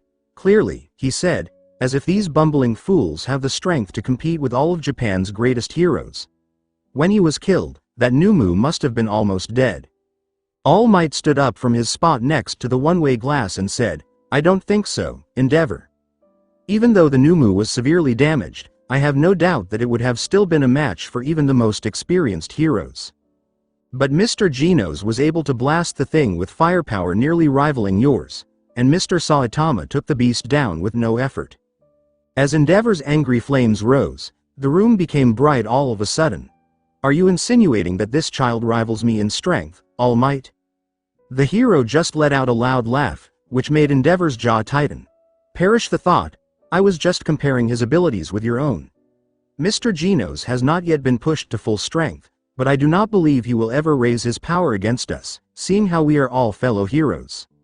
"Are we sure they are heroes, though?" Aizawa asked as he came out from behind the room's shadows. Tsukachi almost jerked back. He wasn't even aware that the underground hero had already shown up at the police station. For all we know, they could be playing dumb and pretend to be working with us in order to learn more about how we operate and break out whenever they can. A mean snort came from Endeavor as he pointed at Saitama through the window. "Do you honestly believe that he has any kind of plan going on? I've seen smarter-looking street thugs." Mr. Genos's angry face quickly turned toward them, as if he could hear them through thick walls of glass and soundproofing. Nezu didn't pay attention to that. Now, I believe Mr. Aizawa's feelings are well-founded. But Detective Tsukachi has made sure to prove that they have no underlying motives. They are simply lost and confused. Don't tell me you believe in this nonsense of them being aliens from another planet. No quirk on Earth is able to transport anything across space, and they are clearly human. But, Nezu said, They are not from Earth. Therefore, their rules can very much differ from ours. Let us assume that they are not as crazy as they appear. If they are beings from another planet or even another dimension, we should be trying to help them instead of jailing them against their will. And maybe they will be able to help us in turn. Aizawa laughed. It's not like we can stop them, anyways. If they don't have quirks, then I'm useless against them. The only chance we have is letting the strongest heroes subdue them if they get out of control. All Might held up an arm with a bandage on it. As much as it pains me to say this, I do not believe I have yet recovered enough to fight anyone at full strength yet. And I do not wish to fight these two. They saved our students and we cannot forget their assistance in taking down the Nomu. He looked through the glass again and saw that Genos's eyes seemed to meet his, even though they were reflecting off the glass. They killed the Nomu. I do not care whatever universe they say they came from, but they killed a human being. That is still unacceptable. Nezu gave a solemn nod. I am not going to argue with that. However, their rules are again different from ours. If they mistook the Nomu for a monster, then it would make sense for them to treat it as such. However, I strongly believe that they will not harm a human. I have seen the way Mr. Saitama and Mr. Genos has interacted with the students. At the very least, they are good people with misguided intentions. So what, are you saying we should let them go free? On the contrary, I am saying we should not keep them here against their will and instead give them some freedom, albeit with some security. Tsukachi seemed to raise an eyebrow. Do you think we should help them return back to their planet? According to Genos, the villain Kurogiri is vital to creating a portal back to their home. I am not exactly sure how a quirk is going to transport them across billions of miles of space, but it could be a start. Nezu gave a nod. Figuring out more about these mystery villains is a top priority. They knew too much about what the USJ trip schedule was like, and capturing this Tamura Shigaraki and Kurogiri is a good step into finding the spy in our network, and to assist the two back to their world. Plus, it's a good way to find out who this boss is and where he or she is. Even though we're pretty sure it's all for one, we still need to find him and figure out how he made it through. What are we going to say to everyone about these two? Tsukachi asked, cutting Nezu off in the middle of his thoughts.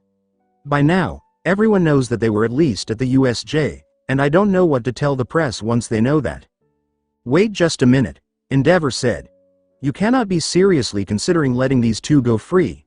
This entire thing is ridiculous. Even if what they say is true and both are not insane, the government should be handling this, not us. With all due respect, Endeavor, Nezu said. UA is more than equipped to handle situations such as this. Of course, this is a bit out of our area of expertise, but as of now, the top priority that both parties can agree on is finding the villains responsible for the USJ attack. So angry was the Flame Hero's look at the principal that it was hard for him not to disappear right then. This is idiotic. It is a waste of time to let these two fools be babysat by pro heroes. It's too much of a risk to the students and to the reputation of UA. I did not realize the safety of the students were of any concern to you, Endeavor. When the pro hero turned around and glared at Aizawa, he held his gaze. You dare insinuate it? Allow me to worry about the safety of my students, Endeavor, Aizawa said. You should be busy with your own matters. As they stared down at each other, tension built.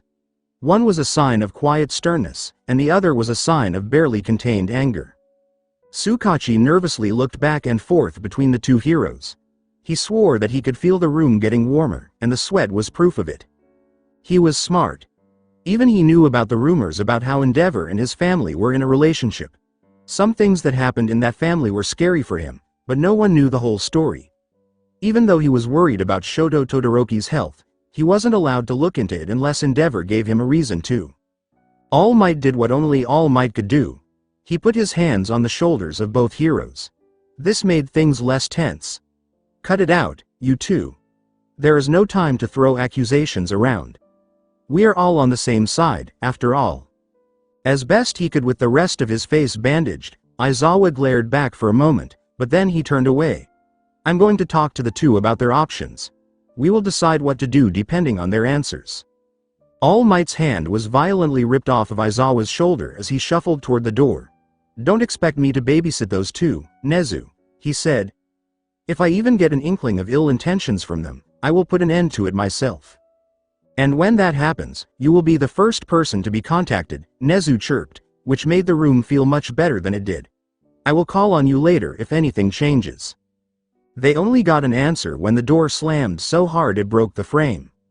All Might let out a sigh, always the hot-headed Oniya. Nezu gave him a comforting pat on the leg. It can't be helped. I had hoped to convince him to help watch the two, seeing how Endeavor might be able to deal with Mr. Gino's power, but we can make do without him. It is clear that he has no intention of assisting us. When we talk about the two, All Might looked out the window and saw Aizawa walk into the room. I cannot help but feel bad that we are limiting their freedoms in such a way. They have proven themselves to be heroes and nothing they said to Tsukachi was a lie. Not to mention they saved me and the students. Trust me, Toshinori, Nezu said, it is more for their safety than ours. If the villains decide to exact their revenge or capture them, it is good to have some extra protection. These two are strong, but even they would be hard-pressed to fight against the full might of the League of Villains and whoever is controlling it from the shadows. Saitama tried not to yawn through the glass. He hoped so. He didn't think there would be a fight in this world that would make his heart sing, but it's good to dream. The two were finally able to leave without any chains. Next, the detective led them to the exit, where the rest of the heroes were waiting. He then left. There's been some kind of breakthrough in the identity of the Numu, he said. Hopefully this brings us closer into finding out why he was acting more like an animal than a human. Along with Genos and the shaggy guy, Saitama let out a big yawn as he got into a black van. Removing a face or something. When a racing face walked into the room to talk about their options, he could taste his relief. They didn't really surprise him because he had heard the whole thing through the one-way window. He also knew what that angry-sounding hero had said about them both. He had to tap Genos on the leg because he could feel his fist getting tight with anger. Even though it was a little creepy, Saitama liked that Genos was so willing to protect his image. Then again, he could handle himself. It didn't bother him that people thought of him as a bad guy. He would either mess up or say something they wouldn't like if he tried to say otherwise. He never really knew how to negotiate well anyway. The best thing he could do was do his job. There was nothing wrong with being praised, but he would rather stay a normal B class if he was put on a pedestal because someone else did it instead of him working for it. He turned around and stared out the window. He was trying not to fall asleep as he watched the city come to life at night. This world looked like it had a lot more people than his own. There may have been some truth to that, since monsters attacked every single day. There weren't enough heroes to stop all the dangers. When they talked about heroes, Saitama sneaked a peek at a racing face and wasn't surprised that he was staring at him. He knew he wasn't the smartest person in the room, but he saw that they needed help anyway. Even Genos, who was very smart, didn't think he knew how to build a portal back to Earth. Their best bet was to catch those bad guys and beat the hell out of them. That would work for him. Eraserhead spoke up out of the blue, breaking the silence that had been building since they left the police station 20 minutes before. If we're going to be stuck together for the time being, I want to make a few things clear. Genos got a frown on his face. Yes? The underground hero moved forward a little.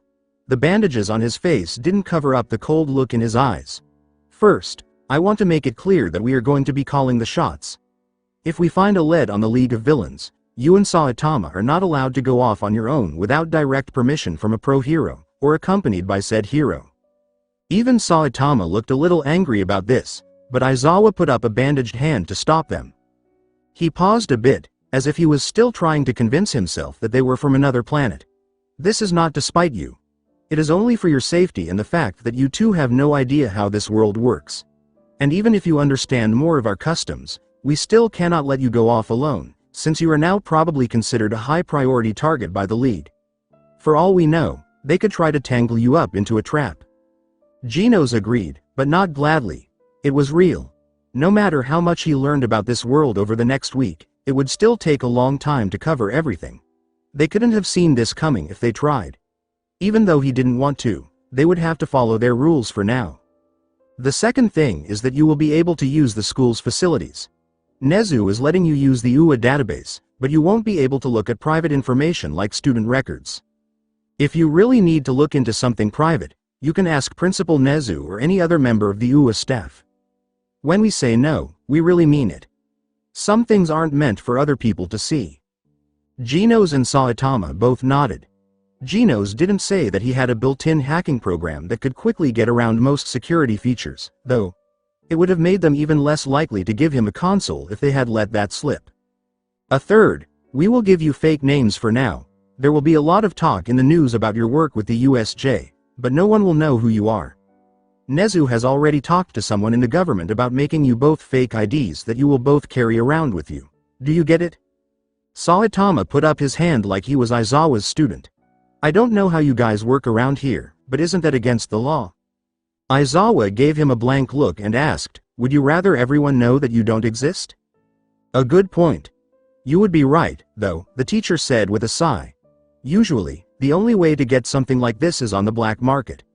They're willing to let it go because the government is likely to let us handle this case and the bad guys are mostly to blame. Do you know what quirks you're going to write down for us? Genos asked. Since you have the support items, I think we'll list your power as an energy manipulation quirk. As for Saitama, we'll probably just list yours as a simple power-up quirk. It was Aizawa's time to sleep. Of course, those descriptions are going to change once we get back to UA. The two of them blinked. He could not have meant. That's right. You two have the distinct privilege of sparring with some of the top heroes in Japan. Registering quirks need a certain amount of detail. So we need to make sure we know most of how your powers work. If we just give half-assed explanation for your quirks, people are going to get suspicious. When the van went over a really big hole, Saitama jumped in his seat. You guys aren't worried about things getting out of hand? If it does, then we will stop immediately, and we expect you to do the same. This is not going to be a fight to the death. This is just to showcase your abilities for the record. If you continue to fight after we explicitly tell you to stop, then expect some of your privileges to get revoked. Got it? Genos answered after a short delay, but Saitama had already said, yes, in his head. It does not seem fair that we are the only ones being judged, Eraserhead. If possible, I would like to learn more about your abilities as well. Aizawa's eyes got narrow. I cannot speak for everyone at UA, but feel free to ask Nezu for more information about our quirks. Simply put, I can nullify a quirk that is in my line of vision. But if I blink or break line of sight, they're able to use them again. And you've experienced the rest of the staff's quirks before. When the van came to a stop, there was a quiet knock coming from the wall between the back seats and the front seats. Eraserhead, we've arrived. The three stood up to leave. Oh, and one more thing. Aizawa thought that their lack of noise meant they were paying attention. We've talked about this before, but we expect you two to play by our rules. If we end up having to fight villains, you will capture or defeat them alive. Unless you are faced with an extreme circumstance, you will not kill anyone. Your world may be able to afford those losses, but we are not. Is that understood? To make his point, he flashed his eyes in a scary way. Genos stared back in a cool way. Understood. Saitama then said, yeah. The red glow went away. Good. Let's get to faking your quirks. As Eraserhead and the other two heroes walked into Gym Gamma, All Might smiled.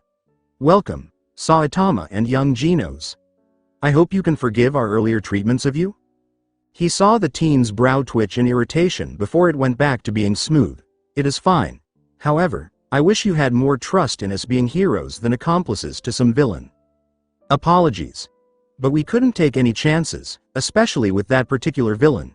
It is hard enough to find information on him to begin with, so we had to jump on every single opportunity. Saitama just shrugged. Bygones are bygones. I'm fine as long as you guys don't start randomly attacking us again. All Might let out a huge laugh. We have a common goal now, and you will be treated as friends and allies. The enemy of my enemy is a friend, after all. He turned around and led the three of them into a big, empty room. It looked like Saitama was almost sad. He thought there would be high-tech toys for him to play with, but there was only a concrete floor and three other heroes. The strange blocky monster, the black thing in a trench coat, and the really short grandma in a lab coat. Allow me to introduce you to members of our esteemed staff, All Might said. This is Cementos. He teaches modern literature, however, he is also able to create structures to assist the training of our students. The big hero bowed. It is a pleasure to officially meet you both. I thank you for protecting our students. The samurai waved. "We were just doing our jobs. Don't worry about it." And this is ectoplasm. When he is not teaching mathematics, he is assisting students with his quirk in order to test close quarters combat. The hero only gave a friendly nod.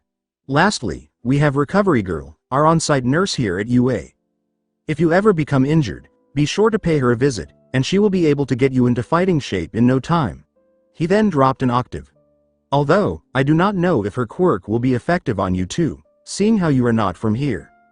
Recovery Girl hit All Might in the leg with her cane, which was strangely shaped to look like a big needle. Try not to push yourselves too hard. My quirk drains you of your energy, so if you need to do something later, you're better off just riding it out. After that, she limped over to Geno's, who looked at her with some interest. It was clear to him that this woman had been through a lot. He thought that her quirk had something to do with healing based on how she introduced herself. By itself, that was a very powerful thing. He thought that there were no heroes who could heal. When they lived in a different time, medical technology had come a long way. However, people who were hurt still had to rest and heal to get better. Zombie Man was the only other hero with a power like this, but it only worked on him and was more of a regenerative power than a healing power. Recovery Girl hummed an angry sound as she went around the teen boy. Geno's made a face. "Yes? Principal Nezu told me that you have multiple prosthetics. Is it just your arms?" "No, over 95% of my physical body is mechanical. The rest are vital organs that could not be replaced, including my brain." He barely noticed the alarm that flashed across Recovery Girl's face. He also saw the other people flinch. It took a split second for All Might's smile to go away, Cementos to look shocked, and Ectoplasm to look like they felt sorry for the person. It doesn't matter. He had known for a long time what and who he was. And why exactly did the person who saved you build your body in such a way? The lady asked. It was clear that she didn't agree. His eyes got smaller. "If you are trying to find fault with the doctor who saved my life, I will have to stop you. He first wished to give me a normal body to live out the rest of my days, but I was ultimately the one who made him make me the way that I am." "But why?" she said. "Why would you subject yourself to this? Why turn yourself into a weapon?" Genos gave her a blank look, like she had asked him a strange question. "Is it wrong to want to hunt down the cyborg that destroyed my village and killed my family? Your world has many heroes, honored elder, and if such a tragedy occurred, I have no doubt that you will be able to bring me the justice that I deserved, had I been born here. But our world is different. Heroes are outnumbered, and although we are strong, we are also often overwhelmed. I was willing to fight for justice and bring that monster down. I believe it was worth it, compared to living out the rest of my days in fear and hatred." Recovery Girl didn't know what to say for a second. Even though she knew their world was harsh, she had no idea how much darker it was than she thought. No young boy should have had to go through so much pain and suffering. He was now motivated by anger and a skewed sense of what was right. She sighed. What was it about these kids that made them want to hurt each other so badly to be heroes? "I would like to see you after this to see how we can help you if you are ever injured in the future. My quirk cannot work through mechanical prosthetics, so you are better off going to Power Loader at the support department to fix any damages. However, I will be taking my fair share of research on the parts of your body that is not machine. Do you know exactly which organs I should be careful of?" Genos gave a nod. "I have data from Dr. Kuseno stored in my memory banks. I can send it over to you after we are done." Recovery Girl made a noise and turned around to face Saitama. "As for you, I would also like you to come to my office. I don't know if my quirk is going to work on someone from another planet, but it is always good to try. I am also going to be conducting a physical, just to see what I am dealing with." Even though Saitama hadn't been hurt in a fight in years, he still nodded. The old hero pointed to a spot on the concrete field that wasn't being used. "All right. I want Genosa. What is your surname?" "Surname? Yes, your last name. Looks like nothing. Your family names?" Saitama gave Genos a shrug as he looked at him. "Are we supposed to have more than one name?" Never mind. Genos, you go first." With the help of All Might, Cementos, and Ectoplasm, the team quickly walked to the middle of the field. "So tell us, young Genos," All Might yelled, "where does your power come from?" Genos hit his chest. "My body is powered by an internal core that was created by Dr. Kuseno. It is extremely efficient, and does not require any external fuel, unless I exhaust all of its energy into my attacks. However, I am able to refuel it through food, which I can convert into biofuel. The ectoplasm buzzed. If this core becomes damaged or loses its energy, I assume you will be incapacitated? Precisely. My body will first run on emergency power, which will last for approximately 3 days with minimal activity. If I cannot refuel or repair the core within that window, I will die. Cementos looked like she was feeling sick. That seems extremely risky. We will have to talk with Powerloader to see if he can create any replacement cores for you in the meantime. Do you have any schematics you can show us? A thumbs up. Good. Then let us go ahead and talk about your abilities. Other than firing energy blasts, can you do anything else? Genos put his arms across his chest. My body has been augmented for maximum damage output and efficiency. I am capable of short-term flight, have increased physical strength and speed, and I possess multiple sensors to detect danger or changes in my environment. Cementos gave a nod and put his hands on the ground. The concrete moved and rolled in waves at a speed that even surprised Saitama. Eventually, it made a makeshift training course with a track, pillars, and a big cliff. First, I want you to get to the end of the track as quickly as you can. The cyborg looked out at the field and thought about what he could do. This track is not long enough for you to get an accurate measure of my speed. It would have been unbelievably cocky if those words came from anyone else. But for Genos, it was a simple fact. He could have run several miles at top speed without getting tired if he was at full or even normal strength. The hero did nothing but shake his head. It does not matter. We just need a demonstration so we can be as vague as possible on your quirk registry without going into detail. Genos lowered himself and knelt down. Understood. All Might came over with some kind of tablet. All right, we have our sensors trained on you. Feel free to go whenever you are ready, young Genos. Genos took a deep breath and waited for a moment. Might was just barely able to notice that the teen's eyes suddenly lit up with yellow light before he was gone. The pro hero barely had time to blink before a sharp crack of wind and dust hit the crowd. If Saitama hadn't caught Eraserhead's broken arm in time, he would have almost fallen to the ground. As everyone was still shocked by Genos' disappearance, Eraserhead's grunt of pain was barely heard. What did that mean? He quickly became aware of a thin figure at the very edge of the field. It scared him to see that the boy had run almost 150 meters in less than a second. He was as fast as Ingenium at its fastest without having to wind up. Luckily, the hero quickly got better and turned to face the teen who was far away. Impressive. I assume that is your maximum speed. Genos jogged over, being careful not to step on the broken concrete he had made at the beginning of his run. I was only able to use a little above my base power. In a confined space such as this, I would have almost certainly broken something. Eraserhead screamed to itself. Of course. That was, of course, the case. Cementos reluctantly fixed the broken floor. I have not seen such speed matched by anyone other than All Mightsa. Genos turned away from him and looked at the many pillars that were buried in the ground like dead trees. What do you wish for me to do with these? The ectoplasm moved forward. It was clear that he had healed the fastest of the group. We would like to see a demonstration of your strength next. Destroy these pillars with your energy blasts as much as you can. I can also make a few clones if you want to show your combat knowledge. All Might gave him the all clear again, so Genos could use his power. With the accuracy of a trained sniper and the power of a tank shell, the cyborg fired a series of powerful blasts. They buzzed as they destroyed their targets, turning them into piles of dust and debris. It was so accurate that even the smallest pillars were destroyed. The teen saw Cementos making more pillars appear out of nowhere, clearly to see how fast he could react.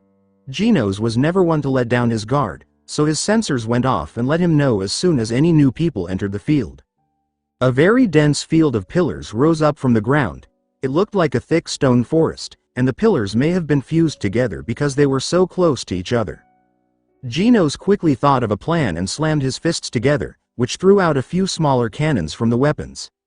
Even though it wasn't the same amount he used in the fake fight with Master months ago, it would be more than enough to deal with all the new targets. Incinerate. He released a dome of raw energy from his fingertips, but it wasn't even close to as strong or big as the attack he had used on his master. The stone obviously melted when it hit them, and it even burned a hole in the side of the cliff behind them. There was complete silence in the gym as Geno's turned off. His metal frame steamed up as it hit the cooler air. There were no new concrete formations that he could feel. As he turned to face the heroes, the glow from his eyes and body died down. If he were a child again, he would have found it funny that everyone, except Master, looked like that, but now all he felt was worry. Were they afraid of his power too much? The answer he was looking for was All Might's wild laugh. Amazing, young Genos. I have never seen such skill from someone so young. I would not be surprised if you were a top hero back in your world. It was nothing. There are far more skilled individuals in my world than I would not be surprised if you would be able to defeat me, seeing as you are the #1 hero in Japan. All Might's eyes showed a flash of an emotion he couldn't name, but he quickly covered it up. Well then, we were able to see at least some of the power that you wield. Would you mind if we could see your approach to combat as well? I do not mind. The pro hero gave ectoplasm a nod. Saitama was very interested in death as he watched the hero open his mouth all the way and spit out several big globs of saliva. As they hit the ground, the materials moved and bounced, and they quickly changed into exact copies of the Thin Man. As soon as he was done, the 20 or so copies could not be told apart from the original. While the clones set up shop in different areas of the field, Cementos quickly fixed up the damage and built a makeshift city around them. My clones attack in various forms. They are not going to be aiming to kill, but they are not going to go easy on you either. I ask that you do not use your energy blasts this time, but to use your enhancements to fight. Genos paid close attention to where each clone was placed. Will destroying these affect your original body? Ectoplasm turned his head. These are merely puppets. They will have the same battle knowledge and skill that I possess, but their destruction will not have any negative effect on my person. However, they will not dispel unless you distribute a good amount of force, so feel free to let loose as you see fit. Genos nodded and stooped down, ready to fight. Understood. Recovery Girl warned the young man, remember, if you get hurt, I want you to call for help right away. She then briefly irritated Ectoplasm, who stepped away from the elderly woman. And you? Don't you think that 23 clones are too much for one person to handle? Especially since he is no longer using long-range attacks? Genos is strong, Saitama said, which made everyone look at him. I'm sure he's gonna be fine. The teen's eyes sparkled with emotion that was just barely hidden. Master must have been getting stronger since he said he was strong in front of all these heroes. Thank you, Master. The woman let out a sigh. Young man, are you sure you wish to continue? The answer came quickly. Yes. This wasn't just to work together with the world's heroes. As long as they worked for the UA, they had certain rights that they could use together. He would much rather have access to resources than be running with Master from both heroes and the police. This wasn't something he did to brag either. Like Master, he wasn't really proud of how strong and skilled he was. He wasn't proud of his achievements like Tatsumaki was, and he didn't get excited about a good fight like Tatsumaki did. He did want to know how much he had improved, though, so every time Dr. Kuseno gave him a new power, he went out into the world to test it. This short fight with the clones of this hero from another world was good for gathering information. All Might wiped his throat.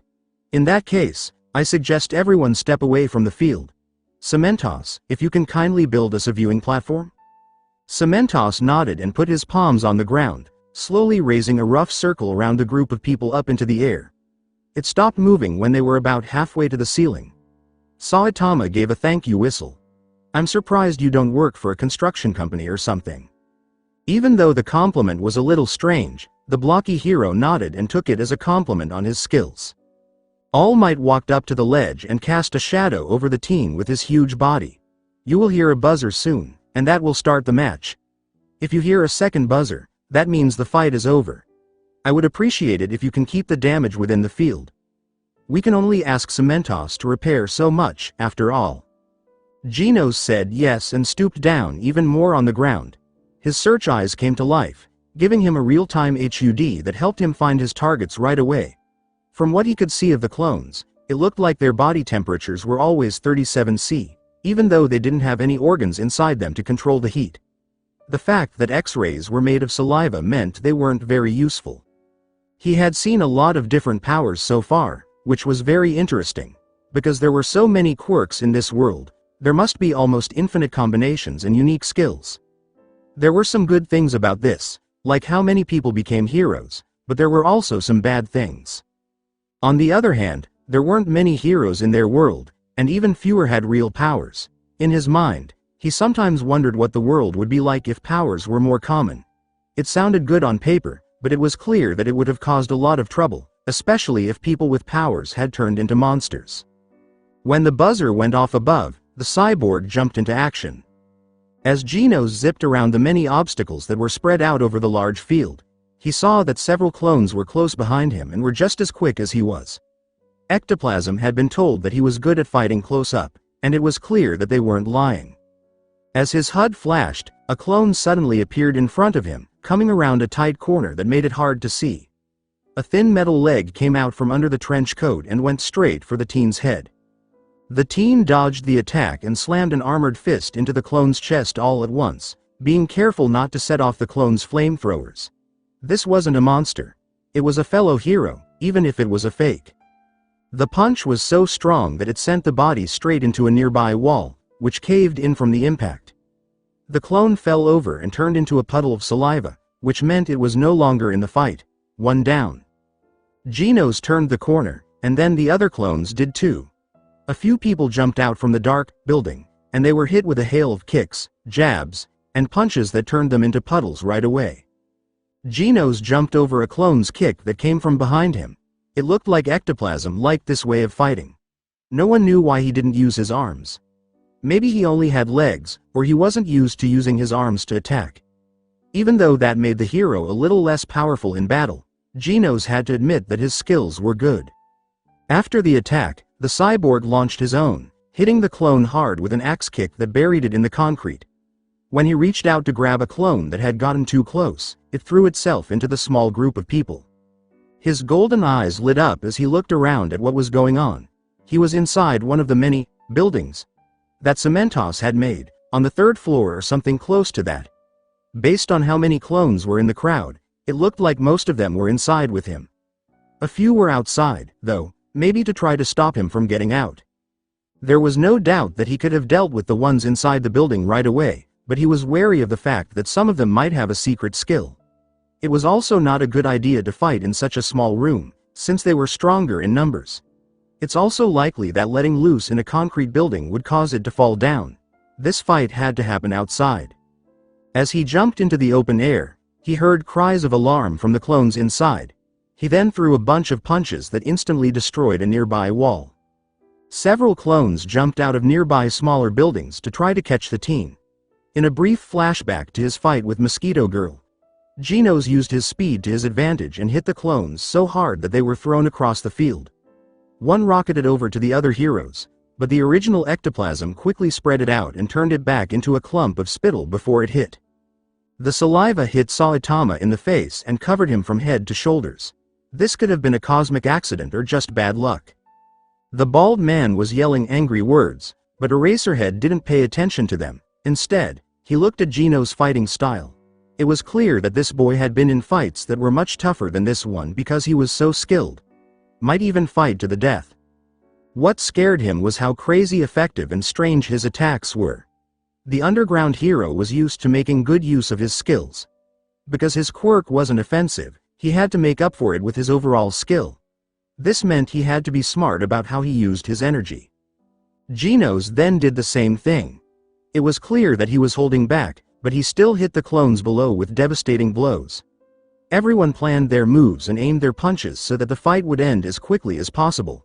He wasn't trying to drag it out for no reason, which was something Aizawa liked, even if it was a bit on the nose. One thing to watch out for, though, was the way the boy attacked. He was sure that the other heroes had seen this too, but all of the clones were killed in a way that would either permanently hurt or kill them. There was a good chance that Genos knew those things because he knew the clones were not real people. Those kinds of mean actions could very well hurt you on the battlefield. Genos hit the ground hard and quickly flipped between the legs of two clones who had jumped in to attack. He ran quickly across the fake road and blocked a kick with his own. Sensors went off as someone came up behind him and aimed for the area just below the base of his skull. If that hit, it would knock you out right away. In other words, if he still had a body, the blow would not have even scratched the armored chassis, but Genos wouldn't have let that happen. Making it his own challenge, he beat these clones without getting hurt at all. Genos jerked his head to the side and did a spinning backfist. He could feel the clone's hardened spit crack on its face. The lifeless body hit the clone in front of him and threw it off balance. The cyborg quickly swung his armored legs at it, knocking it off its feet. He then smashed its head into the concrete with his elbow, and it fell face first into it. Before the bodies could even break down, Genos quickly backed away, noticing that the last dozen clones were now standing in front of him. Not giving the teen a chance to rest, they jumped into action, and some of them jumped off of walls and obstacles to gain speed. As the clones got closer to the cyborg, some of them were interested when Genos chose to stand his ground and cock an armored fist back. Without a doubt to get ready for an attack that would beat most of the clones, if not all of them. He did have one more trick up his sleeve, though. With a quick use of his quirk, the rest of the clones suddenly merged and mashed together, like how separate pieces of clay are mixed to make a bigger piece. The clones then changed into a big one that was about 10 meters tall and had a slight blue glow to it. Its toothy smile spread open to show a huge mouth. The ectoplasm had this as one of her super moves. He couldn't make the clone as big as he normally could, but it was definitely much stronger and more durable than before. It just wasn't as fast. As soon as it bit down on its target, it would quickly harden, trapping whatever was inside right away. Genos didn't move or dodge, and he didn't show any surprise, which surprised everyone. He seemed to meet the giant clone's charge head-on, putting both arms up to defend himself. As they fought, a cloud of dust surrounded them. The small quakes that they caused even toppled a building that wasn't strong enough to stand on its own. Aizawa barked, "Ectoplasm." His eyes tried hard to see through the smoke. Ectoplasm didn't answer right away. He seemed to be thinking deeply. Then all of a sudden, he tensed up. Impressive. What was the hero talking about? Before anyone could ask, a sudden gust of wind blew away the powder clouds, revealing a sight that left everyone speechless. All Might's smile got bigger. "I see." The clone was crouching, and Genos' armored hands grabbed its upper and lower jaws. This held its mouth in place and stopped it from biting down. As it slammed into the cyborg, the clone's eyes got bigger as it tried to free its tight grip on its face. Being that the teen wouldn't move, it tried to lean backwards, but Genos' legs were firmly planted on the floor. There were tremors in the area because the two were stuck in a bad situation. That is, until Genos moved and gave the clone a hard kick in the middle. The impact was felt throughout the building as the giant clone's body actually rose into the air and flew. It stopped just before it hit the ceiling when Genos suddenly appeared above it, his eyes and body glowing a little orange. As he cocked his fists back, light shone off of his arms. Machine gun blows. Eraserhead would have thought that Genos' fists were like Bakugo's quirk letting loose all at once if he could remember that moment. His arms were a blur as they hit the clone hard. They were moving so fast that it was impossible to see them clearly, even after the video was slowed down. Heavy weapons were used against the clone so quickly that it didn't even have time to fight back. It stayed still in the air for a moment, only moving when it was hit. The last punch, which may have been the strongest, was the only one that made it crash into the concrete below like a meteor. The windows moved around and almost broke, and the lights above flickered all over the place. The ceiling was covered in dust, and the hero's ears hurt from the sudden explosion of pure force that ended the fight. As Genos softly landed on one of the few structures that was still standing, the room fell silent. As Genos' body and eyes lost their glow, the giant clone slowly began to break down into a big puddle. He turned to look at the people there. Was that adequate? Aizawa raised an eyebrow. It didn't even look like the kid was tired. He actually seemed less tense than before, like the fight had been just a warm-up and not a real fight against a pro hero. How much power did he still not want to use? Sometimes he liked that Genos listened to what they said earlier and tried to calm down, but if this was him holding back, he didn't know what to do. He wasn't sure that any pro hero in Japan below rank 10 would be able to beat him at this point. Even worse, he was sure Saitama was probably that much worse. He quickly looked over at the hero who had been mentioned. The hero was still trying to get slime off of his clothes. That would mean that Genos might be even stronger than All Might if he really was this person's student. When All Might started to laugh, Aizawa couldn't help but feel a little annoyed. It was like the idea that Genos might be able to beat the best heroes didn't bother him. That was spectacular. Young Genos. Rarely have I seen such skill in someone so young, and especially in someone with no quirk. Your world must have fine heroes indeed. With a small nod, Genos took the praise as Cementos slowly led the rest of the group to the added-up field. The gray hero put his palms on the floor and melted the rest of the structures that weren't broken. This made the surface smooth and free of any marks. Genos thought that it might be one of the more useful quirks he had seen. Then he pointed to the tablet that All Might was holding. Would this suffice in an accurate account of my quirk for your registry? Ectoplasm gave a nod. Principal Nezu will see the showcasing of your abilities and take it from there. While we still need some information such as blood type, you are otherwise done. Genos gave a nod. Your quirk is very impressive. That final move where you fused them together threw me off guard. That's how Genos must have looked when he was caught off guard. Eraserhead would have loved to see him completely stunned. Genos. I believe we talked about restraint? The teen opened his eyes. I do realize that I may have fought in a way that displeased you, but those were non-living clones. I will never use those power levels on a human, villain or not. He sighed. All right. We'll talk more about this later, but congratulations on making your first steps in registering your quirk. After we test Saitama, you two are free to head back to your rooms for the night. She quickly looked out a window and saw that the moon was already very high in the sky. Are you sure we have time? Genos' test took a while, and I really don't want to miss the breakfast special in the cafeteria tomorrow. It only took one of Aizawa's usual glares to answer his question. All Might put a big hand on Saitama's shoulder to show sympathy. I understand your worries, but I promise that your test will be quick. Because your power is simply a matter of strength, we do not need to go too much into detail.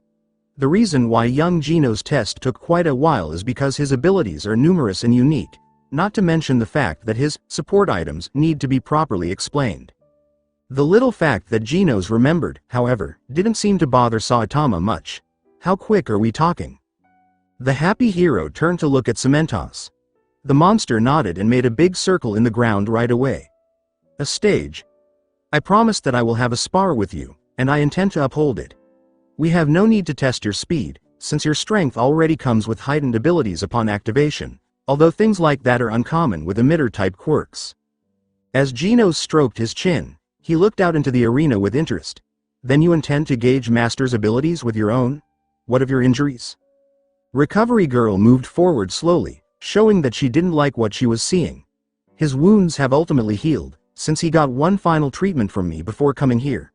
But I know that you are feeling mostly exhausted, so I am only going to say this once. If you push yourself too hard in this fight, you are going to regret it. Before making the sign to the arena, Saitama was sure he saw the man gasping for air in fear. Now then, Saitama, I will explain the rules before we begin. It was nice for the bald hero to think that he could fight someone without the other person trying to kill him. Besides Genos, it was hard to find someone else who was willing to fight him without threatening to kill him right away. It made me think of Jack-o'-lantern panic. Because of this, he couldn't help but be excited about the fight that was coming up. Even though All Might wasn't even close to Boros' level of strength, he knew he had to hold back a lot. He was just curious about how heroes in this world fought. He might pick up a cool new move in the process. On one side of the arena, he stood in a smaller circle. Is this good? As All Might stretched out on the other side of the big circle, he said, I know I said we were going to spar, but I'm going to hold back as much as I can. Going crazy in this gym would ruin it. So, the goal of this spar is to knock the other person out of the circle. You can use any technique you want. The spar ends when someone is pushed out of bounds. It looked like Saitama was a little let down because All Might raised his hand to make him feel better. I know that this must be less than ideal, but we must make do for the time being. However, I swear that I will ask Principal Nezu for permission to set aside some time to fight in a space more open than this one. To be honest, All Might himself was excited to fight a hero from another world. It would be interesting to see how heroes like Saitama or even young Genos did their jobs. Also, it was clear that Saitama might be stronger than he thought. The Numu had taken almost everything he had left in him back at the USJ. His time limit was cut down a lot. And even though going over 100% was hard, it wasn't enough to permanently defeat the Numu. There was no doubt that he could have beaten the Numu just a year ago, but it was sad to see how far he had slipped in that short time. But Saitama didn't look like he was having any trouble. It was almost like he wasn't interested in the Numu's show of power, even though it was crazy. Even All Might, who wasn't blind, could see that Saitama could be very dangerous. If a bad guy as powerful as Saitama showed up in their world, no one would have been able to beat them. The professional hero was well past his best years. Young Midoriya would definitely get stronger than he was now, but he didn't think One for All would be able to beat Saitama, who was so much stronger than him. Still, All Might didn't really feel scared. He knew that other heroes, like Eraserhead and Snipe, had raised concerns, but he still couldn't believe that Saitama was really a bad guy. The bald hero was lost and even innocent, as shown by his simple personality.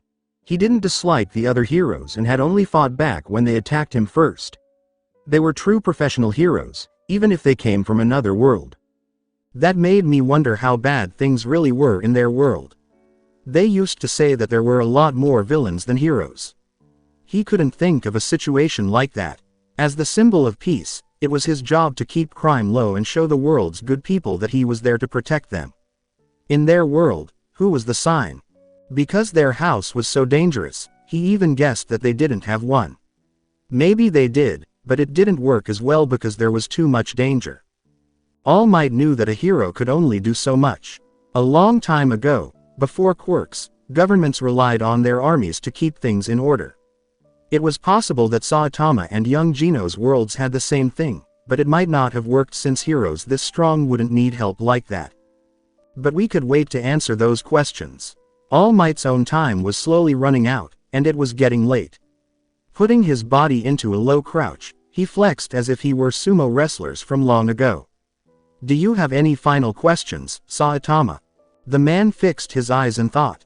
So all I have to do is to push you out of the ring. No speed tests or fighting those spit clones. All Might shook his head no. From what we have seen so far, you are at least as fast as young Gino's here, and even he broke some previous records we have seen from students in his base power level. As for the clones, I doubt they would stand a chance against the man who was able to take down an A-rank villain with ease. No offense, ectoplasm. The slow nod from Saitama showed that he was still thinking. Are you sure about this? I don't want to accidentally hurt you. The big hero laughed, but not in a mean way. Worry not, Saitama, I am more or less healed, and if any of us sustain injuries, I will immediately call for the fight to end. Saitama just shrugged. All right, if you say so. Ready when you are. Eraserhead couldn't help but feel scared as All Might and Saitama stared each other down while they waited for the bell to sound to start the fight. I don't approve of this. We all know how dangerous this could be. Recovery Girl took a quick look at the hero with the bandages. You don't have to tell me twice. But All Might insisted that he wanted to do this. But why? The old woman laughed out loud. Part of it is the promise he made to Saitama. But apparently he said that it was also a good way to gain trust. You trust me, right? She sighed. Eraserhead. He immediately knew what that meant. Both sides were angry with each other. Gino's had some ideas that they couldn't settle on, and Saitama, well, Saitama seemed more likely to just go with the flow. But it was clear that they had to start somewhere since they were both heroes. That relationship might not begin with philosophical arguments about what a hero should do, but with real hero work. It was a good idea to fight and learn from each other. Gino's had become calmer after fighting the clones, which he didn't miss. There was a very small hint that the pro hero knew the cyborg felt calmer after fighting for a few minutes than he had in the days before. Some heroes he knew spent almost all of their time on the battlefield because they were most of who they were when they were facing a challenge. I thought of pro hero Mirko. He hoped that All Might knew what he was doing as the buzzer went off above. Opening square bracket dash closing square bracket. The big hero quickly jabbed Saitama in the head, but he dodged it well. The big hero had rushed over to him as soon as the buzzer went off. He was moving so fast that the bald hero almost thought he was great, but he held back. All Might smiled that strangely big smile as he pressed the attack. His hands were a blur as they reached out to grab Saitama. The viewers were shocked by how quickly Saitama matched the blur with his own as he raised his arms to block his opponents. As the spar went on, smacks could be heard all through the building. It was almost funny that All Might, a man and a hero, had his hands slapped away. Over the years, they had caught and defeated many bad guys. It was like a mother stopping her child from stealing cookies from the cookie jar. As Aizawa looked more closely at the bald man, his eyes got narrow. Saitama's face was almost completely blank, while Genos's face was twisted from concentration. He never flinched once, even when All Might was about to grab his clothes or knock him out of the ring. As the fight went on, gusts of air blew across the field, and All Might tried his best to get the upper hand. A swipe to the left was easily blocked, and a palm thrust to the middle of Saitama was also easily blocked. The same thing was done to stop other attacks like this one. The pro hero had to step it up. All Might tapped into one for all to boost his power and raise his arms in a cross shape. Carolina Smash. All Might's hands slashed across Saitama's body. The man blocked most of the attack, but All Might finally hit him. What shocked him was that he didn't move at all. All of Might's eyes got bigger. A Carolina Smash this strong would have only thrown a man the same size as Saitama a few feet back, even when he wasn't at full strength. His stance wasn't even set up to protect him from that kind of blow. Did he keep himself steady with just his strength? The samurai smiled. Oh, that's a cool special move. Did you think of the name yourself? That question sounded a little condescending at first, but All Might knew the man was just interested. I hope so. Not at all. I created this move after my stay in another country called the United States of America. I dare say all my special moves were named from there. The bald man gave a small nod as he fought off another attack from All Might. Mind if I try it out? Before All Might could say anything, Saitama crossed his arms and did something that looked a lot like an American baseball umpire calling, safe. Calorie smack. What felt like bars of molten metal slashed across the 7-foot-tall man's chest. The force of the move almost knocked him out. He laughed as he was blasted backwards so hard that he almost fell out of the ring. As he landed solidly on the concrete, he barely heard the small screams of alarm from his fellow heroes. As Saitama asked with a worried look on his face, "Crap, are you okay? I tried not to hit you too hard, but doing that move made my arms move kinda fast so I couldn't help it." Before letting out a loud laugh, All Might blinked once. "Do not worry, Saitama. That power was quite something to behold, so it threw me off guard for a second." The pro hero sat back down in a battle-ready stance and ignored the slight pain in his chest. "However, you did not manage to get me out of the ring." Now that All Might's swings had a little more power, he let out a storm of jabs and grapples that made a lot of dust fly around. The bald man's dodges were the only thing that moved faster than his attacks. He left behind some faint marks. From the sidelines, Eraserhead made a face. He doesn't seem to be taking this too seriously. Genos looked up at him while writing in a notebook that he had seemingly appeared out of nowhere. It reminded the superhero of a troublesome student he had in his class. "I assure you, master fighting seriously is a rare and dangerous occurrence. Nothing and no one would be able to withstand his strength." It was hard for Aizawa to pay attention to how sure Genos sounded and how incredibly scary that statement was, like the teen had just casually said that he had a nuclear bomb that could go off at any time. The purpose of this spar is to see his technique and at least some of his powers. If he is just dodging and copying moves, we will not be able to get an accurate description for his quirk registry. Genos made a small frown. "Are you saying that Master is insulting his opponent?" "No, I'm saying that Saitama's just fooling around when we all know that he can at least push All Might back." Genos and Aizawa both lowered their voices, but All Might could still hear them. He was also sure that Saitama had heard them, even though his face didn't show any emotion. Even so, Aizawa was right. Even though All Might didn't think it was rude that Saitama wasn't using his full strength in this duel, he did find it annoying that Saitama wasn't using any of his offensive moves. For All Might, the last, calorie smack, was a waste of time because he was just copying a move. There was also the matter of how good Saitama was. He was sure that the bald hero was stronger than him. All Might didn't think he could have hit him once, even when he was at his best.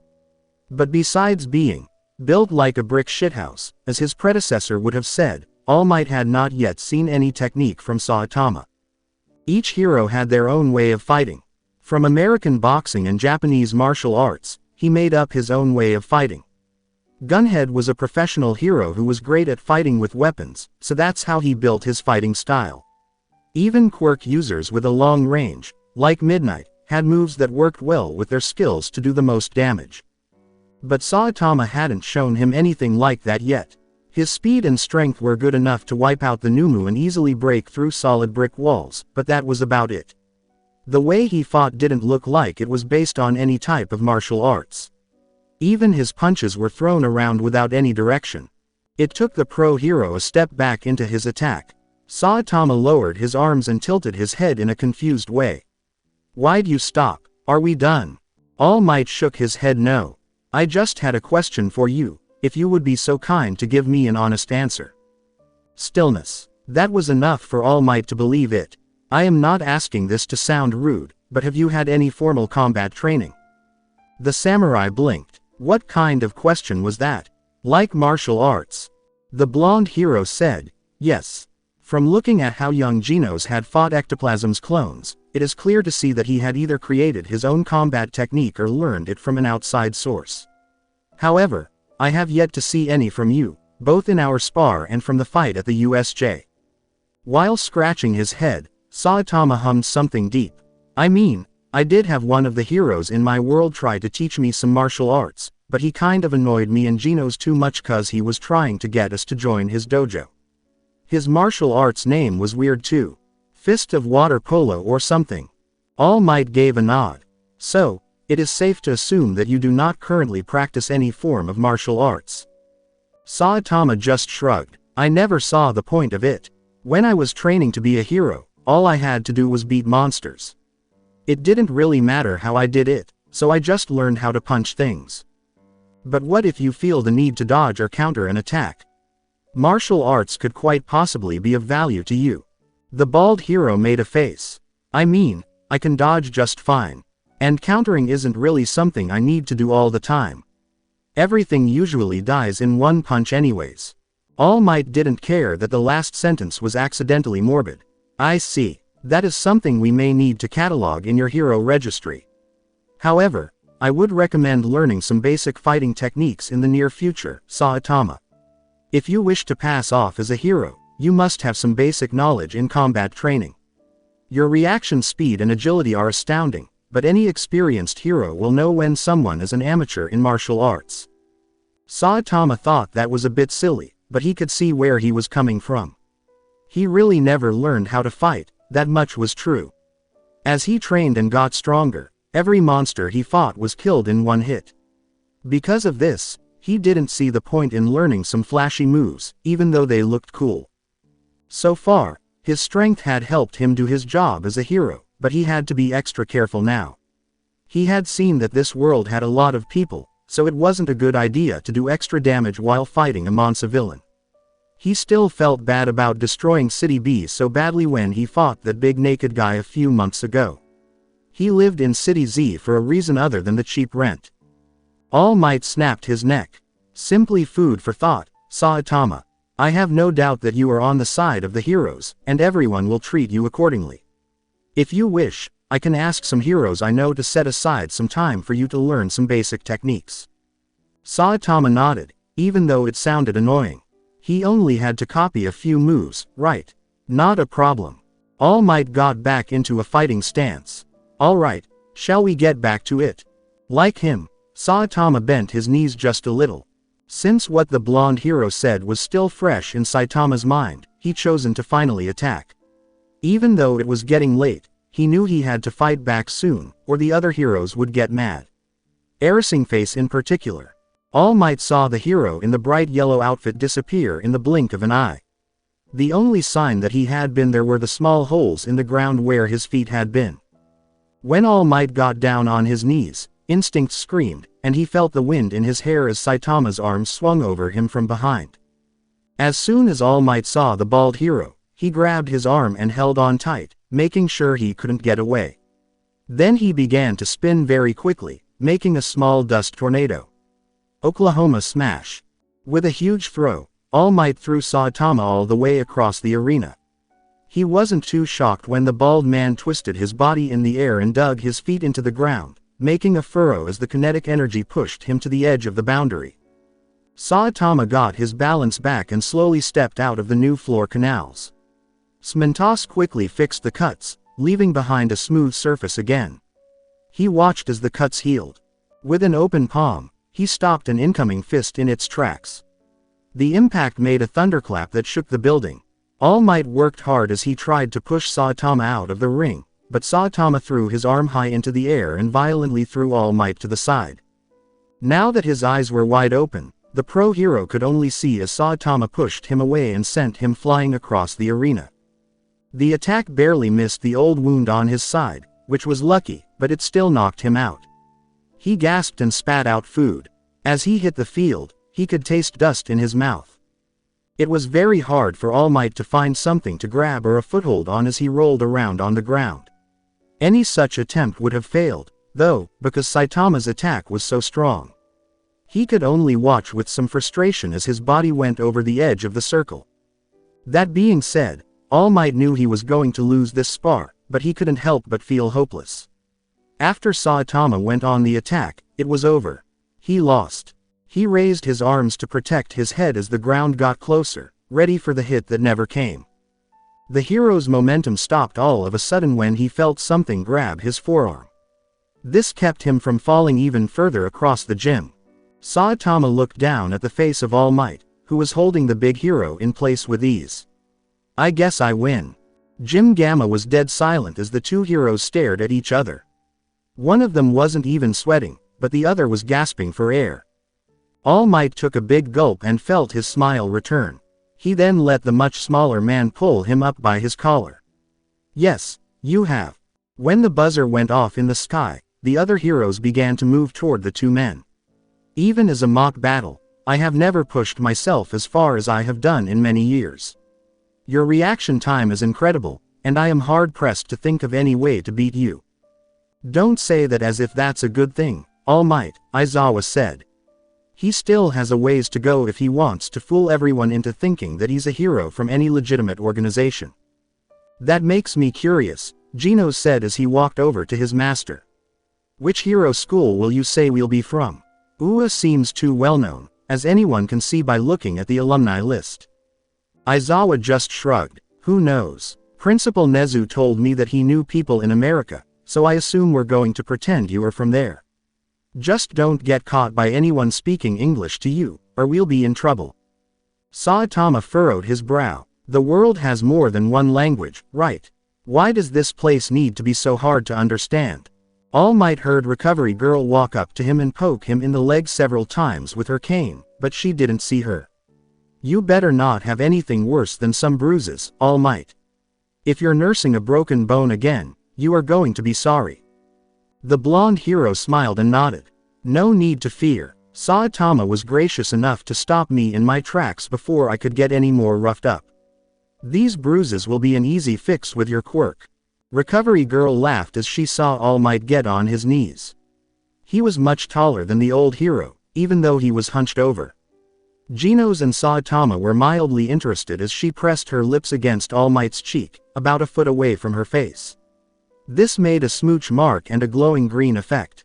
Because he was interested, Genos quietly turned on the biometric feature in his eyes and watched as All Might's bruises disappeared, leaving behind perfectly normal skin. It looked like her quirk sped up the body's natural defenses and healing systems by a huge amount. The screen showed that All Might lost a little energy, so it seemed to work with the body's energy. He was sure that the pro hero was just a little tired after that. The wounds were gone in a flash, and All Might was back to normal right where he was before the fight. People who saw him thought he was healthy and whole again. From the outside, that was. Genos' eyes got narrow as his HUD flashed red and showed information about a terrible old wound on the blonde hero's left side that showed he was missing a stomach and lungs. The damage he was able to see on the X-ray made it look like All Might was lucky to be alive, since the first blow was so close to his heart. Genos could tell that the hero was still having trouble keeping his balance. His throat seemed to be full of blood, and the heaving of his last lung almost choked him as it tried to get more air to fuel his big body. But there was something else going on that might have been even more interesting than All Might's body at the moment. The data showed that All Might's quirk seemed to be active all the time. He felt energy all over his body, from his head to his toes. It never stopped, wrapping around him and rumbling with power. His quirk was broken, though. It was having trouble. Even as the seconds went by, his energy level kept going down, sometimes by whole percentages. There was no reason for the pro hero's quirk to still work. And Genos knew it wasn't quite right because he thought about the quirks of other heroes, like Eraserhead or Smentos.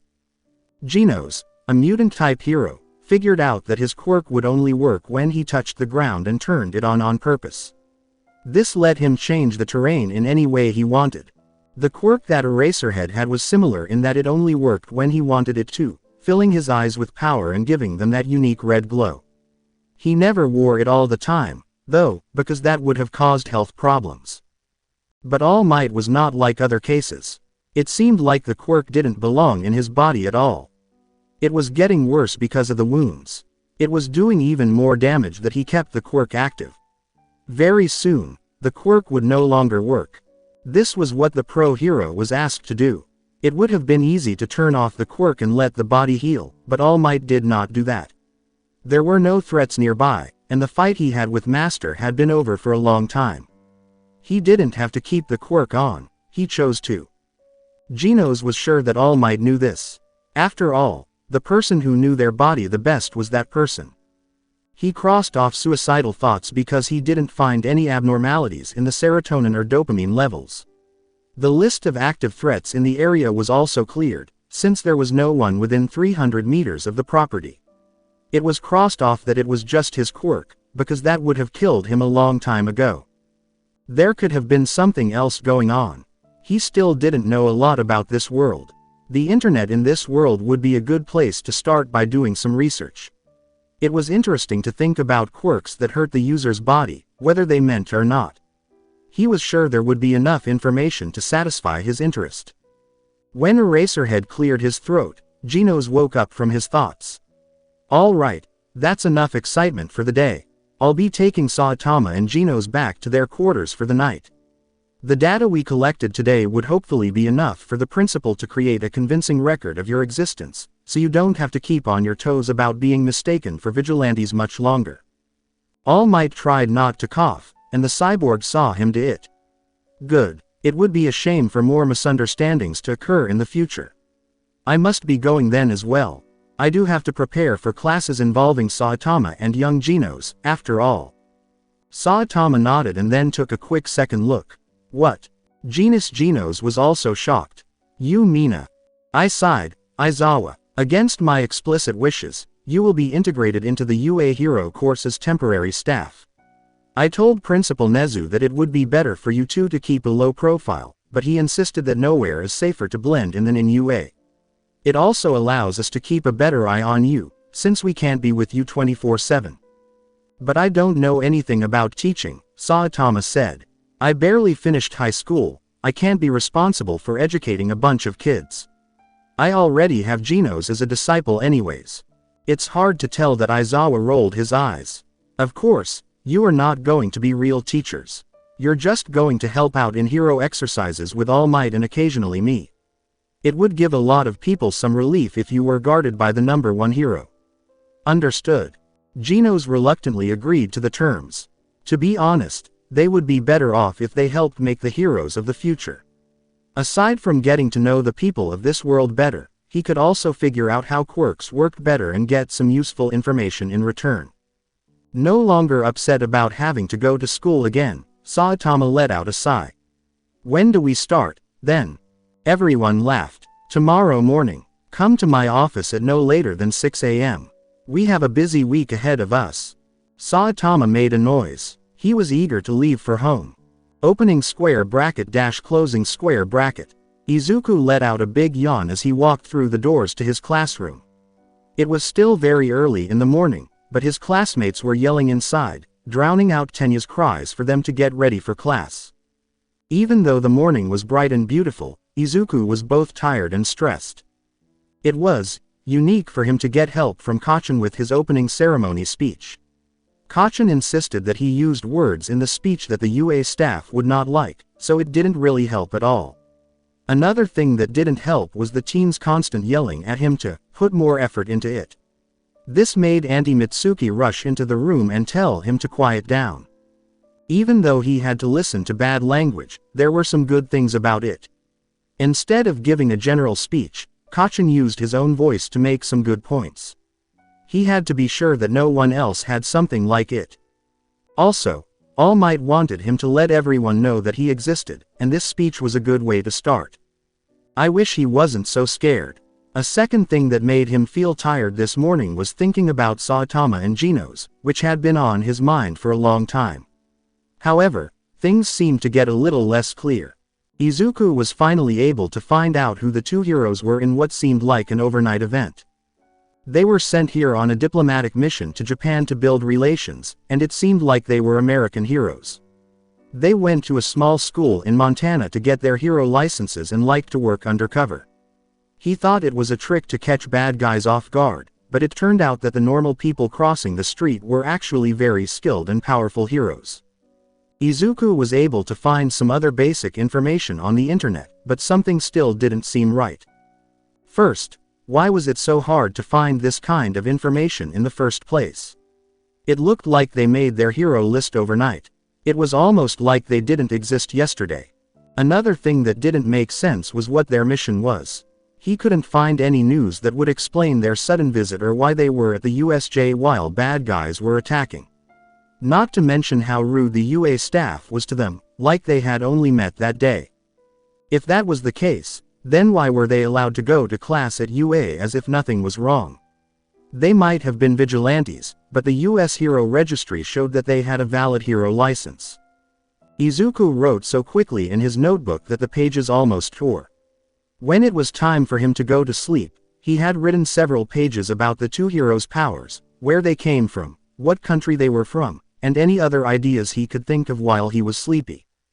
After a short hello to Katsuki, he slouched down in his seat. When she saw his face, she tutted at him. "You look like shit." Izuku blew his nose. "Couldn't sleep much. I had a lot of things on my mind." The blonde teen laughed. "Well, get used to it, Deku. We still got a full 2 weeks before the festival. If I hear you giving up, I'm gonna take back the responsibility for the speech."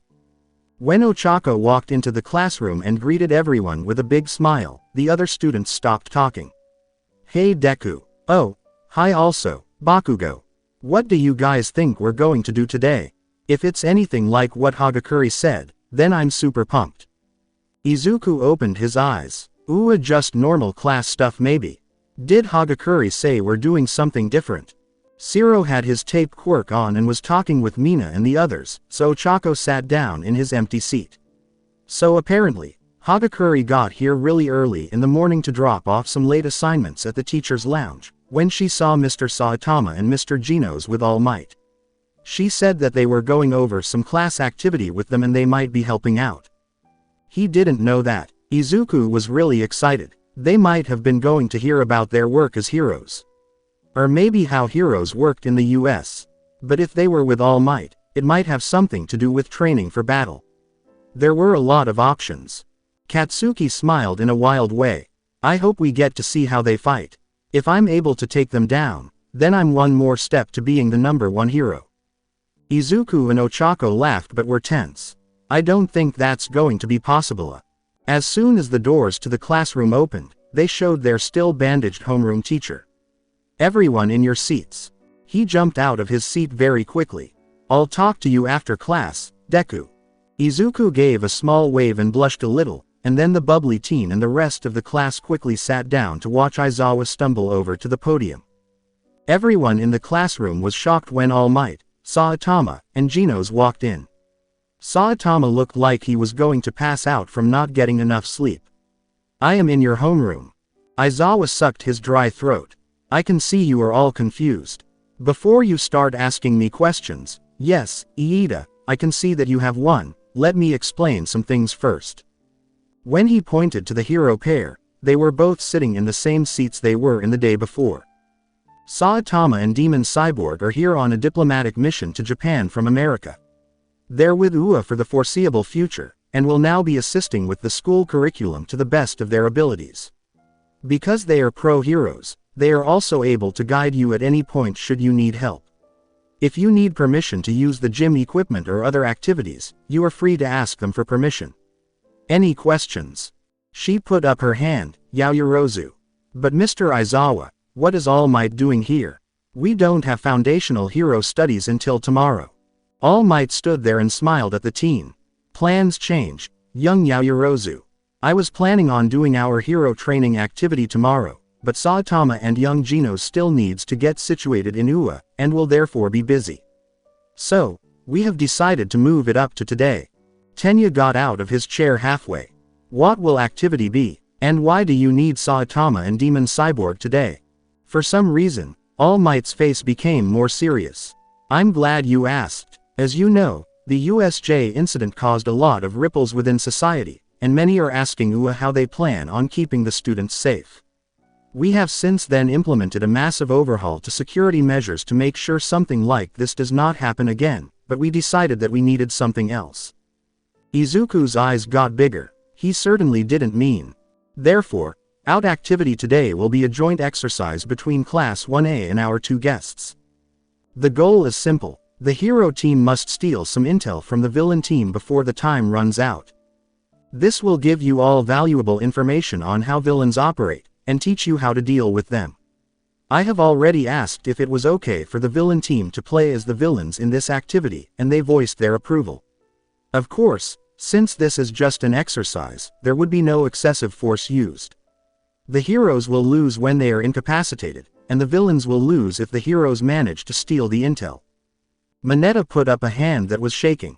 Wait, since you already asked the villain team, then that means we're Thea. All Might's smile got even bigger, if that's even possible. Correct, the hero team will be all of Class 1A versus the villain team, Saitama and Demon Cyborg. While everyone was shocked and quiet, Saitama snored. I remember Mia taking a test in middle school about what to do in the event of a terrible villain attack when she was younger.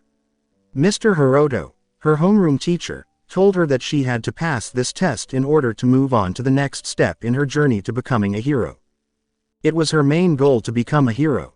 Mia did really well in the 3-week course. She had always learned best by doing, so going through all the different situations that could happen was very helpful for her. Mia took in as much as she could in a hot and crowded gym full of teachers and students. After that, she did the test, and got through with flying colors. She learned a lot about how to get out of harm's way, give first aid, keep her cool, and avoid certain dangers on the battlefield. She believed she was ready. After all, if something like that happened in real life, she only had to stay calm and get out of there as soon as possible. There would also be a hero to save them if everything else failed. The city she lived in was destroyed by battles between heroes and villains, though she was not at all ready. At first, she was calm. She used what she knew from the past to carefully and purposefully grab her parents' hands and start to run away from the danger zone. Papa broke his arm when a piece of debris fell on top of him, but he could think and speak. Because of all the adrenaline in his body, she didn't think he even felt it. Mama was not like that. She dragged her feet every time she took a step, and her head bled a lot from scratch. In the beginning, Mia wasn't too worried. Head wounds always bled a lot, and she could walk even though she was clearly knocked out. Only when the bad guys were pushed back to ground zero by a strong but very careless pro-hero did she start to worry. They hid in a broken-down convenience store with a few other people who thought the same thing. A few blocks down the road, the fight was still going strong, but Mia started helping the other scared people who were nearby. She used a piece of her torn skirt to bandage a crying child's hurt leg. With some plywood and duct tape, she helped a woman set her foot. She put store shelves over any windows that were open. She even put an SOS on the front of the doors with spray paint to let the heroes know there were regular people inside. She made the scared kids feel better by being with them.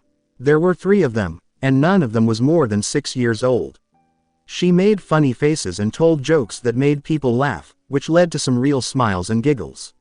Some of the adults even smiled. She started to believe that they could all escape alive.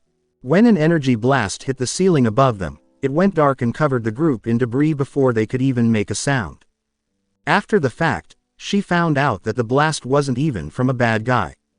It was because of another careless hero who gave up control and tried to defeat the villain for good, with the help of one of her favorite heroes, who used her quirk to make the villain weak. There was a small way that it was like Mia's quirk. After weeks had passed, she saw reporters interview him. When they asked him if he knew about the civilians hiding in a destroyed convenience store, he started to cry and said that there was nothing that could be done because the civilians had already died when the fighting began. Some people hadn't bought it, but everyone agreed that it was a shame. Mia knew, though, what fake cheers looked like. That the hero knew for sure that the people in the store were alive and scared was something she knew. He just saw a chance to knock out the bad guy for good, so he used his quirk to fire a round of energy at him, not caring what might happen. For the sake of the greater good. When the reporter asked that woman the same question, she never got to hear what she had to say. Her childhood hero left when they tried to get him back. They went away and never came back. After a while, she woke up buried under 10 feet of rubble with her parents' arms around her to protect her. She tried to wake them up but they wouldn't move. She tried to wake them up but no one moved. It took her hours to get her legs out from under the stuff. Some of the bodies were even found by her. But she only got one of the kids. She didn't want to see what the other people did. It was still not moving for her parents. Mama was as pale as a ghost because her wound was no longer bleeding. Mia did her best to wrap her head. Both of Papa's legs and his arm were broken. She couldn't see his chest going up and down. It was likely because there was rebar sticking out of it. It was too much to breathe in the smell of blood and dust. They never learned how to deal with smells from Mr. Hiroto. If it wasn't poisonous gas, no one would even think to say something bad about the smell. Just what is some dirt and grime going to hurt anyone? But bad things also smelled like milk that has gone bad. They had a smell of gasoline and coffee grounds. They had a strong scent of Mama's expensive perfume. They had a smell of charred flesh. It felt like hours went by while Mia lay there with people she knew would never wake up again. When she was little, Papa told her, if there's any trouble and you're lost, just stay where you are, and Papa and Mama will come and find you. And if you're lucky, maybe a hero will get to you first, my little Rose. Even though Papa and Mama were here, they could no longer find her. She hoped that a hero would find her and take her somewhere safe. She might then wake up and say it was all just a bad dream. But no one showed up. Even when it got dark and the city was filled with the sound of search helicopters, no one came. Someone couldn't be alive after the hero's quirk destroyed a building so badly, after all. When she heard the search parties moving around far away, she did everything she could to make no noise. To get their attention, she screamed, grunted, and groaned a lot. She stopped being able to speak. Not after her mouth was badly damaged. But the search parties quickly went somewhere else because they heard more clear calls for help from people in other parts of the city. It was too bad that no one could hear Quirk well, because she would have loved to hear her cry out in pain and fear. She was still by herself after hours. By that time, she was completely worn out. She might have even passed out a few times, hoping each time that she would be safe when she woke up. That hope turned into despair over time, and that despair into dull apathy. It didn't help. She was going to die in the end. Whether she was losing blood because of her wound or because the building was falling apart around her. She didn't care about it. She closed her eyes one last time and thought about whether she would see her parents smiling and happy in the next life. Then he showed up. When her limp body was pulled out from under the wreckage, she woke up. It was safe around her, but not too tight. She barely paid attention to the black tendrils that had red, glowing cracks coming out of them. When cool air hit the open wound on her face, she jerked just a little. When she opened her eyes, she saw that she was no longer in hell. He didn't look like any hero she knew. She really didn't think he was a hero. Of course, no hero would put on a pricey, spotless dark suit in the middle of a disaster zone. And his face. When Mia looked into his eyes, She almost cried with happiness. He felt sorry for them in a dark and gentle way. It had a calculation-filled look that made her think of a machine, but it still made her feel cool and calm. The breeze made his white hair move in soft waves, and she could feel him lay her down on a flat surface. He smiled in a way that was both warm and cold. It was a nice sight after hours of seeing dead bodies and faces that would keep coming back to haunt her dreams for years to come. A comforting hand was placed on her face, and it was probably covered in blood. If she could have, she would have said sorry. As he did what looked like another quirk, green light came out of his hands. If it were any other place, she would have thought that was strange. His voice, which was as smooth as oil and cool as a winter breeze, put her to sleep. "The heroes have failed you, haven't they, my child?" he said quietly. "It's okay. For I am here, and you will never be alone again." She was saved. Mia woke up when a light switch clicked and a sudden, blinding light shone in her eyes. Right away, she stood up and glared at the person who had interrupted her from reliving the worst day of her life, which was both welcome and unwanted. But it didn't scare the crazy doctor. He just smiled and adjusted his strange glasses. "Apologies, my dear girl.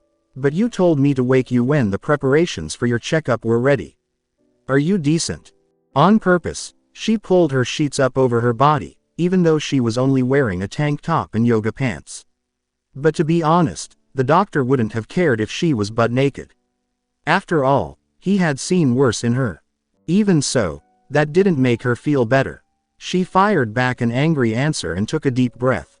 "Master once said, being polite doesn't cost anything." "Thank you, doctor. I'll be down in a minute." The big man nodded and turned to leave, but not before making a quick comment.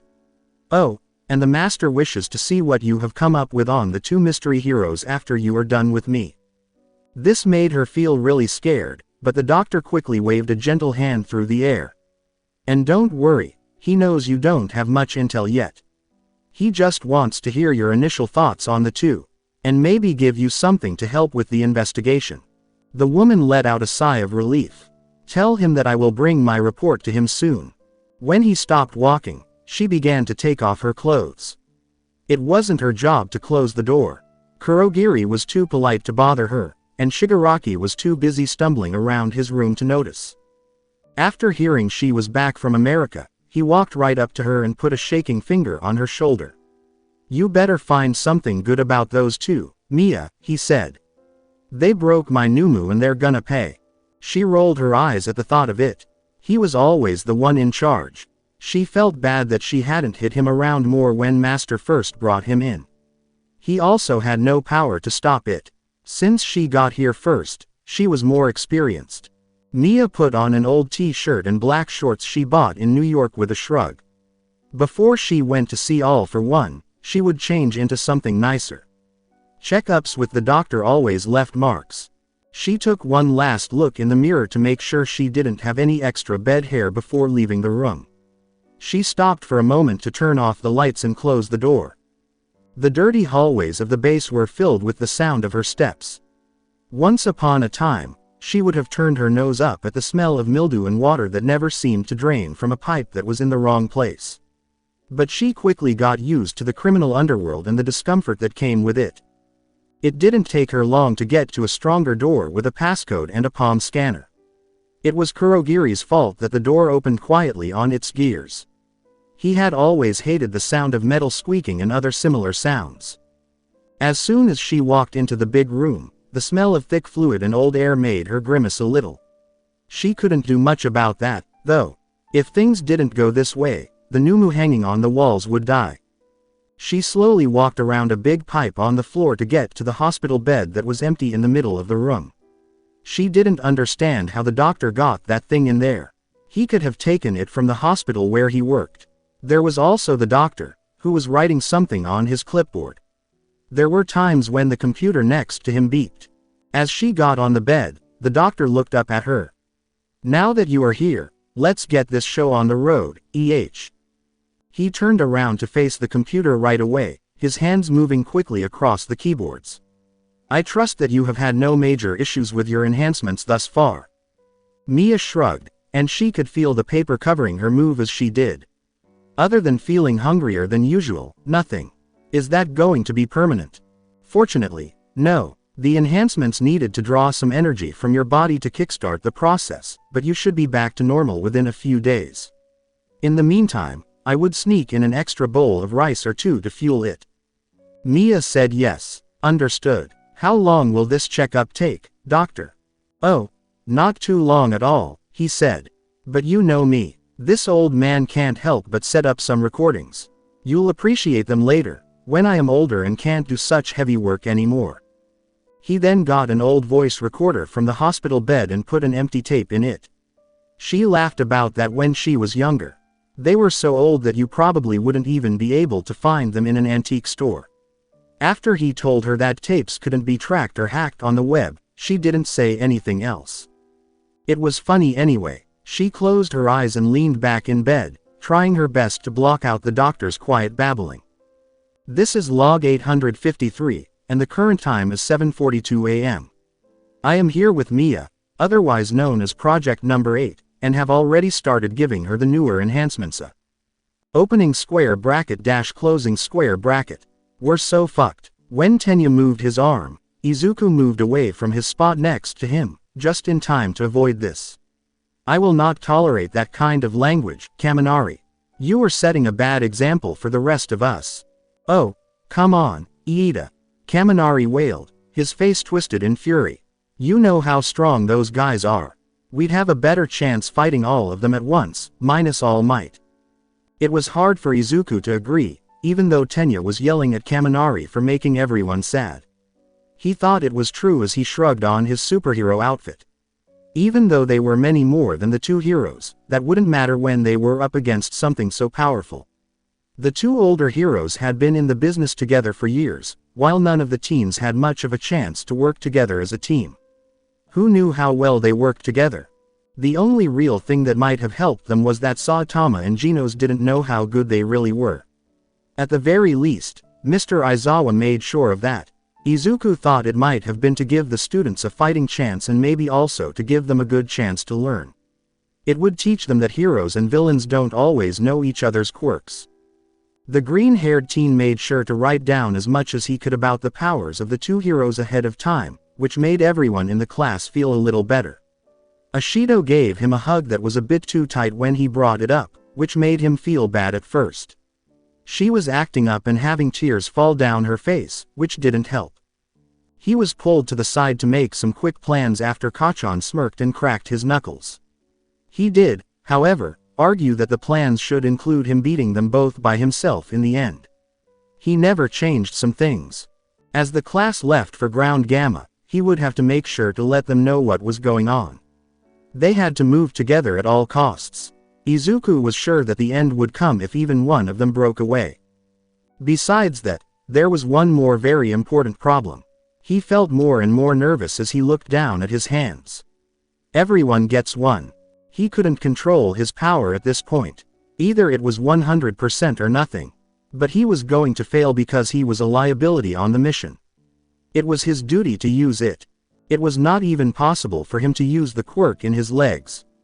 Every bone in his body would break, and he would be lying on the floor while his classmates fought around him. He would be dropped from the fight, or even worse, he would get in the way. He also couldn't really use both arms all the way out. He really only had two. It was too much power to handle. Now that he thinks about it, he did use one for all against the Numu and took no damage myself. At first, he was thrilled because he thought he could control it, even if only for a second. But that dream was quickly dashed when he realized that the Numu probably had an impact absorption quirk that no one else had. Like when he used his fingers to get out of the water rescue part of the USJ, he had to do it again. Anything less than one finger could make a whirlpool big enough to swallow up almost 20 bad guys, so it would be more than enough to scare off the two good guys. Still, that meant he had 10 chances to fight back. There was no way Mr. Aizawa could be happy about it, but he had to if he wanted to keep fighting and be on the team. This was the best he could do until he learned how to control his power. He woke up when someone brushed against his side. His thoughts were getting more and more negative. He tried to say sorry quickly, but Todoroki looked back at him and made him swallow it back. When the teen's cold eyes locked on Izuku's, there was a tense moment. After that moment, Todoroki turned around and left the locker room without saying anything else. The other kids in class made sure not to get in his way. Izuku never knew how to feel about the cold student. He never joined a group and mostly stayed by himself. He didn't always speak up when they asked their teachers questions.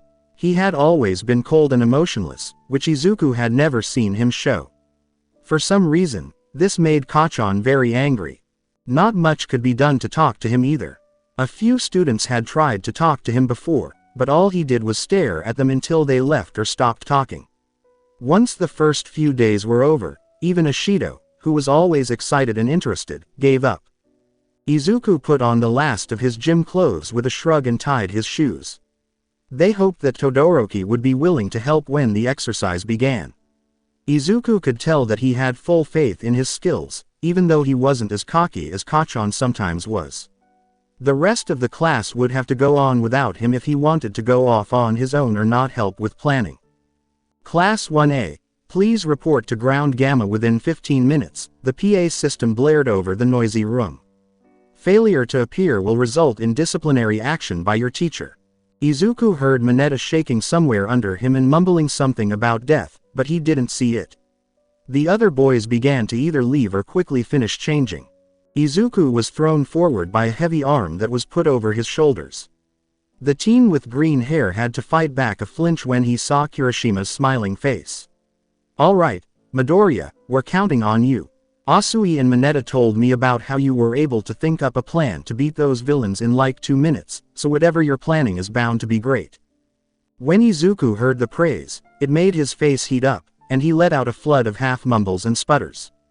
Even though Kirishima's smile wasn't mean, it did get a little bigger as he laughed. It felt better to be ashamed than to be made fun of. "All right, lay off of him, weird hair. You're gonna give Deku a heart attack." The good news is that Kachan saved him, and his smirk was almost as big as Kirishima's. "Weird hair's right, though. You better have something good cooked up in that freaky brain of yours, got it?" Izuku looked back at Katsuki with more determination as his embarrassment slowly went away. "It's a huge risk, and I don't even know if we can beat them, but I did think of how we can steal the objective." A small smile appeared on Tenya's face as he walked up to them. "We have faith in your abilities, Midoriya. Just give us the word." Izuku normally would have been shocked by such obvious praise, but his clear focus made him not care about those things. "Thanks guys. I'll lay this all out once we meet up with everyone else." Kirishima got very excited and slammed his fists together. "Let's get this show on the road. Opening square bracket dash closing square bracket. So the real purpose of this exercise is to teach the students that they cannot win." Eraserhead just nodded and didn't bother to turn his tablet around to face the cyborg. It was pretty hot outside, but the distant teacher didn't seem to mind. Master, on the other hand, was clearly sweating and sitting under a big water tank for shade. They were in ground gamma, in the middle of a maze of pipes and concrete. From what he knew, ground gamma was about 5 miles across and had the title of being one of the world's most complicated structures. They weren't often in clearings like the one they were in now, and the rest of the training area was full of thick trees and dark hallways. In the middle of the clearing, there was a fake laptop in a plexiglass case. The laptop sometimes made a soft beeping sound that let people know where it was so that it couldn't be hidden for too long. Also, it wasn't too heavy, so the students would be able to easily carry it away. That is, if they were able to do it at all. They were only kids, after all. When he called out to Eraserhead from the other side of the clearing, Saitama seemed to feel the same way. "Isn't that kind of mean? If they're just kids, doesn't that mean we should give them some chance of winning?"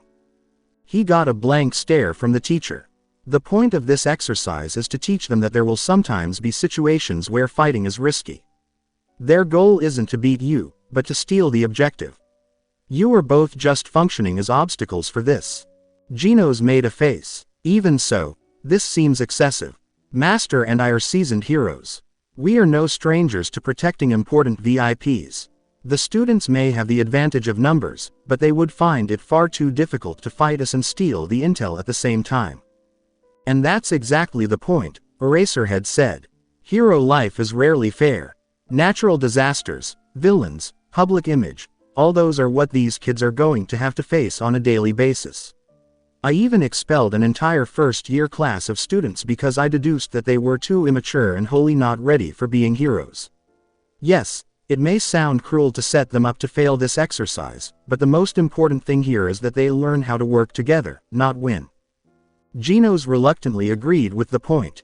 After all, failing in a safe place was better than failing on the battlefield. To be honest, this way of training heroes was already better than what they had been taught in their home world. For people to become heroes, simple tests of strength and intelligence were enough. However, since most heroes stayed in the C class, they mostly just helped with evacuations and stopping small crimes. And because of that, most of the heroes weren't ready for a huge monster attack.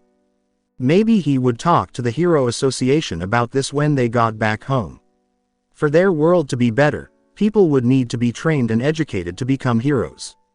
It was mostly just luck that he and Master had been able to improve their fighting skills over the years. From the concrete floor, Saitama got up and wiped the dirt off the inside of his pants. So do you want us to actually fight the kids? I can hold back as much as I can, but they might still get hurt. The teacher looked at him. Of course you're going to have to fight. But you are going to have some severe limitations in your fighting styles to shorten the gap, no matter how small. He told Genos what to do.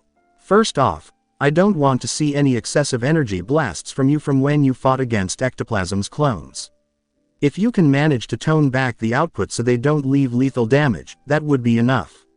I also want you to disable the tracking program in your eyes. It would be too much of an advantage in this environment. Genos gave a nod. It wouldn't be a big deal. His tracking program was mostly just there to help him, and he was able to fight even without his energy blasts working at all. If he couldn't fight without it, he's not much of a hero. Saitama was the next thing Eraserhead looked at. And your goal is to defend the objective. You can carry it around, but only within the radius of the clearing. It would be too unfair to let you run around with it with how fast you are. He then spoke to both of them.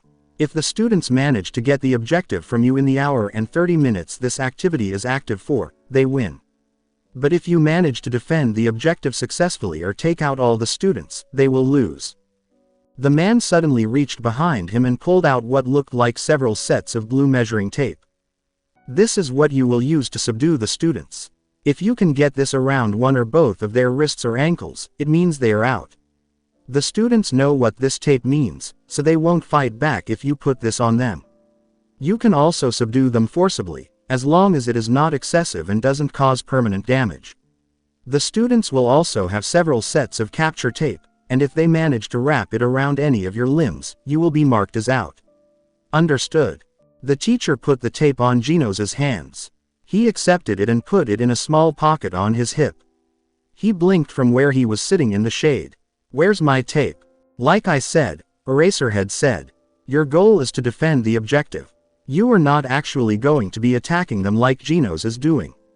You can defend yourself and subdue the students if you can, but your main goal is to protect. They were just keeping a laptop away from some kids for an hour and a half, which sounded really dull, but he wasn't going to complain yet. Seeing what cool powers the students had and how they were taught in a way that wasn't like in a classroom would be kind of cool. A loud klaxon went off in the sky to let everyone know that the students were entering the training area. Eraserhead stood up straight and looked at the two heroes again. Remember, this is training only, so don't go overboard. We're giving you two a lot of trust in participating with the exercise. In return for helping us, we will be sure to involve you in any ongoing investigations with the League of Villains so you can see if you can find a way back home. Don't make us regret our decisions. He then spread out a piece of his capture weapon and slung it over a nearby pipe. The alarm will sound again in 5 minutes to mark the beginning of the activity. Go over your strategies within that time. With a quick pull, the pro hero flew off into the darkness, leaving the other two heroes behind. Genos looked at him go and then at Saitama. Master, I will be scouting out the immediate area so that I can have a better understanding of the layout. Would you like to come? Saitama shook his head and then laid down under the buildings for shade. You go on ahead, I'm just gonna rest until the match starts. But master, do you not think we should set up a plan? We do not know what abilities the students have, and they could very well catch us by surprise. Saitama waved his arms around aimlessly and then closed his eyes. Heroes have to adapt, Genos. We also need to practice fighting against villains even when we don't know their powers. Genos scolded himself inside before giving a sharp nod. Understood, master. I will finish my scouting and be back as soon as possible. The cyborg turned around and shot off into the darkness. It didn't see or hear Saitama's happy sigh. He thought, I should really start reading hero training manuals and stuff. I can't keep making this stuff up forever. Opening square bracket dash closing square bracket. Thank goodness Mr. Aizawa's briefing for the class was short and to the point. The goals were easy to understand. The villain team had to keep the objective away from the heroes for an hour and a half or kill them all. In all honesty, Izuku couldn't think of a way to beat the two pros, but it looked like only Mr. Genos was on the attack. Most likely, this was done to give the students a small edge, which was good news for the group. Izuku really didn't think he could win a straight-up fight. Their opponents were just too strong for them to handle. The teens thought their teacher didn't want them to fight, so they didn't. The heroes were just things that got in the way of their main goal, which was to get the case back. The task was easy to understand. But Izuku was starting to feel worried even though the activity had only been going for 10 minutes. It was way too quiet, especially since Mr. Genos was supposed to be after them. So the Baldy is going to be guarding and the tin can is going to be attacking. Bakugo asked as he dragged a big pipe across the ground. Fuckers are looking down on us. Hiroshima held up a bunch of wires so the other students could pass through. I don't think they're looking down on anyone, Bakubro, she said. It's probably just efficient that way. Mineta walked forward, grinding her teeth. Are they just so strong? They don't think we're a threat. Don't say shit like that, Mineta, you're scaring the rest of us. Oh, shut it Zero, you know it's true. And then she turned to Izuku and said, be quiet, both of you. Demon Cyborg could be anywhere and kill us all. By the way, Midoriya, is there a reason why you asked us to be grouped up? It would make it easier for the villain team to find us, no? As he stood in the middle of the group, Izuku gave a nod.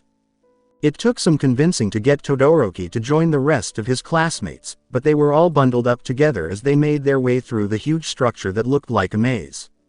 Luckily, they had a rough idea of where they were going. Kota used his quirk to talk to some rats nearby, and Hagakure looked over the ground in front of them. Mr. Saitama and Mr. Genos are pros. They know how to utilize the environment to their advantage. I don't think any of us have any experience in fighting in a place like this. The second we split up, even to cover more ground, they'll take advantage of that and pick us all off. That's exactly why he gave each of the students in different situations a specific role.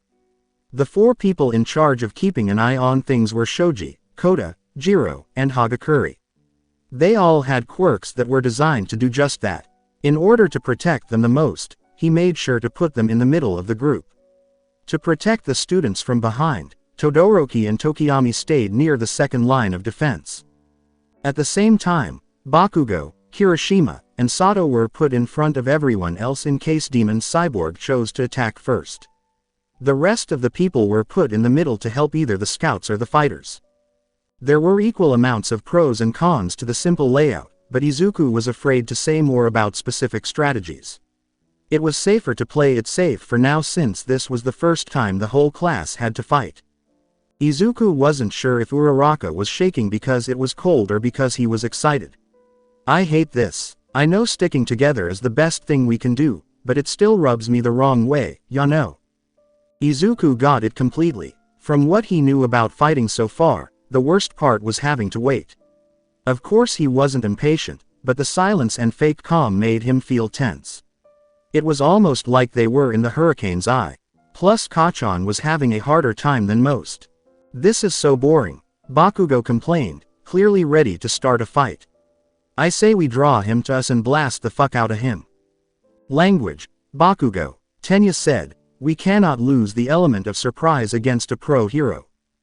Jiro waved her hands to quiet the group before Bakugo could say something that would have made his already tense relationship with the class president even worse. Hagakuri's back. Sure enough, the sound of heavy pants and scattered footsteps reached the group. Oh God, I am never running off alone into this place again. It's way too scary. Mina walked forward and quickly pushed Hagakuri's clothes to where she thought her hands were. Did you find them? People who weren't used to it would have thought it was weird when the gym clothes started to float and stick on the girl who wasn't there. Kind of. I found the clearing where Mr. Aizawa said the objective was going to be. It's only about a kilometer where I came from. Mr. Saitama was guarding it, but I couldn't see Demon Cyborg anywhere. Then it is all the more reason to proceed quietly. Until we find out where Demon Cyborg is situated, I believe it is unwise to attempt to take the objective. It could very well be a trap that they have set up, Tenya told me. If you look at Hagakuri's clothes, you can tell she was fidgeting. Here's the thing, I don't think it's really a trap. An eyebrow was raised by Yaoyorozu. What do you mean? Well, when I found Mr. Saitama, he was next to the case, but I think he was sleeping. Izuku opened his eyes. Not awake. Kaminari spoke up from the back of the group, even though Yaoyorozu and Jiro told him several times to be quiet. You sure he was sleeping? He could be faking it to lower our guard or something. Hagakuri moved her body, which made her clothes move. I'm shaking my head, by the way. And no, we've all seen Mr. Saitama sleeping in Mr. Aizawa's class. He was definitely knocked out. Snoring and everything. Everyone was quiet as they thought about this little piece of information. I asked, then why didn't you try to take the objective? Are you kidding me? No way. He could have woken up as soon as I touched it and taken me out. Not to mention Mr. Genos could have been anywhere and just waiting for me to take the chance. Yaoyorozu stood up straight. Regardless, this is all very good information. Hagakuri was wise to not take the risk. Who knows what could have happened? All we need to do now is to find Demon Cyborg and set up our plan from there. Ojiro looked around, and his tail moved shakily. For all we know, he could just be waiting for us to make the first move. We only have about an hour and 10 minutes left, after all. Tenya turned his head away. Our plan depends on us knowing where Demon Cyborg is hiding. Without that, we cannot proceed. We have to find him soon. Jiro stopped moving as if the universe was watching and laughing at him. Everyone, be quiet, I'm getting something. The students stopped talking right away and quickly formed a defensive line. Eyes that were wide with worry looked into every corner, and there were several gulps of fear. Jiro closed her eyes and paid attention to the noise coming from somewhere else. Her ear jacks dug deeper into the pipes around her as she carefully looked for a sign. She was interested in a noise that was different from the sounds she usually heard in that area. It wasn't the sound of rusting metal or pipes dripping with water. The sound was almost like a small jet engine. It was slowly going up. It was still hard to say for sure where it was coming from. The annoying echoes were the worst thing about this place. Too many things could reflect sounds, and it was hard to figure out where a certain noise was coming from. But she hadn't spent years perfecting her skills just to get into UA for nothing, so she sat down and concentrated even more, ignoring the drops of sweat running down her face. As she got closer, the noise got louder. She clenched her teeth and punched the earphones deeper into the metal, quickly chasing it. Then she heard it, and it sounded like lightning. She raised her head to tell the others until something new came through the feed.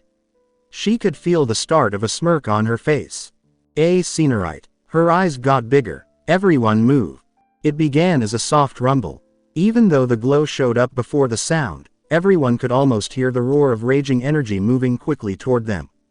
Todoroki was the first to act. He quickly built a huge wall of ice that blocked out what little sunlight the surface could let through. When the beam hit the ice with the force of a train, the ground shook. It stayed still for a few very short microseconds before breaking apart completely, letting the beam pass. He could feel his eyes getting bigger. He did say it was a wall that was thrown up quickly, but it was still strong enough to block most attacks. But this attack went through like it wasn't even there. His face turned serious. That meant that this hero was likely just as strong as that jerk. The wall did its job, though.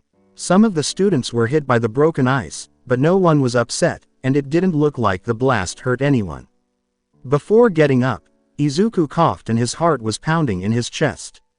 Is everyone alright? The affirmation grunts reached him, and everyone stood up, shaking but not hurt. Kirishima joked, well, at least we know where he is now. He then used his hardened fist to break through a weak pipe.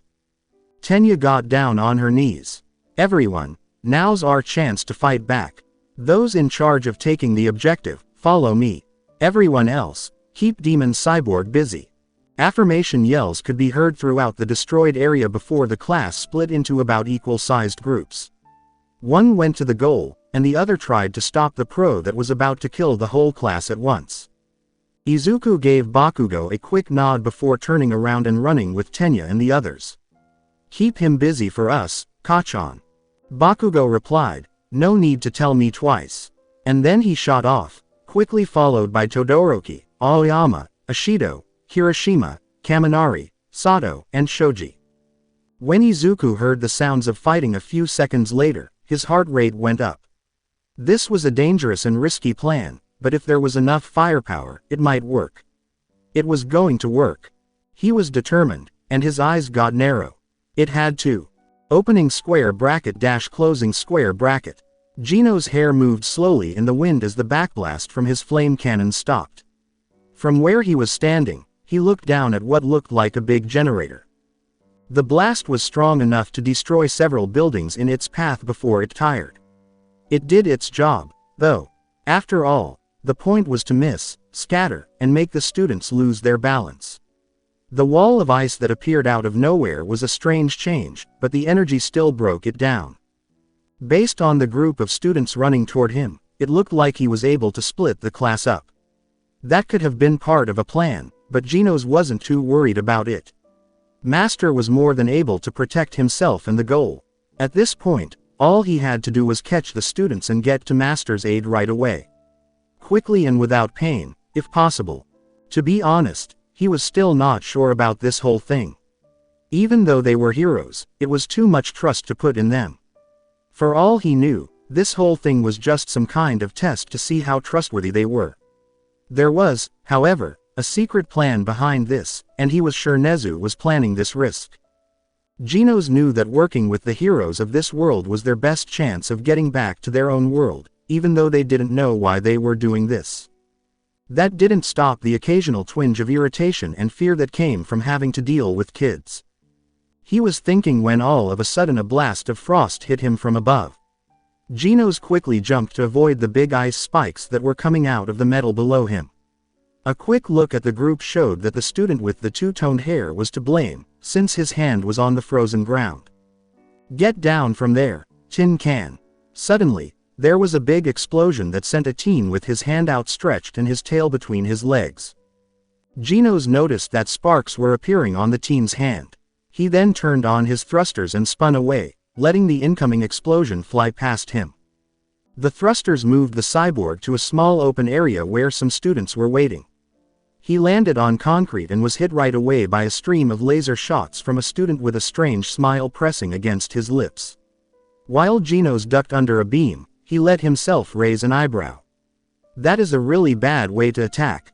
Blitzing around a few nearby buildings, the student's blasts, which he thought were from Aoyama if he remembered correctly, slowly stopped. He looked like he had used up all of his energy because he was now holding his stomach. Even so, the attacks were strong enough to knock over a number of pipes and pillars. Not even close to what his own lower-powered incineration cannons could do, but still pretty cool for a boy his age. There was an explosion above him, and the angry student from earlier hit him from above, but he avoided it with ease. Dust and other useless things fell on the cyborg as Bakugo set off a few more explosions. These ones were weaker but better controlled, and they happened faster. Stop dodging. Genos quickly reached for his pocket and grabbed the recording tape, waiting for a gap to appear. He blocked the explosions with a few laser-like blasts from his free arm and then reached out to grab the teen's arm.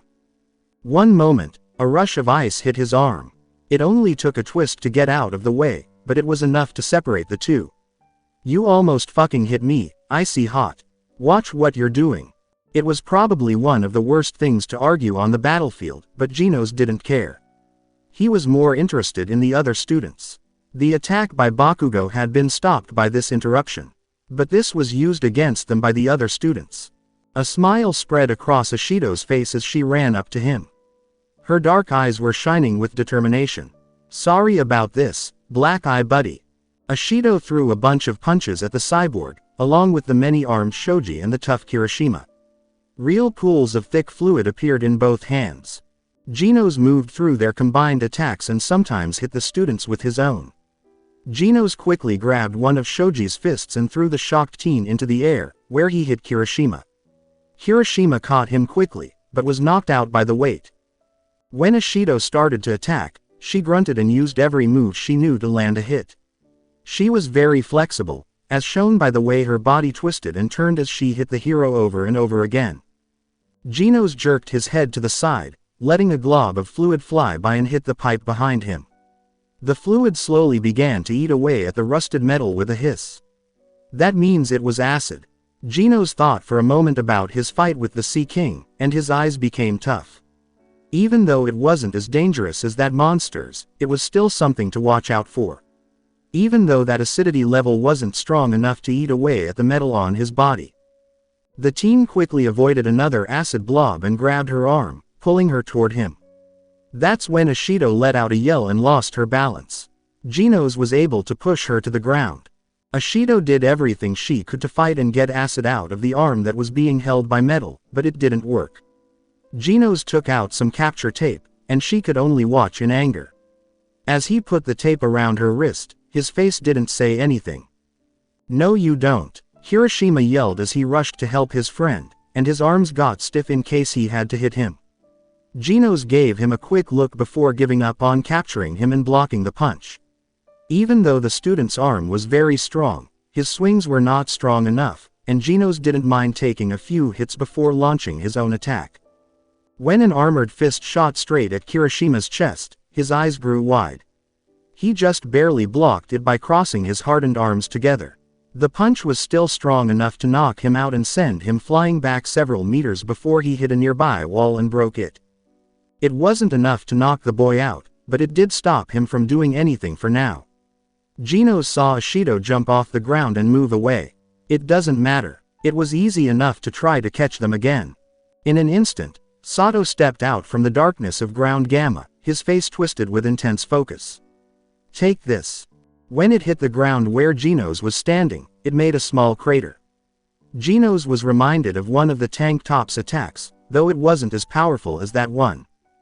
Genos quickly got up and slammed his fists into the big teen, being careful to avoid the important parts of his body.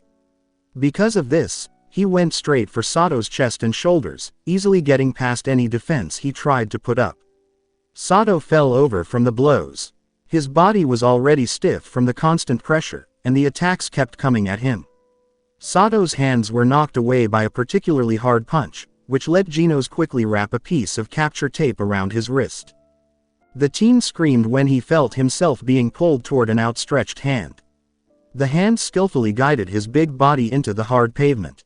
As a tight yank tied Sato's limbs together, making him rock back and forth on the ground, he hissed.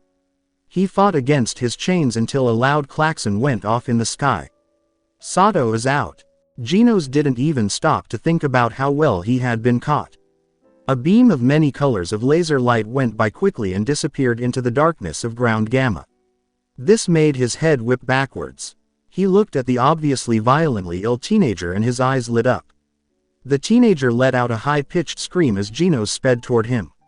As expected, Aoyama tried hard to use short bursts of his quirk, but Genos' metal arms blocked them and even the occasional one hit them. To try to stop the hero from going after her scared classmate, Ashido threw some of her acid.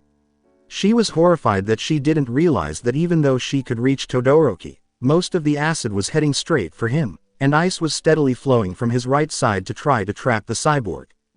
It was all the teen could do to warn the dual quirk user, but thankfully it was enough to get their attention.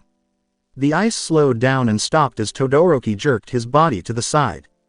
This let the acid globs fly by and hit the pipes next to him. He had just enough time to give the embarrassed Ishido an angry look before the pipes let out a cloud of harmless steam, which made him even more angry. Stopping the flow of ice was what killed poor Aoyama in the end. Gino saw that the ice could have blocked his path and was about to change his course. But when the ice stopped, he was able to shoot straight at Aoyama. The student let out a gasp when he felt his legs being swept out from under him. He quickly lost his breath as he felt the tight twist of capture tape around his ankles. Aoyama is out. Gino's turned to face the other students and noticed that most of their confidence had been replaced with anger. He saw Aoyama clenching his stomach on the ground. It was easy to understand. As little as 2 minutes had passed, the group of 8 had been cut down to 6. The hero was just standing at the edge of the clearing, which made Bakugo's brow twitch with anger. They could see his whole body, but they knew that he could quickly get into fighting shape if one of them moved too quickly. Even he didn't want to lose his cool and get caught after what had just happened. They still had a chance to win, even though 2 of their fighters were hurt. The lasers from Stomach Ache weren't just aimed at the hero, after all. He didn't even look at Icy Hot. He would have laughed right at him if his new puffy hairdo from the steam didn't make him look so evil. All of you extras better stick to the damn plan. Weird hair and tentacles, you're with me. The rest of you look for an opportunity to attack. Bakugo blasted across the clearing with a roar of his quirk. Kirishima and Shoji were right behind him. Genos also ran forward quickly and met the students head-on. He could have stayed away from them and attacked the students who were helping from behind, but Bakugo was determined, so he would have caught him if he tried. Besides that, he had to stay away from Shoji, who had many weapons, and Kirishima, whose power to harden his body made him more resistant to his hits and energy blasts. There were loud explosions in the clearing as Bakugo used his quirk on his target. He made sure to slow down the other 2 attacks so that he could do this. He was always mad that the young hero didn't seem to be trying very hard. He didn't seem to be bothered by the explosions and the punches and grabs that were thrown at him. It sprayed water from the pipes that the 3 students broke when they hit them. A very big explosion broke open a water container, letting the floodwaters splash over them. That didn't stop the pro hero, though, and Bakugo hissed in irritation when water got on his hands and washed away some of the natural nitroglycerin. They were done with at least part 3 of their plan. Gino's body lit up a little as his incineration cannons went off, sending out a short wave of energy that was a lot like Bakugo's. Kirishima clenched his teeth and pushed his body as far as it could go to protect his classmates. Even though he was pushed back a few meters and his hardening went away, Shoji still needed that block to start a counterattack. With a shout of effort, the huge teen's arms erupted with a flood of extra limbs, all meant to weaken Gino's defenses. Since Gino's couldn't avoid all of them, he only blocked the fists that were aimed at his face. He let the rest of Shoji's attack hit his metal body without hurting him. Machine gun blows. He felt like Shoji was now on the other side of his own attack. His many armed defenses were no match for the teen's reinforced fists, which kept hitting him. Shoji yelled and fell to the ground after taking a hard punch to the gut. He was then thrown backwards and splattered through the thin layer of water that was now covering the concrete. With a roar, Bakugo took a chance on a big explosion that would send up a cloud of sweet-smelling smoke. However, Genos was told not to use his eyes because they were clear enough to see through the smoke. Even so, the students would have a hard time attacking him, smokescreen or not. The smoke would definitely make it harder for them. When he heard Bakugo yelling through the smoke, he got ready for a punch from the last member of the attack force still standing. Now, after a beat, Genos felt the ground shake from an explosion, but nothing hit him. When the next blast happened, it blew back the smokescreen, showing Genos that the teen had not even tried to attack him. Instead, it looked like Bakugo was trying to get away by throwing himself into the air and pulling Kirishima along with him. Shoji also looked like he was better. He was quickly climbing up on top of a concrete structure. Genos made a face. It was a valid and reasonable move to pull back after that counterattack, but it didn't look natural.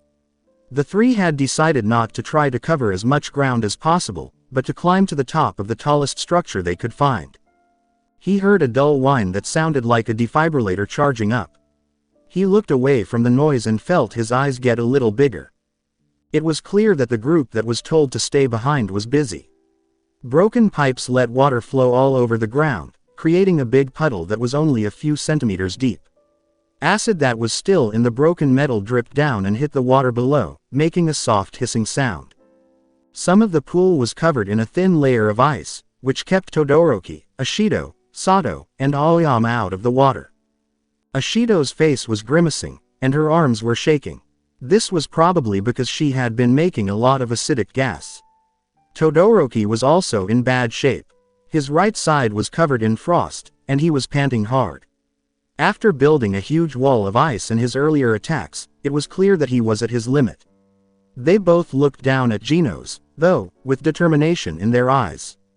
The last person in the group, on the other hand, wasn't standing on anything. Instead, they were knelt on the ground with their palms firmly in the water. Electric shocks shot off of him, and he smiled. In an instant, Genos got their plan. Their main goal was to try to restrain him, and their secondary goal was to get as much water as they could to cover the whole clearing. Aoyama's laser bursts that mist were meant to hit the many pipes around them, and Bakugo's loud explosions and constant attacks were meant to keep Genos from seeing Ashido use her quirk to melt through the pipes. The last part of their plan was now complete, charging up his quirk. As electricity flowed through Kaminari's arms and into the water below, he felt his whole body go numb. Indiscriminate shock 1.3 million volts. As strong electrical surges went through the water, steam came up from it. Between the other metal structures in the area, arcs of energy shot out and got close to Bakugo, Kirishima, and Shoji. They were lucky that they were able to find safe places to stand, like concrete buildings. The other kids in the class were also safe, mostly because ice wasn't a powerful semiconductor. As Kaminari's energy ran out, the crackles of electricity stopped. He fell to the ground and looked sleepy. Waya. Everyone was quiet as they looked down with bated breath. Midoriya's plan was clever and just a little crazy enough that it might work. The time limit and the small amount of information he had on hand made it impossible for him to come up with anything better, but it seemed to work. Bakugo looked at the sky with a wild grin. Now, the last thing they had to do was carry out their plan and catch the hero while he was down. As they got ready to jump off their perches, the others seemed to be thinking the same thing. Impressive. People's eyes grew wide as a shockwave of heat hit the area and spread the steam around. Bakugo made fists in a tight grip. He got angry and asked, "Are you fucking serious?" The pro hero looked up at the group. He was healthy and able to do his job. There wasn't a hair out of place. In fact, the glow in his eyes and body made him look even stronger than before. Genos flexed his fingers as he felt new energy filling him up. The attack was impressive, and the fact that it was made by a group of teenagers made it even more impressive. He would have been knocked out right away if he didn't have a cybernetic body. It was bad for them that the electricity had the opposite effect and instead gave him full energy, making his reserves 100% full. Indeed, he was stronger now than when he began this exercise. It was smart not to try to avoid the attack. It's true that this fatal mistake wasn't all their fault. For one thing, they didn't know that the metal frame wasn't armor and that he was a cyborg. In the end, he would have to come up with a good reason why the attack didn't hurt him. For now, he got down on his knees and his body hummed with strength. The students were very weak, and even though they might have fought back, the pro hero was too strong for them. Accelerate. Opening square bracket dash closing square bracket. In the sky above ground Gamma, several drones flew back and forth, their cameras fixed on the ground below. Most of the drones had split up to keep an eye on the students and the new teachers, but a few stayed put to keep an eye on the whole training field. Nezu slowly stirred a new cup of tea from his seat on the observation deck. He kept his sharp eyes on the big screen that covered the wall the whole time. He was so focused that he didn't even notice when Eraserhead and All Might walked into the dark room. The fight that followed between Demon Cyborg and some of his students had been thrilling up to this point. The fact that Izuku Midoriya had thought of such a clever plan on his own was the cherry on top. Such an interested student would have been his if All Might hadn't already taken him. He was still paying attention to the people from another world, but he couldn't ignore the avatar on the side of the screen. A penny for your thoughts, Councilman Sakamoto. For a short time, there was no answer. Then the avatar came to life. These heroes are indeed powerful. Even when stacked up against undertrained and inexperienced students, I can tell that they have equal destructive power to some of our top heroes. Nezu didn't pay attention to All Might's shuffling in the background. Not only are they powerful, but they have demonstrated exceptional battle prowess and intuition on the field. Mr. Saitama and Mr. Genos has shattered all records from previous pro heroes so far, and could be a huge asset in our operations. My praise does not mean I am happy or accepting of them, Principal Nezu, the councilman said. I still think it would be in your best interest to show this footage and evidence to the rest of the council. After all, it is not every day that we get literal aliens or extra-dimensional beings on our front doorstep.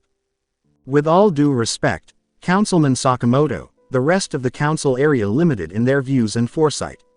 The second they try to snap up Mr. Saitama and Mr. Genos for their government research, we may lose any good relations we have built up so far. I gave them my word to help them get back to their world, after all. There was a sigh coming from the speakers. Then what do you expect me to do? The council is already scrambling to find more information on these heroes, information that you have fabricated if I may add, and it's only a matter of time before they find the truth. You can't just have two powerful heroes pop up out of nowhere with no record of their feats being listed anywhere on the globe. Nezu took a sip of his tea. That is where you come in, old friend.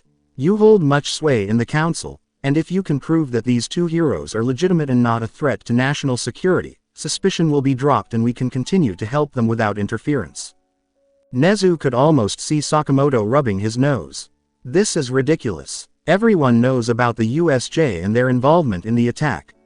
Two powerful heroes showing up and defeating a villain that All Might himself struggled to fight. It's not exactly subtle, Nezu. But, Nezu smiled, ignoring Toshinori's movement behind him. With your many connections, it would be easy to make up more false information. It doesn't have to be a lot, just enough to make the council crazy for the next few months. One more sigh. This is a dangerous game you're playing, Nezu. I can cover my tracks and pretend that I had no idea the information was fabricated, but the council will have your head if they find out you've been withholding knowledge from them. We will help you with the details later, of course, the head said. And I will also be making the necessary calls to cover my tracks. All we have to do is find the League of Villains with their assistance and send them on their way. With luck, we may be able to keep communication with them and link up relations between two worlds. Sakamoto made a hum as he thought. Eraserhead, All Might, what are your thoughts? Since we are heroes, we have to help, All Might replied right away. Even if they are from another world, they are still heroes and should get all the help they need. His voice lowered a bit. Not to mention that they can be paramount in stopping him once and for all. Eraserhead, the man with the big eyes, was quiet for a moment. I think that they are just lost and want to go home. Even if their views on heroics and morals are shaky at best, they are still heroes. Giving them up to the council would probably only delay their progress home, and with how powerful these two are, I don't want to risk them turning on us. Sakamoto let out a small moan and then was quiet. Nezu thought he got up from his chair and paced around his fancy office. He took a few more sips of his tea and watched the avatar glow again. Fine, I will make the necessary calls. I'm not only doing this because I owe you a favor, Nezu. We need to take All for One down for good, and these two could be valuable assets in doing so. Nezu laughed with happiness. Thank you for your assistance, Councilman Sakamoto. I will be sure to send you the necessary footage and data to make sure the information looks legitimate later. Just be careful, Nezu, said Sakamoto. This is a dangerous gamble. Build trust with the heroes as best as you can, or else All for One will be the least of our worries. When that scary last message came on, the call ended, and the screen went back to showing the whole of Ground Gamma. I hope your plan is airtight, Principal, she said. If your plans involve my students and put them in danger, I'm going to be tempted to go to the council myself. Nezu swiveled in his chair and smiled at the angry hero to make him feel better. Not to worry, Eraserhead. I, for one, do not wish to involve the students at all. However, they are going to have to interact with Mr. Saitama and Mr. Genos in the future, if only to maintain the image of being instructors. Nezu looked back at the screen again after hearing a drone beep and seeing a lot of change. And speaking of Mr. Saitama, it seems that the students have finally found him. The three heroes crowded in front of the TV and paid full attention to the live feed. After a few minutes, shock and awe followed, making All Might happy, Eraserhead impressed but not thrilled, and Nezu smiling. It wasn't every day that Izuku Midoriya finally learned how to control his power with the help of a person who had no idea what was going on.